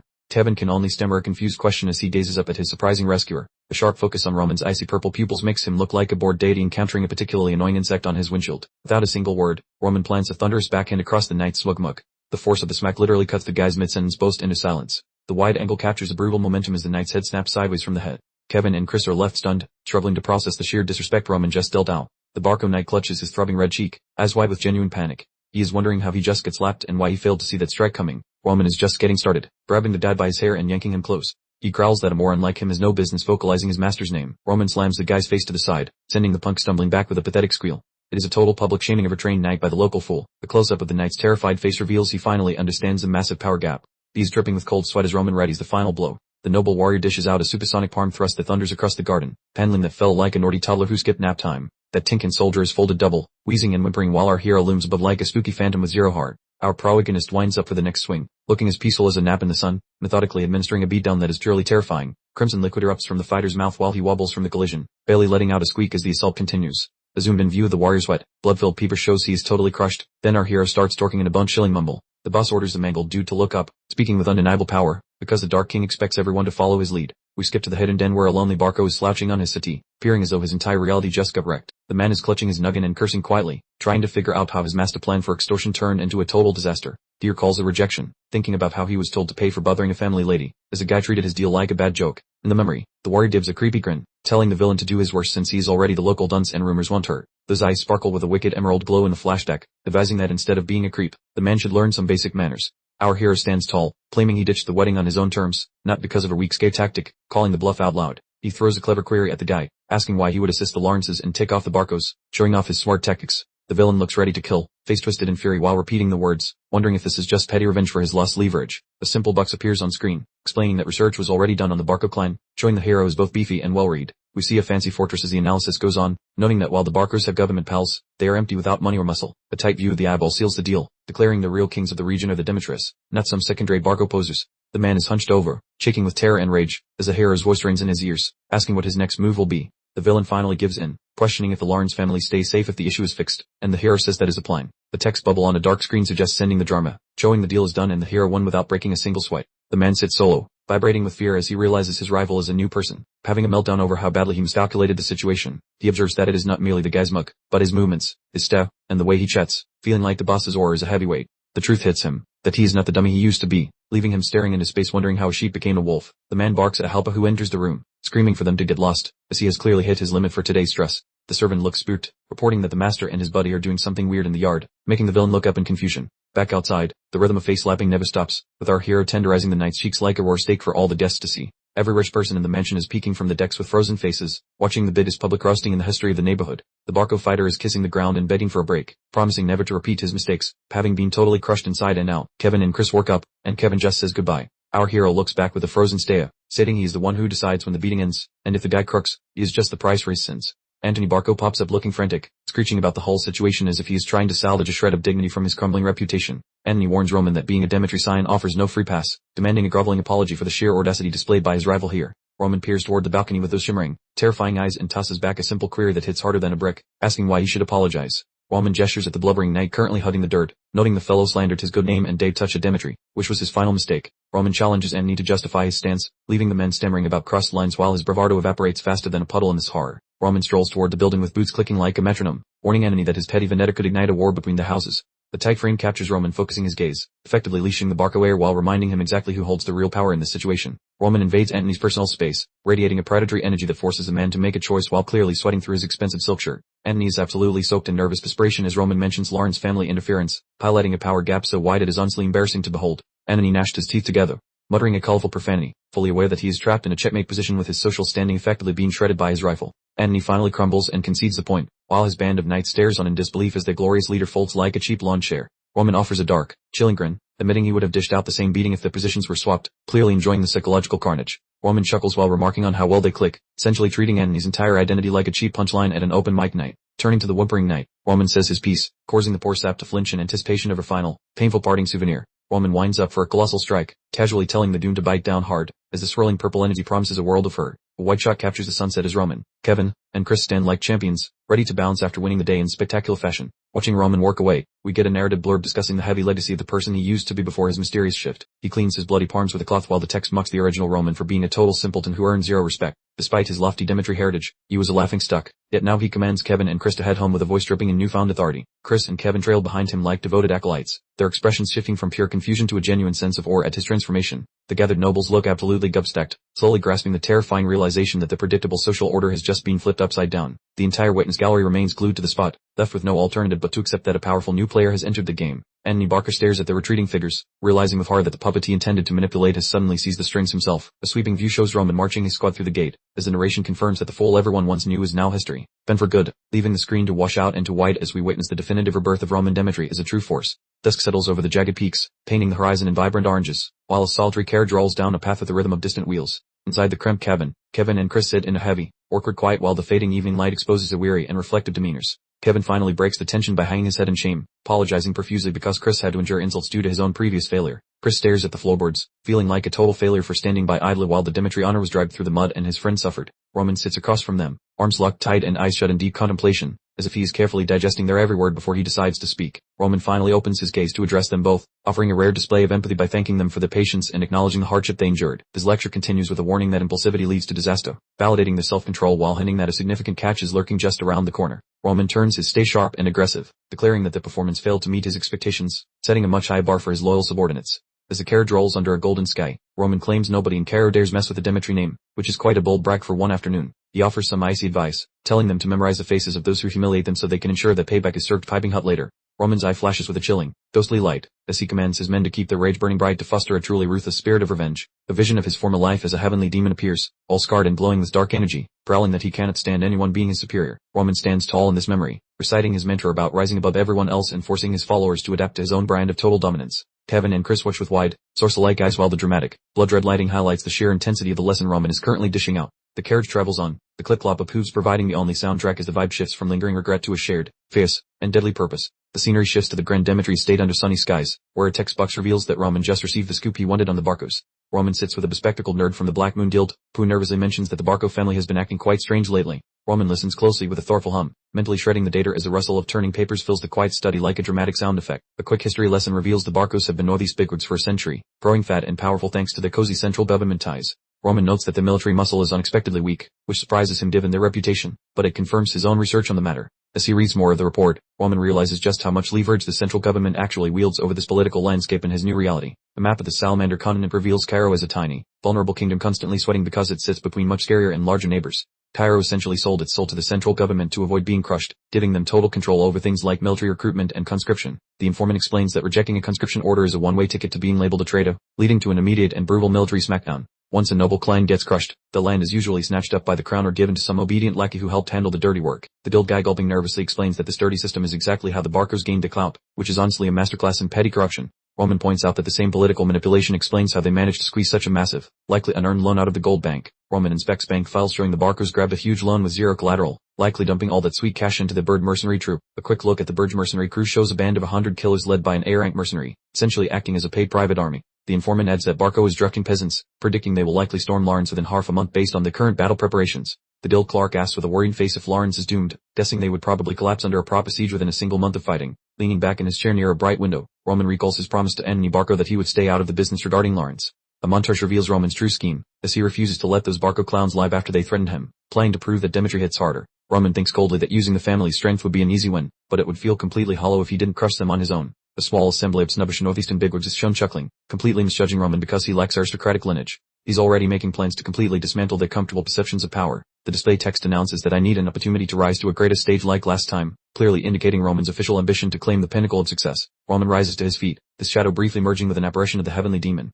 The vibrant purple energy radiates from him, signifying his readiness to launch into the next phase of his quest. Roman's palm strikes the desk with a resounding crack as he barks an order for hands. He explains that he has an urgent objective and requires an immediate audience with his father. Roman appears resolute, mentally calculating that it's finally time to receive his overdue payment from past agreements. He intends to claim the reward from the duel and begin assembling his private, elite fighting force. Out on the streets, the local population begins murmuring to themselves as a figure marches past. The distinct clang of heavy plate mail strongly implies a truly intimidating character has just made an appearance. The camera angle shifts to reveal a brilliant azure sky adorned with wispy clouds. The rhythmic metallic clanking persists, capturing the complete focus of everyone within earshot. At last, the origin of the racket is revealed, a gigantic, heavily armored warrior striding across the plaza. He possesses the physical presence of a living tank, exuding both raw power and extensive battlefield experience. The local residents are captured gazing upward in a combination of reverence and apprehension. The enormous warrior literally overshadows the entire crowd, his metallic plating creating noise with every advance. The warrior lifts off his helmet, accompanied by a heavy sigh and a gentle metallic click. His face reveals chaotic blue-green hair and distinct battle scars, unmistakable evidence of a career spent in relentless warfare. The individual introduces himself as Lucas, revealing his identity as a B-rank mercenary. He observes that Dimitri hasn't altered in the slightest, implying this visit follows a significant period of time away. He halts before a storefront displaying a sign with a hammer and anvil logo, designating the local forge. He has arrived seeking significant and essential repairs to his gear. Lucas steps inside the workshop and notes the poor condition of some freight equipment resting on the counter. The word ragged perfectly describes the dilapidated state of the supplies. A massive, brawny blacksmith welcomes him with a booming laugh. Lucas immediately starts complaining about nearly dying because of reckless idiots who possess truly terrible judgment, likely referring to his previous clients. The blacksmith lets out a quiet hum while carefully inspecting Lucas' equipment. He notes that the overall quality is quite low and asks Lucas where he purchased it in the first place. Lucas sighs dramatically, explaining that he experimented with a different vendor, and it nearly cost him his life. The blacksmith laughs loudly and declares that Dimitri's metalwork holds a reputation as truly unparalleled. The blacksmith informs Lucas that he's taking full responsibility for him, vowing to fabricate an entire set of superior equipment. He warns Lucas that a large-scale undertaking like this will definitely not be finished quickly. Lucas heads toward the rear of the establishment, remarking that the time frame is irrelevant because he intends to settle down in Dimitri for a period of rest. He's anticipating a stretch of badly needed quiet time. A close-up shot focuses on Lucas's expression as he acknowledges his intense weariness with combat. The man is visibly suffering from complete professional burnout after his prolonged mercenary existence. Abruptly, Lucas observes a significant collection of individuals congregating in the thoroughfare. The ensuing buzz of murmurs and general excitement piques his curiosity, and he starts to investigate the disturbance. He internally questions the reason for the assembly, then proceeds to elbow his way through the masses to obtain a clearer view of the source of the excitement. Lucas briefly considers if a full-scale conflict has erupted, reminding himself that he wasn't going to accept any assignments, but his natural curiosity ultimately overrides his intentions. He makes a polite request for passage, all while observing the highly animated responses of the local populace. Lucas eventually arrives at the front of the crowd, spotting a large poster affixed to the structure. He questions whether it's a new hiring announcement. His mercenary impulse is activating despite his severe exhaustion. The announcement header reads hiring private soldiers. The requirements listed are good health and a genuine ambition to improve personal abilities. The notice specifies a need for 30 new personnel, with compensation set at 8 silver coins monthly. Lucas performs a quick mental calculation, observing that the average cost of supporting a 4-person household typically runs about 5 silver coins each month. He concedes that the offered salary is quite decent, even when accounting for the potential dangers. However, a highly specific condition is highlighted in bold red lettering. It specifies that recruits will be under the personal service of Rom and Dimitri alone, entirely separate from the family, and must be prepared to give their lives for him. The terms are surprisingly intense. A man from the Umkers advises Lucas not to even consider submitting an application, explaining that hundreds of individuals have already signed the list. The man makes sure to drive home his warning. Lucas scoffs at the suggestion, stating flatly that he won't be applying. He points out that while he might look rough, he is actually a B-rank mercenary, requiring a minimum of 50 silver coins per month just to contemplate serving a nobleman. The man clearly possesses very specific professional standards. Lucas begins to turn away with a gesture of dismissal, yet a certain element of the overall situation continues to bother him. He pauses and spins around, wondering if hundreds really applied, and questions if this job is actually worth the hype, clearly baffled by the sudden surge in applicants. Lucas mentions the elephant in the room, asking why anyone would serve Roman Dimitri, that legendary village idiot, as if working for a total clown is a smart career move. Another onlooker pipes up, worrying about what grim fate awaits a soldier under such a notorious loser, since everyone still thinks Roman is a complete dumpster fire. Lucas lingers by the board, staring with a contemplative look, mumbling that there is probably a hidden plot behind these wild rumors that nobody sees. The stranger coughs, clarifying that Lord Roman is not the same moron he once was, implying the guy has undergone a makeover that is sweeping through town. Lucas looks shocked, demanding to know what the guy implies, and hears about Roman crushing those blood fans while actually showing basic human decency for once.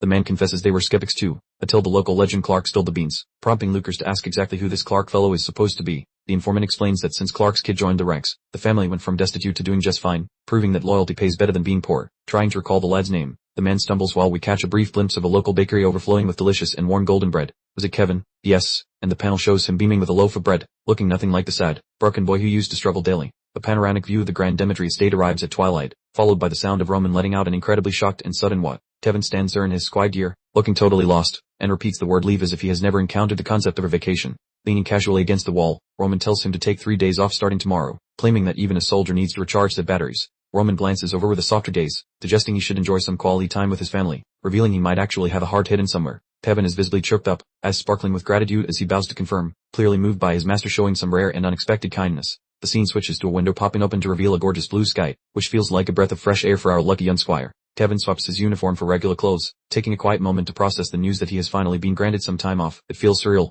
he thinks, recalling how he used to labor every single day just to scrape by, back when life was a relentless grind of poverty. Staring wistfully out at the horizon, he wonders how his family is doing after he spent so much time locked away inside the boring old castle. A sudden shout of his name makes the boy jump, and he turns to see someone charging down the hall toward him at a frantic pace. It is Hans, panting hard and warning Kevin not to meet his family looking like that, leaving the confused boy blinking in utter and total bewilderment. Hans drops a heavy pouch onto the bed with a metallic clink, noting that Roman provided new clothes and a monthly salary of 30 silvers, telling him to go splurge on gifts or luxuries. Hans watches as Kevin stands there clutching his fresh outfit and loot, looking like his brain just melted. Kevin strolls through town with a massive grin, pawing a grocery sack and a lawn baguette, feeling like he just hit the absolute jackpot today. He marvels at how soft the fabric feels against his skin, thinking that simply wearing decent clothes makes him feel like a brand new person. Eyes gleaming at the fragrant loaf, he feels incredibly proud to be bringing home enough delicious, high-quality bread for his whole starving family. With a confident swagger, Kevin moves through the market imagining his sister Mary's face, knowing she is going to absolutely lose her mind with joy. A quick flashback reveals a younger Mary scowling at a stale crust, dreaming of nothing more than sweet whipped cream atop some warm, fluffy bread. In the present, Kevin smiles, remembering how they could never afford fresh bread back then because it cost twice as much as the dried stuff. The mood sours as thugs smash into their shanty, cackling while calling for Clark,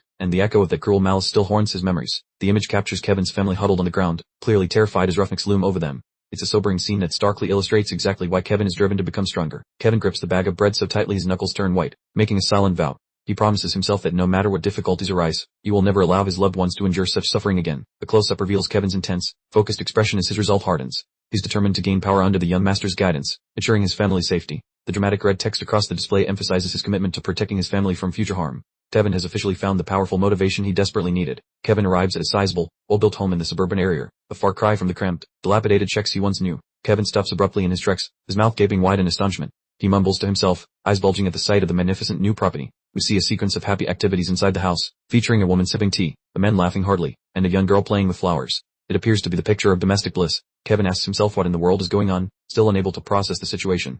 He recalls thinking it was strange when he was directed to the castle outskirts instead of his usual slum neighborhood. A small girl with reddish hair glances toward the front door. She wears an expectant and curious expression, having heard someone arrive at the house. She screams for her brother, her face lighting up with pure joy.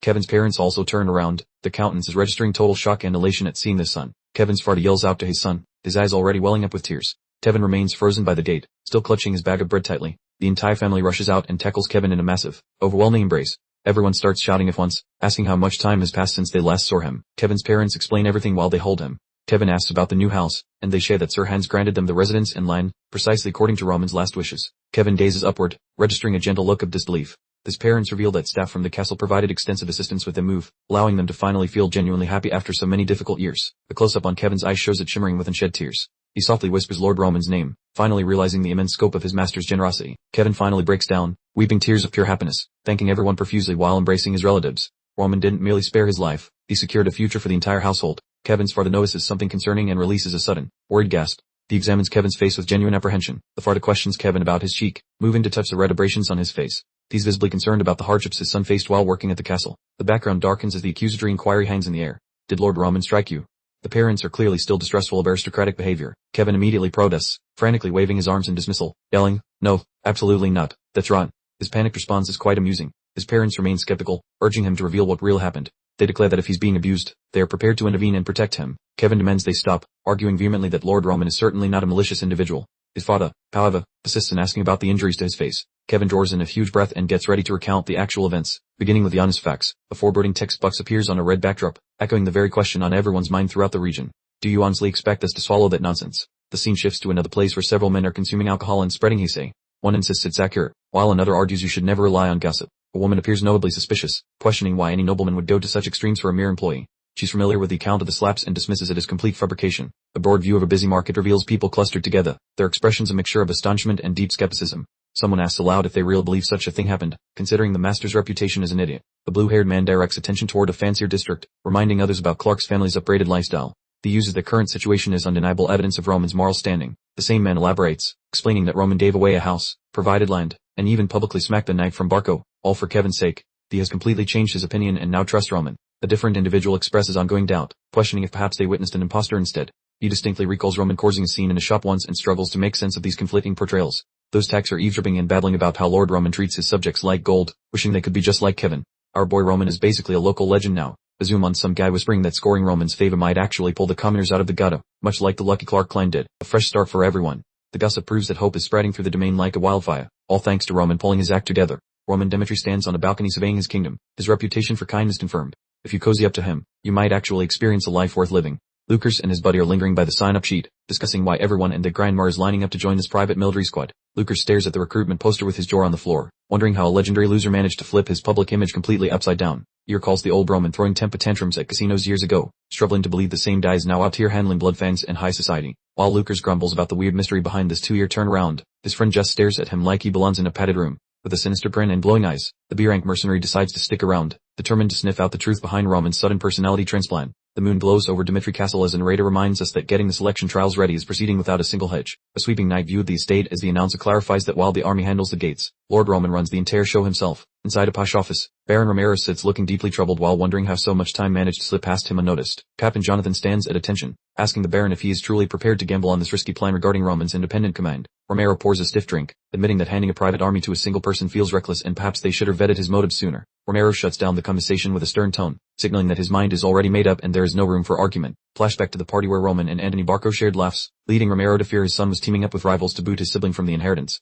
The memory shifts to Roman slapping a Barco knight, ignoring Antony's pleas and making a scene that surely left the local nobles clutching their pearls. Romero realizes that after the public humiliation, any hope of an alliance between Roman and Antony was incinerated along with the Baron's original worries. Romero finishes his drink in one gulp, noting that the guy who spent 10 years acting like a total clown has been a completely new man since that incident. A look of fatherly pride washes over Romero as he decides to just back his son's vision, finally ready to cheer him on from the sidelines. Jonathan dips his head in acknowledgement, signaling that he has accepted the Baron's command without further assistance. The Baron nervously asks if maybe 50 or 100 people showed up, desperately hoping for a decent turnout so he can save some face. Jonathan drops the bomb that over 500 folks are waiting, leaving the Baron mid-sip with his eyes bulging out of his skull. A hilarious shot shows Romero looking utterly bewildered, proving he had zero clue his son had become such a massive local celebrity. Dorn breaks over the castle gates with a thunderous boom, signaling that the much-anticipated day of the selection trials has finally arrived. The yard is overflowing with hopeful recruits buzzing with energy, while Lucas stands among them looking far more intense than the typical dreamer. The heady gate groans open as a bright light pours out, and the entire mob of candidates instantly shuts their traps to watch the show. Chris steps out looking crisp and authoritative, announcing his liege as the tension in the courtyard reaches a boiling point. Roman sits on a barrel wearing a flashy red cape, peering down at the sea of recruits like a boss while the final prep message echoes out. The final shot captures Roman's icy stare as he evaluates the crowd, clearly planning to mold these dunes into his personal wrecking crew. Let the games begin. A lunar glow illuminates the chaotic village eve, while the tavern glows with drunken, boisterous energy. Inside, some fellow is obliterating his ill like his liver needs a vacation, chugging with pure, unadulterated passion. He is our pal Lucas, exhaling with deep contentment and declaring that Dimitri Darkbrew remains the undisputed heavyweight champion. Though his cheeks are painted red from the spirits, his intellect remains razor-sharp, lost in a profound, hazy contemplation. Lucas scans the horde, amazed by the sheer density of candidates, far exceeding his wildest predictions for a pre-trial gathering. He observes a trio of rowdy buffoons in the corner, though he mentally calculates the combat viability while they giggle. Noticing those cup attacks, he pegs them as mere C-rank hired guns, clearly not your average simple-minded local farmers. Across the way, the quiet, soaked trio sips their drinks, lacking the mercenary flair but radiating the scent of grizzled experience. He groans, pondering how many pubs across Dimitri hold similar quality recruits, realizing the talent bar has been raised significantly. Lucas questions their motives, suspecting that such high-level warriors seek something far more profitable than simple, idle curiosity. He hammers his vessel against the wood with a dull crack, still baffled by the underlying mystery driving this chaos. The visitor arrives, forcing Lucas to blink in genuine shock as he spots a long-lost acquaintance, asking what Henderson wants. Henderson drags over a stool, noting that his roots in Lawrence naturally pulled him toward his own forgotten homeland. Yet after seeing Roman Dimitri dismantle that blood-fanged trash, he traded his homecoming plans for newfound, fanatical devotion. Narrators whisper that those who miss the spectacle dismiss the tales as mere drunken fantasies or tall, impossible stories. Henderson, however, stood smack in the center of the plaza, clutching the truth of those events with his own eyes. He paints a gruesome picture of Roman, gore-streaked, dragging the gang leader by his lucks with the rhythm of total annihilation. Henderson hunches closer, eyes ablaze, asking if Lucas can visualize that carnage set against a backdrop of chilling crimson. A noble heir venturing across borders just to splatter a thug who dared threaten his people is truly legendary stuff. Henderson remains hopelessly entranced by the recollection, confessing that the visceral image has taken permanent residence in his brain. He experienced pure goosebumps as the atmosphere surged, illustrating the profound shockwave Roman sent through the entire crowd. Nearby, other Sellsfords eavesdrop, recognizing that while skeptics doubt the news, they all felt the tectonic shift in their reality. He presses on, insisting he bore witness to the truth, proving Roman Dimitri is no fragile weakling as rumors previously suggested. Henderson whacks the furniture for emphasis, howling that Roman is a genuine commander who bleeds for his own faithful soldiers. He swears this recruitment drive is a golden lottery ticket,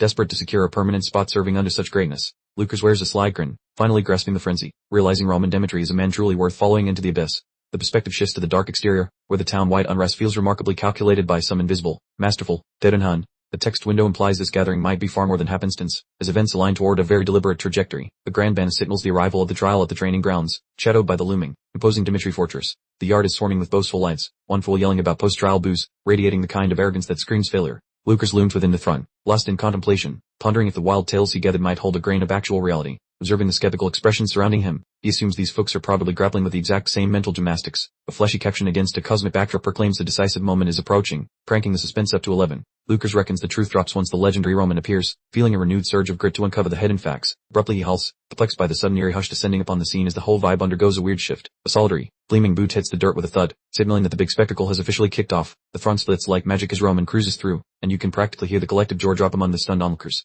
Roman marches ahead, looking like a total snack in his sleek armor, while his boots provide the only rhythm in the room. Even the toughest brawlers are gorking in sheer disbelief as he glides past, radiating a vibe that is frankly intimidating. Lucas observes that nobody barked in order, yet everyone instinctively dropped their heads, proving Roman possesses major boss energy. The text box floating above his shoulders confirms the gossip, and honestly, who could deny such a powerhouse display? Roman hops onto a raised wooden stage, this heavy kit clanking loudly as he secures his spot at the very front. He stumps up the wooden steps like he owns the place, the sound effects making his entrance feel heavy and impactful. Pivoting to greet the masses, he looks every inch the wallward, sporting a stony expression that screams zero interest in games. Roman orders everyone to lift their heads, leaving the front row looking bewildered and flustered by his piercing, laser-like stare. Standing alongside Chris, he declares he will recruit 30 troopers today after dropping a few crucial opening remarks first. Roman clarifies that he, Roman Dimitri, refuses to rot away in some dusty backorder, which is pretty gutsy for a smithy's kid. He threatens that he will always be scrapping for high status, bluntly advising anyone lacking genuine guts to scram immediately. Just beat it now. The massive text blares, as Roman starts weeding out the cowards before the real work even begins. He advises them against harboring grudges during combat, suggesting that if they lose the head, regret is the least of their worries. He insists their only sorrow should be missing his inevitable rise to the pinnacle of power, showing off a truly astronomical ego. The mob is frozen in utter shock, while Lucas stares at the man in a daze, struggling to swallow those absurd boasts. Lucas questions what the guy is smoking, figuring that between his family drama and grand delusions, the arrogance is reaching terminal levels. Despite his skepticism, a shiver runs down his spine because something about the guy suggests he might actually crush his goals. Chris strides out to drop the rules for the opening test, grabbing everyone's full focus now that the pep talk finish. Chris says the challenge is basic, involving standing still while Master Marksman flings 3 arrows at your sorry hide. He casually mentions an arrow might just nick your skin before hitting the board behind, so no biggie, right? Or perhaps it hits you square in the face, with a graphic silhouette demonstration ensuring nobody misses a fatal point. Chris narrows his eyes while laying down the final rule, noting that only those who stay perfectly frozen during the volley succeed. The mob is left completely traumatized, as the terrifying prospect of passing the first hurdle leaves the applicants trembling in terror. Chris bellows that the process will follow the roll call exactly as planned. He summons Dirk forward to the specific location, then calls for Marcin to prepare next. The archer takes his position and prepares his weapon. The space between him and the potential recruit seems dangerously small for this kind of high-stakes archery drill. Dirk is visibly terrified, trying to convince himself they wouldn't actually shoot the participants. He figures killing an applicant during a recruitment drive would be terrible for business. Dirk keeps his eyes fixed on the archer, desperately trying to reassure himself of the guy's expert precision. Maybe this whole thing is just a big scare tactic to measure the courage. A tight shot of the archer's chilling blue eye reveals an almost robotic focus, suggesting he never misses. This, surprisingly, does little to calm Dirk's nerves. The archer lets fly with the initial shot. The arrow streaks through the air as a vibrant blue blur, heading straight for its intended mark. The arrow connects with a horrifying thud. A splash of blood or maybe some red energy, depending on how you read the situation, sprays from Dirk's body as it hits. Dirk struggles for air, completely immobilized by the sheer shock of being struck. This has officially transitioned from physical bravery to a psychological endurance test. The archer immediately prepares for a second round. He advises the others to simply stand firm and maintain faith that everything will turn out fine, advice that's easy to give when you're holding the bow. The second shot lands with significantly more force. Dirk remains upright but is now actively leaking red energy, despite his previous certainty that the archer would somehow fail to connect. We quickly cut to a series of horrified faces in the audience. Even Lucas, who thought he was ready for anything, seems pretty shaken by the sudden turn toward brutality. Dirk eventually crumbles to the ground, screaming in pain and grabbing his leg as blood fountains all over the place. The panicking voice shouts for a medic, as everyone realizes this isn't a joke anymore. Chris yells instructions for retrieving a stretcher immediately.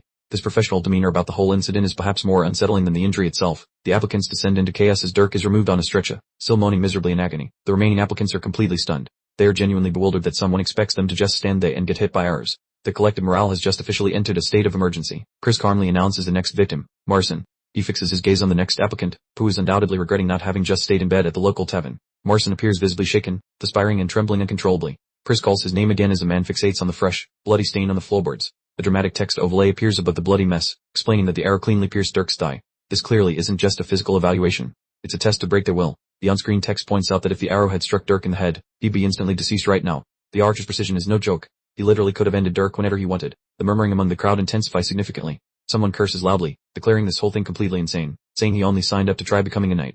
They are rapidly reevaluating the career decisions. Chris turns his attention back to Roman and notes that he will interpret the second applicant's hesitation as a formal withdrawal. The captain remains completely unfazed by the chaos. Roman speaks directly to the fearful group of applicants. He instructs anyone afraid of taking an arrow to quit immediately, offering them one final chance to escape. His eyes light up with a frightening intensity. He informs them that if they can manage to hold out until the end, even after being struck, they will have successfully completed the initial evaluation. Roman shouts for any remaining cowards to exit immediately.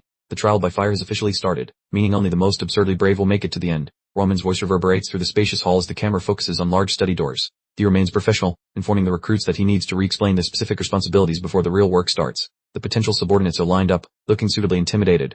The text overlay reveals a bombshell. Tomorrow's initial trial requires every one of them to be shot by an arrow. That's certainly one way to break in new employees.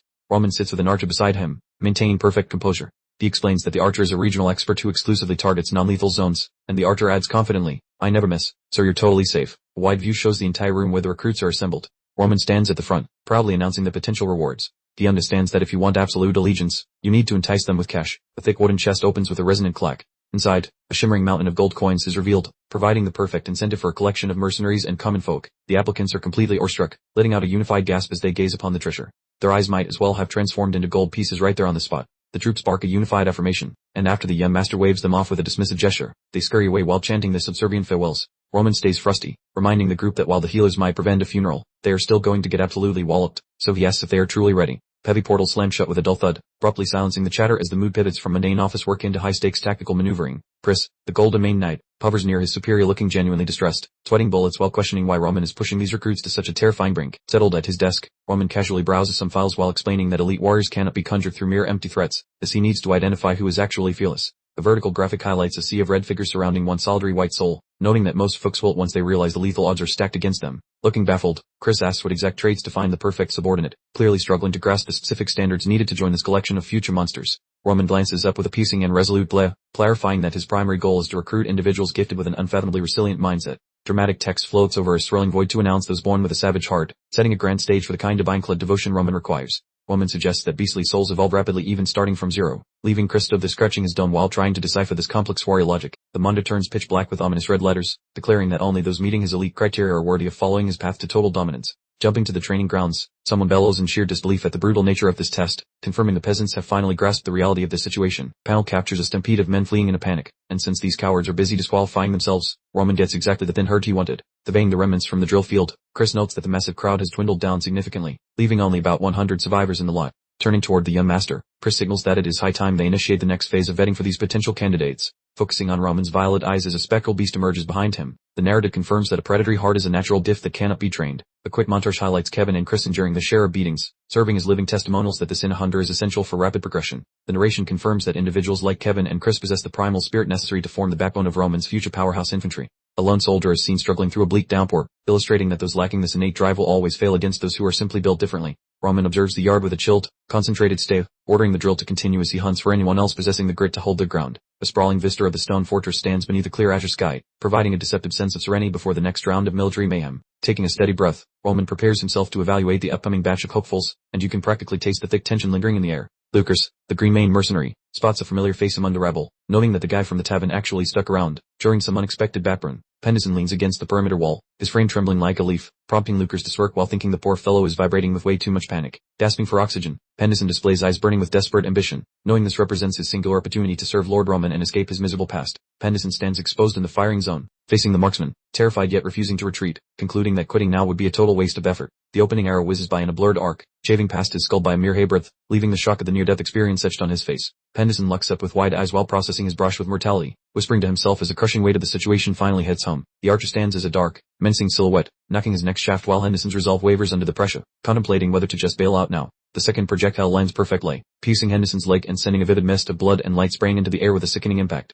Henderson bites his lip to ignore the torment, convinced he has some time left, even though he is drenched in sweat and agony while remaining upright. Violet radiance ripples around Henderson as he anchors himself, refusing to budge a single inch from his mark despite pushing his buddy past its breaking point. The third bolt lands between his toes, and he lets out a quiet moan of relief upon realizing he somehow survived this lethal game. Henderson sinks to his knees as the rush wears off, and Chris cheers that he made the cut, marking a massive win for the common folk. Lucas offers a knowing smirk from the sidelines, musing that he would have bailed if it lasted any longer, assuming the lad just got lucky. A vertical display shows highlights of the trial's conclusion, confirming the initial round went off without a hitch and successfully weeded out the weak. The tally is finalized, and after accounting for the quitters, about 400 men faced a volley, but only a handful had the backbone to endure. The manga flashes the final count, revealing 100 successful recruits, and Roman's elite unit is starting to look like a real force.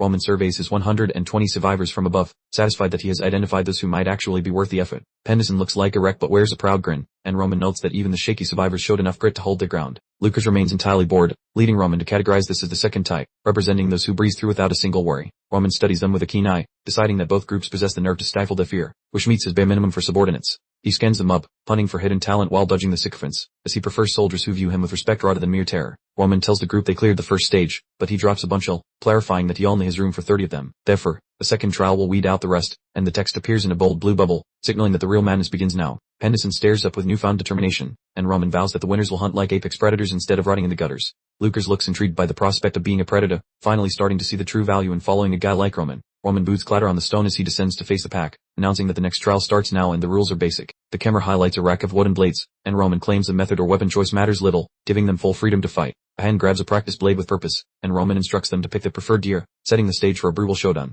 Roman waits in the center with his wooden sword slung over his shoulder, delivering his final directive to prove their worth through a duel. The applicants are dumbfounded, whispering about how a fancy noble would actually risk his skin brawling with a bunch of random commoners. Lucas breaks a sweat with his jaw dropped, wondering if Roman is a total genius or just a lunatic for wanting to fight everyone solo. A close shot of Roman's glowing eye details the terms, noting they do not need a victory, just 1 minute of survival to earn a massive bonus. The lens fixes on a hulking brute with a scarred face, who inhales deeply to prepare his body for the coming storm of pain. The giant steps forward with a heavy thud, shouting that he will lead the charge to test the arrogant brat's actual fighting ability. A zoom on the volunteer reveals a bold veteran covered in scars, looking like a man who has seen enough wars to fear no pampered noble. The wide angle captures the duo squaring off in the vast arena, while the remaining recruits watch with hearts pounding in the tense silence. Roman asks for his name with chilling calm, and the man replies that he is Vulcan, his fingers already tightening around his weapon. Roman hefts a massive wooden greatsword with one hand, asking if the weapon is acceptable, to which Vulcan agrees with a cucky nut. Vulcan thinks Roman acts like he won the lottery, but those bloody tales are surely fairy stories, so beating him in a minute seems quite impossible. Chris stands by the hourglass, waiting to time this brawl, then signals the start while the applicants hold their collective breath in anticipation. Vulcan mentally prepares to make Roman his butler after this fight, seeing a perfect chance to show everyone who is truly the big boss. Chris tips the hourglass over, and the falling sand marks the official countdown for poor, doomed Vulcan to get his act together. Roman roars to initiate his assault, thinking it is high time he teaches this fellow a lesson about exactly who he is dealing with. Roman blurs forward like a caffeinated cheetah, leaving Vulcan blinking in confusion as the young master closes the gap in a mere heartbeat. A zoom shot of Vulcan's wide eyes reveals the sheer terror of realizing he messed up big time, totally blindsided by such blistering speed. Roman unloads a flurry of strikes so swift that Vulcan cannot even track them, let alone defend, proving he is a true master of blades. Vulcan stumbles backward, his boots carving tracks in the stone while he groans, clearly outclassed by pace he simply cannot hope to match. Vulcan pants heavily and shouts in disbelief, shocked that a noble brat just mopped the floor with him in under 10 quick seconds. Roman stops abruptly with a calm step, his wooden sword steady, looking completely refreshed while Vulcan looks like a total disaster zone. The caption notes that if it were a real head, Dirk would be history, proving that our archer friend is definitely no joke at all. The crowd murmurs growl louder as someone curses this insanity, regretting the life choices and wondering why they ever signed up for knighthood. Chris turns to Roman, remarking that he will interpret the silence as a second-place guy giving up, showing his usual icy captain demeanor. Watching Vulcan lose so fast left the spectators dazed, slowly realizing those wild rumors about Roman were actually a massive understatement. Expectations shifted as Roman stood in the arena, his purple martyr glowing intensely,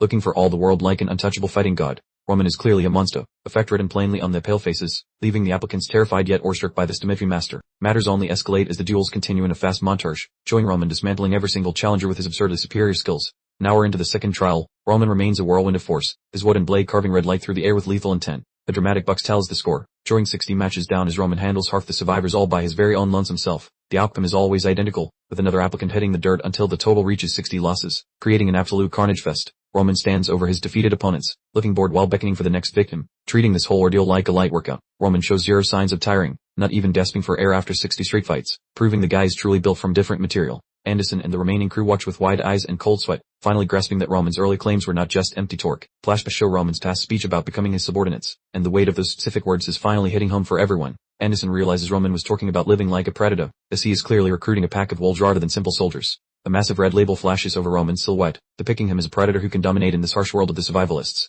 Anderson watches him and feels those words turning into reality, with every applicant's heart hammering as they buy into Roman's grind vision. The men sweat profusely, realizing that while Roman is still branded the town idiot, their golden chance to join him is vanishing fast. Lucas and a veteran exchange glances, recognizing this moment as a rare, once-in-a-lifetime opportunity to be part of something truly legendary. They crave serving under Roman, yet fear clings to them like cheap cologne while doubt whispers pesky rumors into their trembling ears. Roman looms solo within the sandy ring, surrounded by spooky violet flames, acting as the ultimate boss fight for any brave but foolish challenger. The crowd stands frozen, terrified that if no one volunteers, they all go home losers, so they point fingers at neighbors hoping someone else becomes the sacrificial lamb. Suddenly a lone voice booms out loud, declaring his arrival, as a bold challenger strolls into the arena with footsteps that sound like impending doom. Enter Lucas, gripping his wooden toy sword with a look so serious he probably forgot how to have fun during his morning coffee. He introduces himself as a 60th hopeful, displaying the kind of smug confidence that suggests his B-rank resume was not just written in crayon. A sweeping cinematic shot captures the castle towers under the scorching sun, signaling that the chaotic circus of trials is finally about to commence. The giant text monster hovers over Lucas as he squares off against Roman, clearly realizing he has brought a wooden stick to a legendary beast fight. Roman looks like a nightmare in human form to Lucas, especially with the purple glow making his eyes pop like he had far too much espresso. Lucas feels his soul leaving his body because Roman is generating enough terrifying atmospheric pressure to make the local weather report look weak. Gazing at the heavens, Lucas realizes Roman is a completely different creature than his memory suggests, likely destined to conquer the globe before lunchtime. Clutching his splintering sword, Lucas stops caring about the paycheck and decides he simply must test this mythic legend with his own two hands. Chris stands by the hourglass ready to ruin lives, while Lucas prepares for the duel of a lifetime before the sand decides to run out. A mighty roar escapes Chris as he flips the glass, officially starting the 60-second nightmare for poor Lucas to survive this test. Launching forward like a desperate cannonball, Lucas turns into a blurry mass of motion, praying his initial charge is enough to pass muster. Chris watches with genuine interest, noting that Lucas has more background than the previous wimps who were too scared to throw the first punch. Beyond just bravery, Chris notices the man possesses legitimate combat IQ, moving with the seasoned grace of someone who has survived many messy brawls. Utilizing a dual-wield technique, Lucas rains down wooden slashes and dagger jabs, performing a rhythmic dance of violence meant to unsettle his opponent. A loud thud rings out as Roman stonewalls the assault, while Lucas pours his entire personality and soul into these opening precious seconds. Lucas stares in disbelief as Roman parries everything with the bored energy of someone shooing away a fly, completely invalidating his B-rank skills. Refusing to pump the brakes, Lucas shouts an aggressive inquiry while repositioning for another attack, his speed proving he is trying his very best. Roman remains chill, holding his wooden deer with the relaxed posture of a guy waiting for a bus, likely driving Lucas into a frustrated frenzy. Delivering a brutal shove that feels like being hit by a truck, Roman sends Lucas tumbling backward until the poor guy struggles to stand upright. Wheezing for oxygen, Lucas realizes his hope of finding an opening in the fortress that is Roman was merely a daydream of the naive. Tightening his grip, Lucas realizes the slightest moment of hesitation will end his career, so he must keep the heat turned up for 60 seconds. Screaming to keep the momentum going, Lucas dives back into the swirling chaos, desperate to prove he can hang with the local powerhouse. A faint grin plays on Roman's lips as he notes the challenger's name, thinking that the kid is actually putting up a halfway decent fight. Roman muses that while such reckless aggression is a fast track to death in actual war, it makes for a fantastic display in a controlled duel. A devastating blow sends Lucas sliding across the dirt, making the massive skill gap between them look as obvious as a giraffe in a closet. Roman contemplates the minute as a massive barrier, having set this difficulty precisely to show his future underlings exactly how legendary the leader is. Lucas lunged forward with a wide swing, but Roman was already 2 steps ahead of him, explaining that the entire purpose of this trial was simply to imprint the memory of the first encounter upon Lucas's brain. Roman casually deflected Lucas's best attacks, demonstrating his absolute superiority by schooling the mercenary in real-time combat during the mock battle. Roman's gaze took on a final, chilling intensity, signaling that it was time to wrap things up as he prepared to deliver his finishing move. Lucas's eyes were wide with terror, his pupils dilating in shock as Roman closed the distance, realizing he had finally reached the absolute limit of his abilities. With a powerful strike, Roman landed the definitive blow, sending Lucas spinning through the air as both his spirit and his wooden practice sword completely shattered. The final caption for Lucas's thoughts delivered the harsh truth, revealing that B rank represented the peak of effort alone, but Roman operated on a level that hard work could never touch. Lucas fell to his knees, struggling for air, while the text explained that an ordinary person could reach B rank through sheer life or death struggle, but they were permanently barred from a rank without Marner. A vision showed Roman standing among the corpses of his foes, holding a bright torch, highlighting that awakening Marner was a fundamental requirement for reaching the very top, something Lucas had never achieved. Lucas finally admitted to himself that he had reached his breaking point, understanding that no matter how hard he pushed, he could never escape the confines of B rank. The blood-red background with the words "even so" appeared, emphasizing Lucas's persistent desperation, as he refused to give up, even when he knew he was completely outmatched. Lucas flashed back to a bloody battlefield where he was the only survivor, reflecting that he had survived again and again, with his entire identity built around his stubborn determination to stay alive. Lucas reached for a small satchel on the ground, thinking only of survival and victory as he prepared his next desperate move. Lucas let out a roar about using any means necessary, proving his point by tossing a fistful of sand directly into Roman's face in a truly cheap and dishonorable trick. Chris and the other spectators recoiled in horror, yelling about the sand attack and unable to believe that a veteran mercenary would stoop to such a pathetic level during a formal trial. Lucas completely discarded honor, remembering that Roman had only required him to last for 60 seconds and had imposed no other specific rules, prompting him to launch his last, frantic assault. Lucas unleashed a barrage of extremely rapid attacks against the supposedly blinded Roman, dedicating every single drop of his remaining strength into those final few moments. Lucas screamed with blood-red intensity, single-mindedly focused on securing victory at absolutely any cost. The close-up showed Lucas' sweat-drenched, frantic expression as he glanced at the hourglass, counting down the last few seconds he needed to endure. The scene blurred into chaotic motion as the final collision occurred, leaving Lucas breathless and desperately praying that his risky strategy had somehow paid off. Roman's eyes appeared through the swirling cloud of dust, shining with a terrifyingly sharp intensity that proved he had never actually been blinded at all. The final panel showed Roman's chilling response as he revealed his gaze, reddened by the sand particles. The gaze remained fixed directly on Lucas, who was now utterly paralyzed with terror as Roman stood over him, making it clear the sand trick had failed in spectacular fashion. The view through Lucas's bloodshot eye revealed Roman's perfectly calm demeanor, finally forcing Lucas to realize he was playing a game Roman had already won ages ago. Lucas let out a weary, mocking laugh directed at himself, having finally accepted the absolutely insurmountable dolphin power between them. With a clatter, Lucas let his training sword fall to the stone ground, a clear sign of surrender, having officially run out of every possible trick. The scene shifted to a deep lore explanation concerning the heavenly demon god cult, featuring a swirling red and black void that established an appropriately grim tone for the coming revelation. Before the cult introduced any advanced martial arts techniques, they drilled the fundamentals, with text boxes floating in the air explaining the singular essential skill required for everyone to master. The crucial skill, surprisingly, was learning to keep your eyes completely open, illustrated by a close-up of a younger Roman whose glowing purple gaze revealed the intense focus from his past life's training. The narration clarified the extreme risks of a genuine fight where strikes occur at lightning speed, cautioning that a single blink could mean life or death, while a silhouette underscored the peril of losing focus for even a moment. Just as breathing is regulated to circulate energy, blinking is something a true warrior must manage, with a menacing silhouette and glowing red eyes emphasizing that real monsters never close their eyes.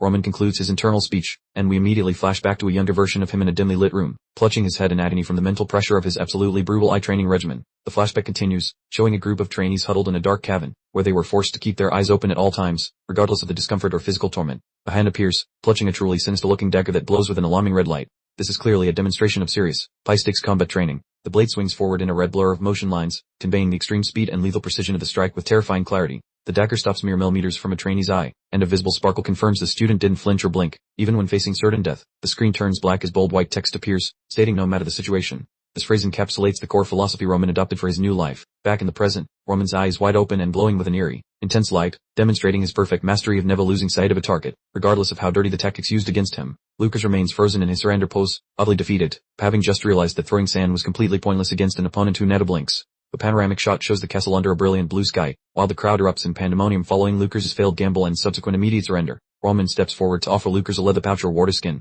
maintaining his cool composure and demonstrating surprising decency toward the men who had just tried to physically blind him. Roman proceeds to pour the water directly over Lucas' head, assisting the mercenary in rinsing the sand out of his eyes and showing that he harbors no ill will for the dirty trick. Lucas looks down in shame, water dripping from his hair, admitting to himself that he never would have used the sand if he knew the humiliation that would result, leaving him completely humbled. The vertical shot captures Lucas working away from the arena with his head bowed, reflecting on how he tried to pass the trial by any means necessary, only to end up with a pathetic failure. Roman's face remains completely unreadable, but he is likely thinking that even though Lucas failed the time limit, his willingness to resort to any tactic shows the beast heart Roman seeks in applicants. Roman stands in the exact center of the training yard, arms crossed, and calls out for the next applicant, ready to continue his methodical breakdown of the remaining contestants. The close-up reveals Lucas looking utterly shell-shocked, consumed by anxiety over whether Roman is disappointed or angry, fearing punishment for his dishonorable attempt. The crowd begins whispering in confusion, wondering why Roman isn't furious about the foul play. His lack of reaction frightens them far more than the duels themselves. A wide shot shows the two men standing in the arena, separated by heady silence that makes everyone hold their breath, waiting to see what happens next. Roman's internal monologue reveals his gut-tier situational awareness. He anticipated Lucas' plan and viewed the dirty trick as an opportunity to test his own visual discipline.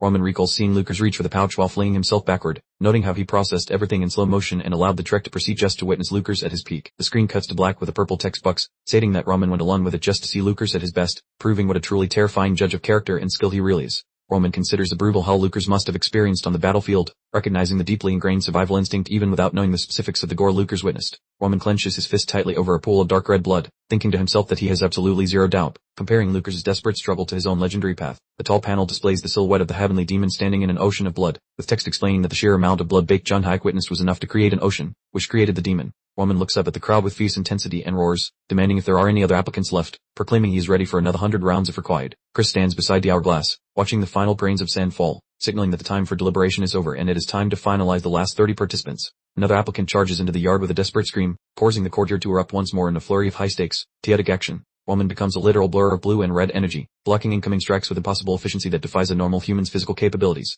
A hand reaches down toward a rock or object on the ground, indicating that other applicants are now following Lucas' lead, using whatever means necessary to survive the minute. A rock is launched at Roman's head, resulting in a sharp near-miss or impact, as the situation in the arena quickly devolves into absolute chaos. Chris is wiping his brow, observing that Lucas started this trend, forcing every hopeful to play dirty just to survive 60 seconds, essentially turning this trial into a brutal slasher flick. The blurry strike whistles past as some desperate soul fruitlessly searches for a crack in the impenetrable wall of Roman's defense.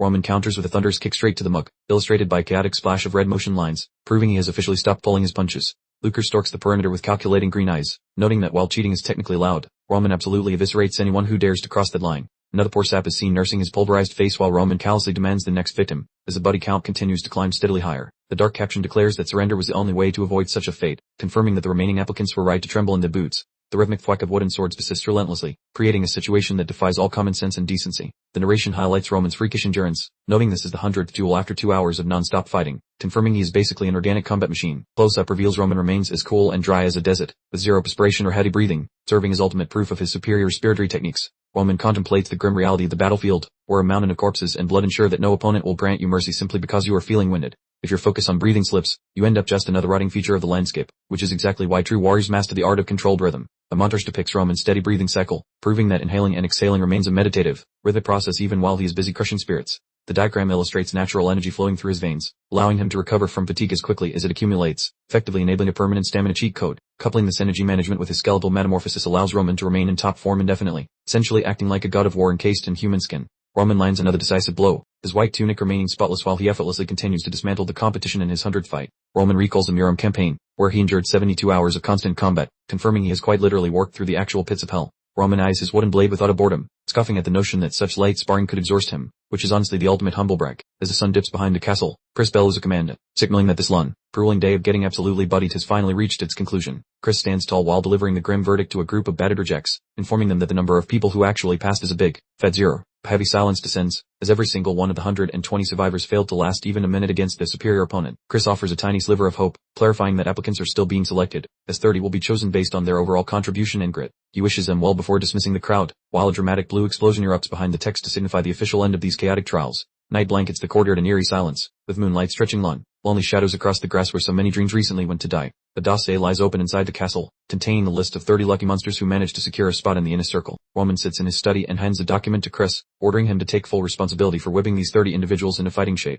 Chris accepts the paper with a respectful nod, his expression hardening as the weight of this new burden begins to sink in. Scanning the names, Chris mentally prepares to familiarize himself with the recruits he must now forge into a formidable and disciplined military unit. The vertical stretch showcases the chosen ones, including Vulcan, Pendleton, and strangely Lucas, leaving Chris to wonder if he missed some hidden potential in those texts. He checks himself, noting the other selections make sense, though his eyes widen with a sudden spark of genuine realization. Chris finally blurts out that Lucas made the cut, prompting Roman to offer a cool, confident nod from his shade to confirm the choice. Staring at Chris with the emotional range of a damp rock, Roman inquires about any issues, prompting Chris to confess that while Lucas' skills, his vibes are absolutely rancid. We revisit the moment Lucas waved the white flag, while Chris rants that quitting Earl proves the man treasures his own skin way more than the actual job description. A guy like that is just a working disaster waiting to happen in combat, Chris warns, essentially labeling Lucas a betrayal-flavored hazard who shouldn't be touched with a 10-foot pole. Against a gloomy backdrop, the text explains that honor is for dead people, and this mercenary would ditch his butt as for a sandwich, making Chris look like a hopeless Boy Scout. Resting his face like he's watching a sitcom, Roman claims cowardice is why he passed him, totally wrecking Chris's logical world. Chris stands there looking like he just tried to divide by zero, so Roman explains that while Lucas is definitely a spineless rat, he is a very practical, grounded spineless rat.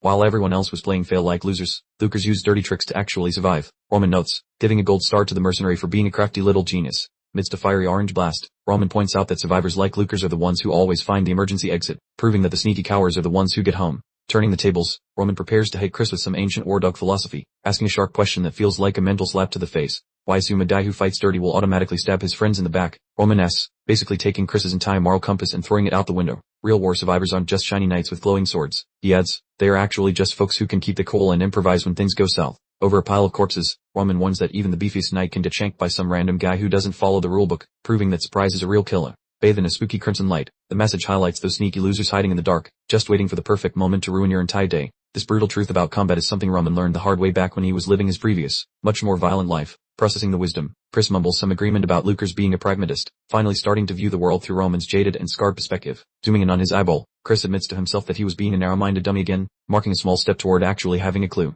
After a brief pause, Chris nervously addresses his boss, admitting there is still a massive chunk of the master plan that makes absolutely zero sense to him. He notes that since the draft is months away and Roman is a fancy aristocrat, there is no way he would be shoved onto the front lines this early. Framed against a purple haze, he asks why they are hoarding soldiers like toilet paper during a pandemic, wondering why Roman is in such a massive hurry. Roman flashes a creepy grin that suggests he knows where the bodies are buried, claiming the big news is about to drop any second now. The blue screen pops up with a very fancy header for the Barco family's formal announcement, signaling that the spicy drama is finally beginning. A nosy messenger shouts a decree to the masses, proclaiming that the Barco clan is publicly shaming those Lawrence backstabbers for their failed marriage promise. Sipping expensive juice in his office, Anthony Barco listens to his own decree about how the Lawrences are deadbeats who ghosted their family's massive ancestral debts. We cut to a very sweaty and annoyed Baron Lawrence, who is being publicly accused of hoarding the land he was supposed to hand over as collateral. Resting on a messy desk, the document proclaims that the entire kingdom of Cairo needs to know about this mess, turning a private spat into national gossip. Flora Lawrence looks like she's about to have a panic attack while the decree gives her family exactly 7 days to cough up the cash or face the music. Against a stark blue backdrop, the ultimatum hits like a brick. They are declaring a full-blown border war on the Lawrence family, and things are getting real. Chris looks like he just saw a ghost, his eyes bulging as the realization of Roman's insane master plan finally clicks into his confused brain. In a dramatic split view, Roman works like a movie villain, confirming they are about to crash the Barco Lawrence party and cause absolute mayhem for everyone involved while flipping the whole region on its head. After the messy breakup, things went south fast, leaving the Lawrence family trapped in a corner where their only choice is to start throwing punches or lose everything. Amidst a starry abyss, Lady Flora appears haunted as an accusing phantom voice blames her for the catastrophic downfall of her own kin, effectively ruining the future. Flora bolts upright with a gasp, heart pounding, only to realize the nightmare was fake, yet her waking life has become an even gloomier catastrophe. Our poor girl sits shivering within her vast, desolate bedroom where the midnight silence feels far more deafening than the scary dreams she just survived. Flora drags herself up, struggling for air as moonlight spills across the floor, piloting how the crushing weight of her poor decisions is destroying her spirit. Burying her face in trembling hands, she questions her life choices, regretting her past actions while her family legacy teeters dangerously close to total collapse. Morning light hits the Lawrence manor, yet the atmosphere remains grim since the help is busy gossiping about the recent disaster of her broken engagement. Maids whisper in the corridor about her self-imposed exile, assuming her incompetence is the sole reason she got dumped by the man from Dimitri. Behind heavy doors, talk shifts to the looming war, as the staff realizes that losing the Dimitri alliance leaves them defenseless against the Barco family. Flora remains slumped by her window looking like a sad specter, stuck inside a cage of her own making while reliving every failure that led here. She recalls thinking her schemes were brilliant, but honestly, hearing her ego implode in real time is almost as amusing as it is pathetic. Pondering her history, she admits her alleged cleverness was just an elaborate mask, finally confessing that she was never as smart as she imagined. Thinking back to school days, she remembers being a top-tier student who believed that easy grades were the only thing defining her personal value. She recalls her father beaming at her as if she were a perfect daughter, never guessing that the glorious reputation was actually quite fragile. Now she realizes she is essentially a decorative houseplant without her household status, proving that her reality check has officially arrived with a vengeance. The trapped flower is a fitting image for her past life, because she remained shielded for years yet proved totally useless when the storm arrived. She contemplates that insulting title, the Moron of Dimitri, finding it darkly hilarious that she somehow managed to embody such a fitting description. Flora kneels down in total surrender to the truth, acknowledging she is a fool, finally dismounting her high horse though the timing is rather awful. Feeling utterly broken, she admits she lacks the courage to face her father, knowing full well that her own selfishness severed the final lifeline. Suddenly Roman comes to mind, causing her to wonder how that man would navigate this mess. Casting her previous opinion of the dummy aside, she realizes Roman is her polar opposite, having endured life without a safety net or expectations, yet he never once dissolved into a weeping puddle. Remembering reports of him defeating Bloodfang through sheer cred, she notes he didn't wait for others, choosing instead to become the hero himself. He moved mountains for his relatives while she was busy acting like a stuck-up royal, making the comparison feel like a sharp, painful slap. Staring upward, she wonders how he gained such power, feeling bewildered that he takes decisive risks while she remains frozen by her own cowardice. She shouts a firm refusal, concluding that while his actual strength remains a mystery, it is his unwavering resolve that she desperately needs to copy. Gripping her fabric until her hands turn ghostly white, she vows to stop playing the victim, determined to stop being the damsel in this play. When a servant knocks with breakfast, Flora ignores the food, having developed a much larger hunger for finding an actual way to fix everything. Outside, the staff shakes their heads, assuming she is wallowing in self-pity, unaware that the pampered noblewoman is currently undergoing a total character reboot. The servant gasps when the door swings open, finding that Flora is no longer weeping but instead looks like she is ready for a duel. The confused servant calls out, barely recognizing the lady, because the spoiled brat they once knew has clearly been replaced by someone intense. Flora flashes a fierce gaze, declaring she needs a library, having realized that saving her people requires putting her own brain to some use.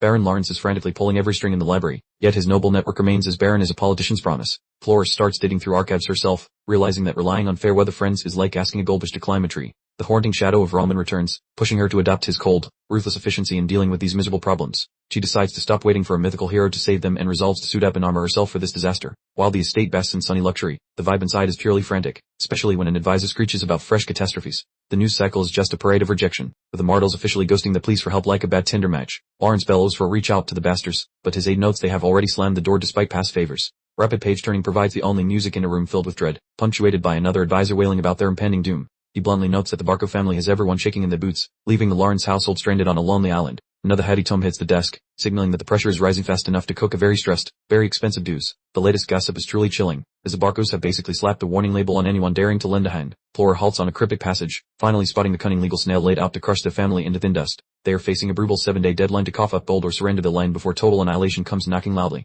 Flashbacks show Roman amidst a slaughterhouse of carnage, proving that enemies rarely offer a coffee break just because you feel exhausted. Lose your rhythm in battle and you become mere dicker for the local morgue, so a warrior must perfect the lethal breathing. Surrounded by flickering candles and stacks of paper, Flora hunts for a secret loophole while the walls shrink like a bad sweater. Plaiting her brow, she mutters about the ticking clock toward war, feeling the weight of the week crushing her fragile spirit. She desperately searches for a tactical plan to unmask the flimsy, fake excuses the Barcos are using to ignite this pointless conflict. Fisk craters the council table, making it clear that Hope has officially left the building and taken the snacks too. The Baron curses those spineless nobles for deserting him, finally grasping that high society loyalty is as fake as a cheap plastic diamond. The aide mentions the gold bank, but notes the bureaucracy stalling the investigation long enough to ensure their certain doom. At his absolute limit, the Baron admits that everyone has sold them out to butter up the Barcos for personal gain. He stares at the hushed council, praying for a miracle answer, but the heavy silence from his aides is deafeningly clear. An advisor finally breaks the tension by suggesting total capitulation, a move that sounds like a death knell for their dignity. He pleads for a graceful surrender to save the remaining troops, urging the Baron to accept this defeat before everything goes poof. The staff looks completely broken, essentially acting like spectators waiting for the final whistle in a game they already lost. The Baron exhales a weary sigh of surrender, seemingly ready to fold his cards and work away from this rigged poker table. Suddenly a guard bursts in, announcing that Lady Flora demands an audience at the most inconvenient moment imaginable for her father. The door swings wide and she marches in, ignoring her father's grumpy protests as if he were just background static on a radio. She glides toward the table, stunning the terrified advisors while signaling that she is finished playing the part of a spectator. With a determined glint in her eye, she announced to her father, "Father, I have something important to share," preparing to unleash a revelation that might just be the salvation. The scene then gracefully pivots to the opulent Dimitri estate. Baron Romero bellowed, demanding an explanation for Roman's outlandish pronouncement, completely bewildered by the news just delivered. Roman, with an air of unruffled composure, calmly stated that his words were precisely as spoken, a subtle hint that his mind was already made up on the matter. Roman declared his intent to plunge headfirst into the brewing conflict between Barco and Lawrence, all in the esteemed name of Roman Dimitri, essentially signing up for some serious heat. Romero, oddly aghast, questioned if Roman grasped the gravity of his words, to which Roman responded with a stark, unwavering affirmation. The Baron, slamming his teacup down for emphasis, explained that the war held official sanction from the central government, a legitimate battle he was attempting to steer his impetuous son away from. He argued that the broken engagement meant that Demetrius had no valid claim to interfere, fearing that meddling would alienate other noble families or invite governmental interference. Clutching his temples in desperation, he implored Roman to abandon this foolish endeavor for the sake of all that was holy, convinced his son was merely acting heroically due to a sudden change of heart regarding Flora. Roman posed a profound question: "What kind of life do you envision for me moving forward?" essentially challenging his father's entire life philosophy. Romero was utterly dumbfounded, utterly bewildered by this sudden, out-of-left-field philosophical turn, struggling to comprehend this transformed version of his son. Roman clarified his motives, emphasizing that his actions weren't born from a simple change of heart, but from a far grander, more sinister agenda. He confessed that Antony Barco had threatened him, elaborating on the entire setup in the blackmail scheme, realizing that the Barcos would become an obstacle if not dealt with promptly. Roman pointed out that while the Dmitri name carried weight, the Barcos themselves didn't truly acknowledge their dominance. He revealed that the Barcos already viewed them as subservient, and that this affront to their pride was a genuine catalyst for his war, a mission to correct a serious ego problem. He sharply rebuked his father for his inaction, despite possessing immense power and fortune, a rather brutal assessment from a son. Roman's eyes blazed with an intense, vibrant purple, proclaiming his unique identity as Roman Dmitri, a man who actively craved power and refused to be a passive observer. He vowed to shield the Dmitri legacy from any stain, whether from the Barcos or anyone else, demonstrating a fierce protectiveness of the family's honor that surpassed even his own father's.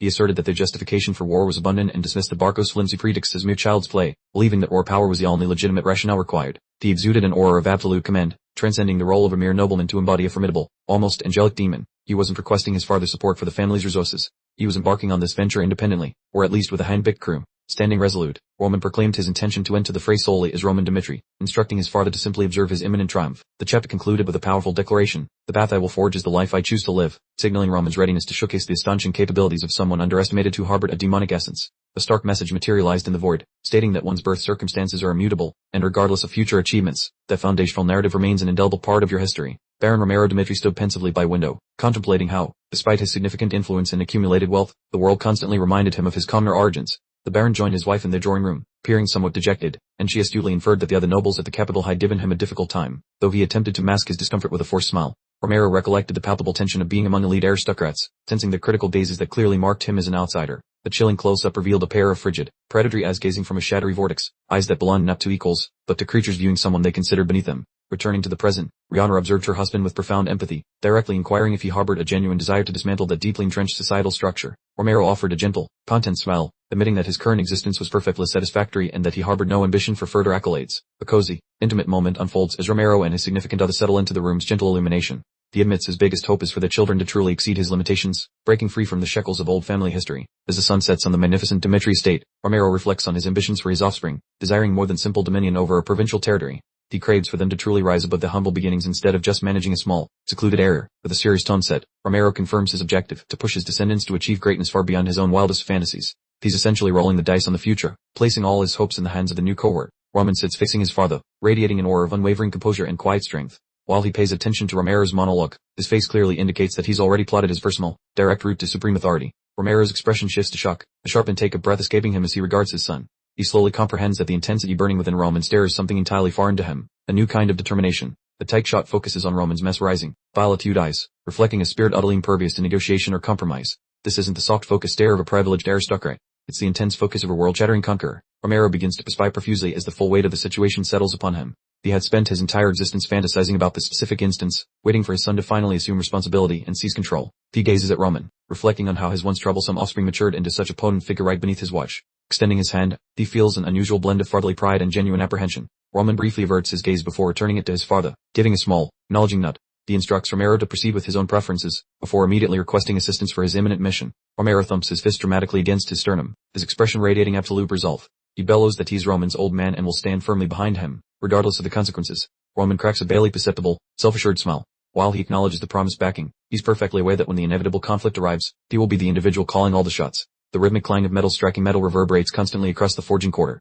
This cacophony serves as the literal and figurative core of the Dmitri family's considerable influence and financial empire. Roman approaches the immense workshop entrance with a firm and purposeful stride. This is the site where the kingdom's finest steel is produced, and he has come specifically to pick up a highly customized request. The panoramic view of the forge district confirms that the Dmitri operations aren't merely rumors. They represent the largest metalworking facilities in all of Cairo. Roman appears minuscule as he stands before the immense scale of the enterprise. Within the walls, numerous smiths toil relentlessly, beads of perspiration streaming down their faces before the roaring furnaces. This entire setup functions as a sophisticated industrial complex dedicated to producing both quantity and excellence. We learn that 30 identical workshops line the street alone, turning the constant clatter into a chaotic industrial symphony. This immense output serves as a driving force behind the entire surrounding territory. Workers are depicted hauling heavy containers and completed merchandise, creating a flurry of activity. This vibrant display of production clarifies precisely how the Demetris accumulated their extraordinary fortune. Roman examines the surroundings, understanding that any skepticism regarding his family's affluence vanishes upon viewing this thoroughfare. He recognizes this as a real-world gold mine, specifically dedicated to generating military equipment. A shot captures the iron mine situated behind the main property, with machinery noises signaling the incessant removal of superior quality ore. This material is subsequently sold on the open market for an exorbitant sum. The radiant emblem of crossed hammers set against a sun blazes brightly. Thanks to their exclusive control over armaments production, the northeastern nobility wouldn't contemplate challenging the Demetrius to conflict. A vast assortment of deer axes, defensive shields, and bladed swords is laid out for inspection. For any aristocratic family, having the source of Dmitri forged steel severed during wartime would equate to certain annihilation. A written message against the black backdrop highlights that a loss of access to this essential weaponry would present a potentially fatal problem for virtually everyone within the Cairo kingdom. Roman fixes his stare on a prominent workshop, his expression growing serious. He observes that he has arrived precisely to meet the person who embodies the true inheritance of the family name, and to the mythic figure of Master Blacksmith Hendrik. He is celebrated as the living embodiment of the Dmitri lineage, possessing a craftsmanship that stands entirely unrivaled throughout the entire kingdom. Roman's inner thoughts continue to churn. He intends to resolve the upcoming conflict through his personal strength, yet he requires his father's intervention for this singular, specific objective. A memory surfaces in the study, Roman informing Romero that he requires weaponry to outfit his new detachment of 30 fighting men. Romero looks pensive, repeating the key term, armaments. To himself, Romero places his porcelain cup carefully on the table, his demeanor shifting to gravity. He instructs Roman to arrange a personal meeting with Master Hendrik at once. Romero details how Hendrik was once his contemporary, eventually assuming the role of family master once Romero acquired his new position. He now manages the entire iron production process for the organization. The Baron offers Roman an encouraging nod, assuring him that if he attributes the request to his father, Hendrik will certainly furnish whatever supplies are required. However, Romero inserts a cautionary note: the Dmitri Forge masters possess immense personal pride. He reminds Roman that they won't automatically grant him allegiance simply due to his surname. The elder stresses that without the skill to judge metalwork, one can't have hope to impress these master craftsmen, marking the protagonist's true challenge. Returning to the now, the young lord strolls into the workshop with swagger, sensing the hostile vibes from every metalworker in the building, squinting his violet gaze while observing the room. The hero realizes the warning about the staff being incredibly rude was spot on. All the hammer-wielding employees are gasping and glaring at him, obviously disgusted by the local fail-son, and they make zero effort to mask it. A loud jeer erupts from the rear, mockingly welcoming the newcomer and wondering why the privileged brat took so long to visit. Chief Hendrik emerges, looking intimidating with his facial scar and work gear, bluntly demanding to know why the boy has come to his shop. The boy stares directly into the man's face, completely ignoring the saltiness, and points out that his dad likely sent a memo regarding this. The veteran shrugs, remembering some annoying request to provide gear for 30 soldiers, though his face suggests he would rather be eating coal. The master snidely suggests that the visitor only showed up to pilfer goods because he wasted his allowance on gambling and fancy booze. Gesturing toward a shattering nook packed with rusty shards and broken tools, the smith tells him to scavenge whatever garbage he likes. The noble gazes at the debris, then glares at the craftsman in shock, asking if that mess is actually the intended supply, which the man confirms. Turning hostile, the worker points a finger and shouts for the guest to leave if the collection of jagged metal is not good enough. Refusing to budge, the protagonist moves closer and grabs the handle of a pathetic weapon, his expression becoming sharper than a razor. He draws the sword with a metallic ring, inspects the blunt edge, and asks if the veteran believes his house's name is some grand lie. The camera focuses on the smith's nervous face as he realizes this is not a game, beads of sweat forming when the inquiry is repeated. Crowding the man's personal bubble, he questions if this junk represents the master's peak performance, earning a loud, angry grind from his teeth. The craftsman snaps, yelling that a pampered kid who has never felt the heat of a kiln has zero authority to critique professional projects. He fumes that only the patriarchs favor secured any equipment at all, then brings up the superior sibling rival while labeling the eldest as filth. The young noble inspects the lumpy sticks of metal on the planks while the blacksmith keeps barking that the boy is a hopeless failure. Puffing up his chest, the man insults the firstborn for being a total do-nothing, which is quite the gamble given the beating he's about to take. The boy exhales a weary breath, thinking that this tired routine is completely unoriginal and the master is actually a massive drag. Identifying a glaring error, he explains that the inconsistent striking caused the blade to shift hues like a mood ring under the afternoon sun. Labeling it the failure of a novice, he claims the smith used petty insults to hide his own incompetence, leaving the man stuttering in confusion. The smith's lone eye bulges with fury and surprise, stunned that the person he called a fool is dissecting his secret hammer techniques so easily. The protagonist whips the floored weapon through the air, highlighting its terrible weight and dull finish to make his criticism undeniable. He narrates a dark scene of a warrior dying because a dull blade snagged on a foe's body, teaching the smith that laziness kills people. Questioning the craftsman about this tragedy, he notes the fighter tried to live but perished simply because his boss gave him rusty metal scraps. Standing his ground, the youth hears the rattle of links and asks the man to explain why he thinks warriors wear protective gear at all. Lifting a section of mail, he argues that the burden of the weight is a fair trade if it preserves a life just one time. The smith falls silent as the boy describes a fighter murdered by his own equipment, ensuring the heavy burden of that failure is felt deeply. Roman explains in vivid detail how an enemy attack pierced through the armor, causing a soldier's internal organs to spill out. He's giving a very gross lecture on the harsh realities of combat. Hendrik shrieks in panic, demanding to know what exactly Roman is saying. A scarlet backdrop emphasizes his mounting defensiveness and visible terror. Roman looks down, his face hidden in shadow. He acknowledges Hendrik's bitterness about the eldest son only showing up when necessary, then immediately critiquing his ironwork. Text over a dark blue background reads, "I understand your thoughts." Roman shows calculated empathy just before he delivers the final, devastating blow. However, Roman declares, smashing the floor blade into the stone floor, creating a massive impact and proving his point. The final panel shows a close-up of the chainmail. Text proclaims, "You've crossed the line," signaling that Roman's patience has completely run out. Roman stands over the wreckage, explaining to Hendrik that if he hadn't discovered the faulty equipment, the soldiers would have died without ever realizing why. Roman releases his grip on the weapon. He warns Hendrik that the situation isn't merely a minor. Hendrik stares at the ground, his confidence starting to fracture. Roman asks if he can truly be called an artisan who proudly serves Dmitri. Roman turns away, telling Hendrik that because of his trivial emotions, completely innocent people nearly lost their lives. Hendrik stammering a defense, saying it wasn't his intention. Roman instantly shuts him down, explaining that his intentions are completely irrelevant. Roman reminds him that the purpose of weapons and armor is crystal clear, and he made his initial request in a the close-up shows Hendrik's sweating, guilty expression. He realizes Roman is right and that his arrogance caused a significant moral failure. The final panel shows Roman looking absolutely divine with his glowing eyes and white hair. He asks a terrifying question, can I consider these actions in subordination toward my father?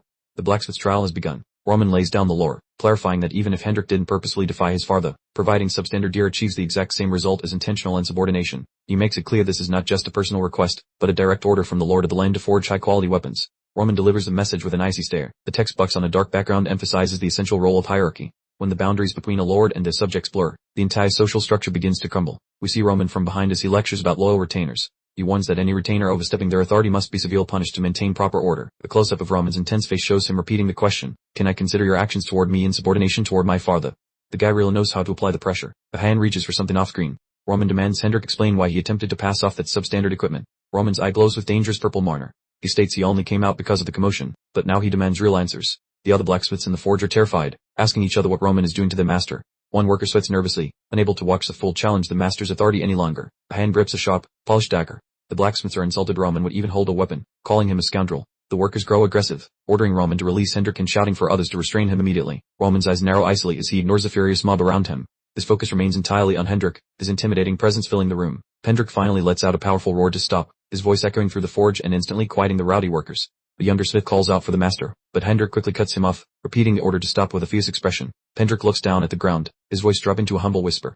He finally admits his mistake, offering an apology. Hendrik confesses that he is entirely responsible for this matter. He has completely surrendered to Roman's logic and authority. The background darkens with bold text, Hendrik, you son of a bitch. Ouch. That's some serious self-loathing internal monologue right there. Hendrik reminisces about the old days, recalling how he would lecture his young apprentices, chastising the laziness and telling them they were nowhere near ready to forge a real sword. He vividly remembers yelling at one particular novice, promising severe retribution if he ever caught him doing it again. One of those apprentices is then shown storming away from the smithy, insulting Hendrik as a damn musclehead and thoroughly exasperated by his master's brutal teaching style. The apprentice gripes that despite being the master, Hendrik only ever taught him chores, not forging, and constantly punched him for minor errors, making him wonder if he would ever actually become a proper blacksmith. Hendrik looks at the departing apprentice with a skeptical expression, demanding to know if the boy actually thinks the smithy operates as a non-profit organization or a charity for loafers. A flashback sequence begins with a close-up on a hand clutching a single gold coin, an amount so laughably meager that everyone understands it wouldn't even purchase a serviceable blade. The desperate traveler begs Hendrik for a weapon to help earn a living, promising to repay the favor tenfold once he has recovered his health and found work. Hendrik quickly dismisses the man, telling him to go window shopping somewhere else if he wasn't planning on buying anything,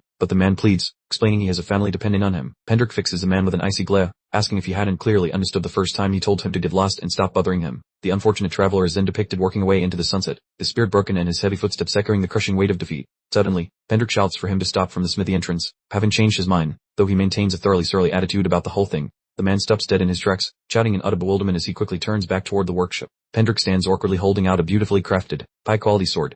The traveler, absolutely stunned, asks if the blacksmith truly intends to give him such a weapon for free. Hendrik explains that he overheard the man's circumstances inside the workshop and tells him to simply take the blade if he needs it, dismissing the small silver coin the traveler offers in exchange. Hendrik insists he doesn't need any money, claiming the weapon was just scrap he was going to throw out anyway, though he quickly adds that he is grateful if his work can help someone in need. The traveler's face lights up in a bright, joyous smile as he breaks into laughter, his eyes brimming with overwhelming appreciation while he thanks Hendrik profusely. Hendrik is shown blushing slightly, awkwardly rubbing the back of his neck in a bashful pose, which reveals that he is actually a complete softy underneath that enormous, intimidating physique. However, the atmosphere quickly shifts back to one of gloom and despair, as Hendrik's haunted expression reveals the memory is about to take a truly tragic turn. The image cuts to a gruesome scene of a man lying lifeless in the dust, encircled by a growing puddle of blood. This was the very traveler Hendrik had generously tried to assist. The man's vacant face stares blankly upward toward the heavens, as a lonely wind whistles softly over his lifeless body. The traveler's final moments are depicted, showing him letting out a pained, weak groan as a grim realization of his impending end settled upon him. Upon hearing the news, Hendrik is overwhelmed by a rush of emotion, depicted either violently vomiting or suffering a complete panic attack. He learned the man had perished while protecting a group of merchants, yet the townspeople merely clicked their tongues and casually referred to him as an unlucky pauper.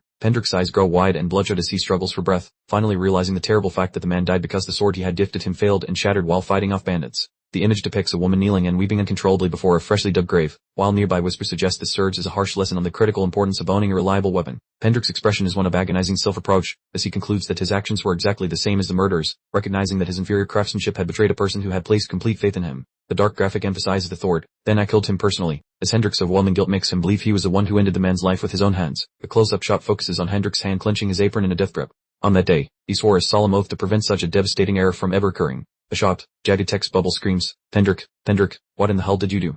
revealing his complete self-reproach for allowing his deep personal dislike for Roman to supersede his professional obligations. Pendrick stares downward in utter self-contempt, labeling himself pathetic for attempting to recreate that specific past tragedy, simply because of his personal animosity toward Roman. Trembling slightly, Pendrick confessed his trespasses and offered himself up to Roman and his posse, ready for any heavenly judgment. Roman, with a keen eye, mused that if Hendrik was truly prepared to grovel that much, then he'd let the whole shebang slide. Roman then nudged Hendrik back to the shared destiny, admitting his superb blacksmithing skills and his desire to just get on with it. Roman, captured in profile, elaborated that he totally got where Hendrik was coming from and why he'd been so salty before. The fluffy blue backdrop seemed to confirm it. Roman suggested they both chuck their past blunders into the muck and start fresh. Pendrick, oddly bewildered, questioned why Roman was so generously offering him a clean exit after all the recent drama. The white text box framed Hendrik's bewilderment, admitting he'd heard whispers but could hardly fathom Roman's dramatic turnaround. Gazing at Roman, bathed in an unnerving, serene purple haze, Pendrick pondered how such a transformation was possible, seeing a genuine leader for the first time. Pendrick let out a mighty sigh, conceding that the Roman of today was a far cry from the Roman of yesterday. He then offered a final, heartfelt apology, vowing with all his might that such a snafu would never,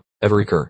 Roman flashed a sly, pleased grin, noting that his soldier's gear would soon reflect the absolute pinnacle of blacksmithing prowess. Pendrick bellowed a command of his crew, urging them back to their anvils for an immediate resumption of work, which they enthusiastically affirmed. The fiery heart of the forge roared back to life, its inferno blazing, as the symphony of stilled labor returned to its comforting cadence. The clang of hammers on steel once more resonated, with Hendrik, his brow furrowed in concentration, pouring his soul into crafting magnificent blades. Roman, idly twirling a wooden sword, pondered the unsettling possibility that he might have pilfered Master Hendrik's prize blade. One of the veteran smiths scoffed, suggesting Roman wouldn't recall such an event given he was famously sloshed at the time, to which Roman blankly inquired about the smith's ramblings. The smith explained that 3 years prior, in a fit of financial desperation, Roman had infiltrated the workshop, absconded with Hendrik's magnum opus, and peddled it for pennies. The breathtaking, shimmering azure sword, Hendrik's masterpiece, was displayed, adorned with exquisite filigree, a testament to its immense value and artistry. The smith informed Roman that crafting the sword's design alone took half a year, followed by 3 months of relentless smithing, showcasing a montage of Hendrik toiling day and night. Roman stood in humbled silence as the smith lamented the profound, unfillable void of a treasured creation disappearing without ever reaching its intended guardian. A bold declaration on a purple background declared that it was the former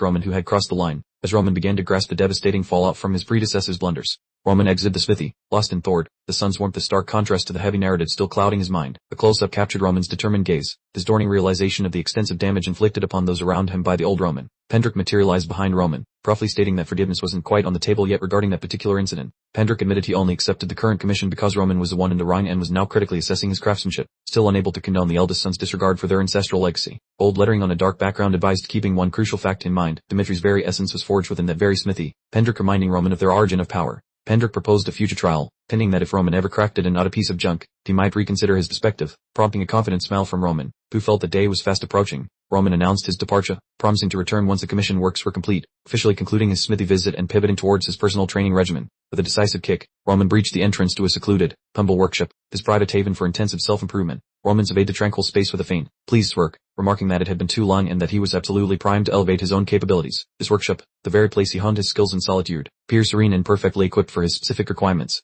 Roman observes that everything is neatly arranged as requested, with all the necessary implements at hand, and his mind is already strategizing multiple moves ahead. The camera drifts across the assortment of tools within the shop, featuring hammers, daws, and anvils, implying Roman's intentions extend far beyond mere contemplation this time. Standing before a modest furnace, Roman offers a succinct now as he gears up to initiate the undertaking. With a dramatic whoosh, the furnace ignites in a dazzling display of orange flame, and Roman utters the word begin, poised to merge his ancestral blacksmithing legacy with his unique Merim abilities. Roman reminisces about his past within the Merim, recalling an 18-year-old version of himself who resolved to craft his own blade, the time marked by frequent fraternal strife and the necessity of sleeping with one eye open due to persistent assassination threats. A fleeting scene unfolds on a frosty evening, depicting an ambush orchestrated by his 11th sibling, Baek Chun-han, pending at a swift and brutal assault. The recollection showcases an intensely close duel, tragically concluding with Roman's prized sword shattering, incapable of enduring Baek Chun-han's relentless onslaught, a truly dire predicament. The visual depicts a monumental collision between the two brothers, with Baek enveloped in a tempestuous swirl of purple energy, presenting him as an exceptionally formidable adversary. While Roman managed to escape with his life, his sword lay in ruins, and the stark realization of its inadequacy became the catalyst for his transformative journey.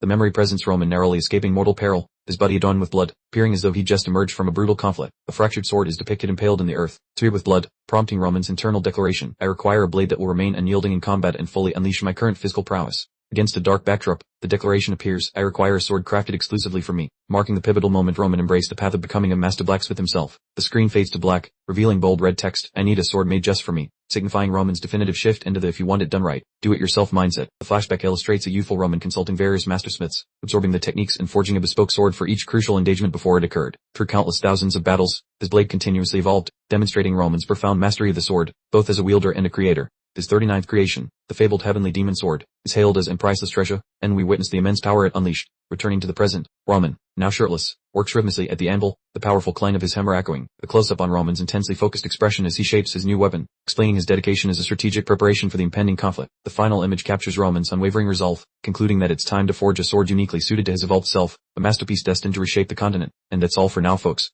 If you enjoyed this, kindly show your appreciation by liking and subscribing.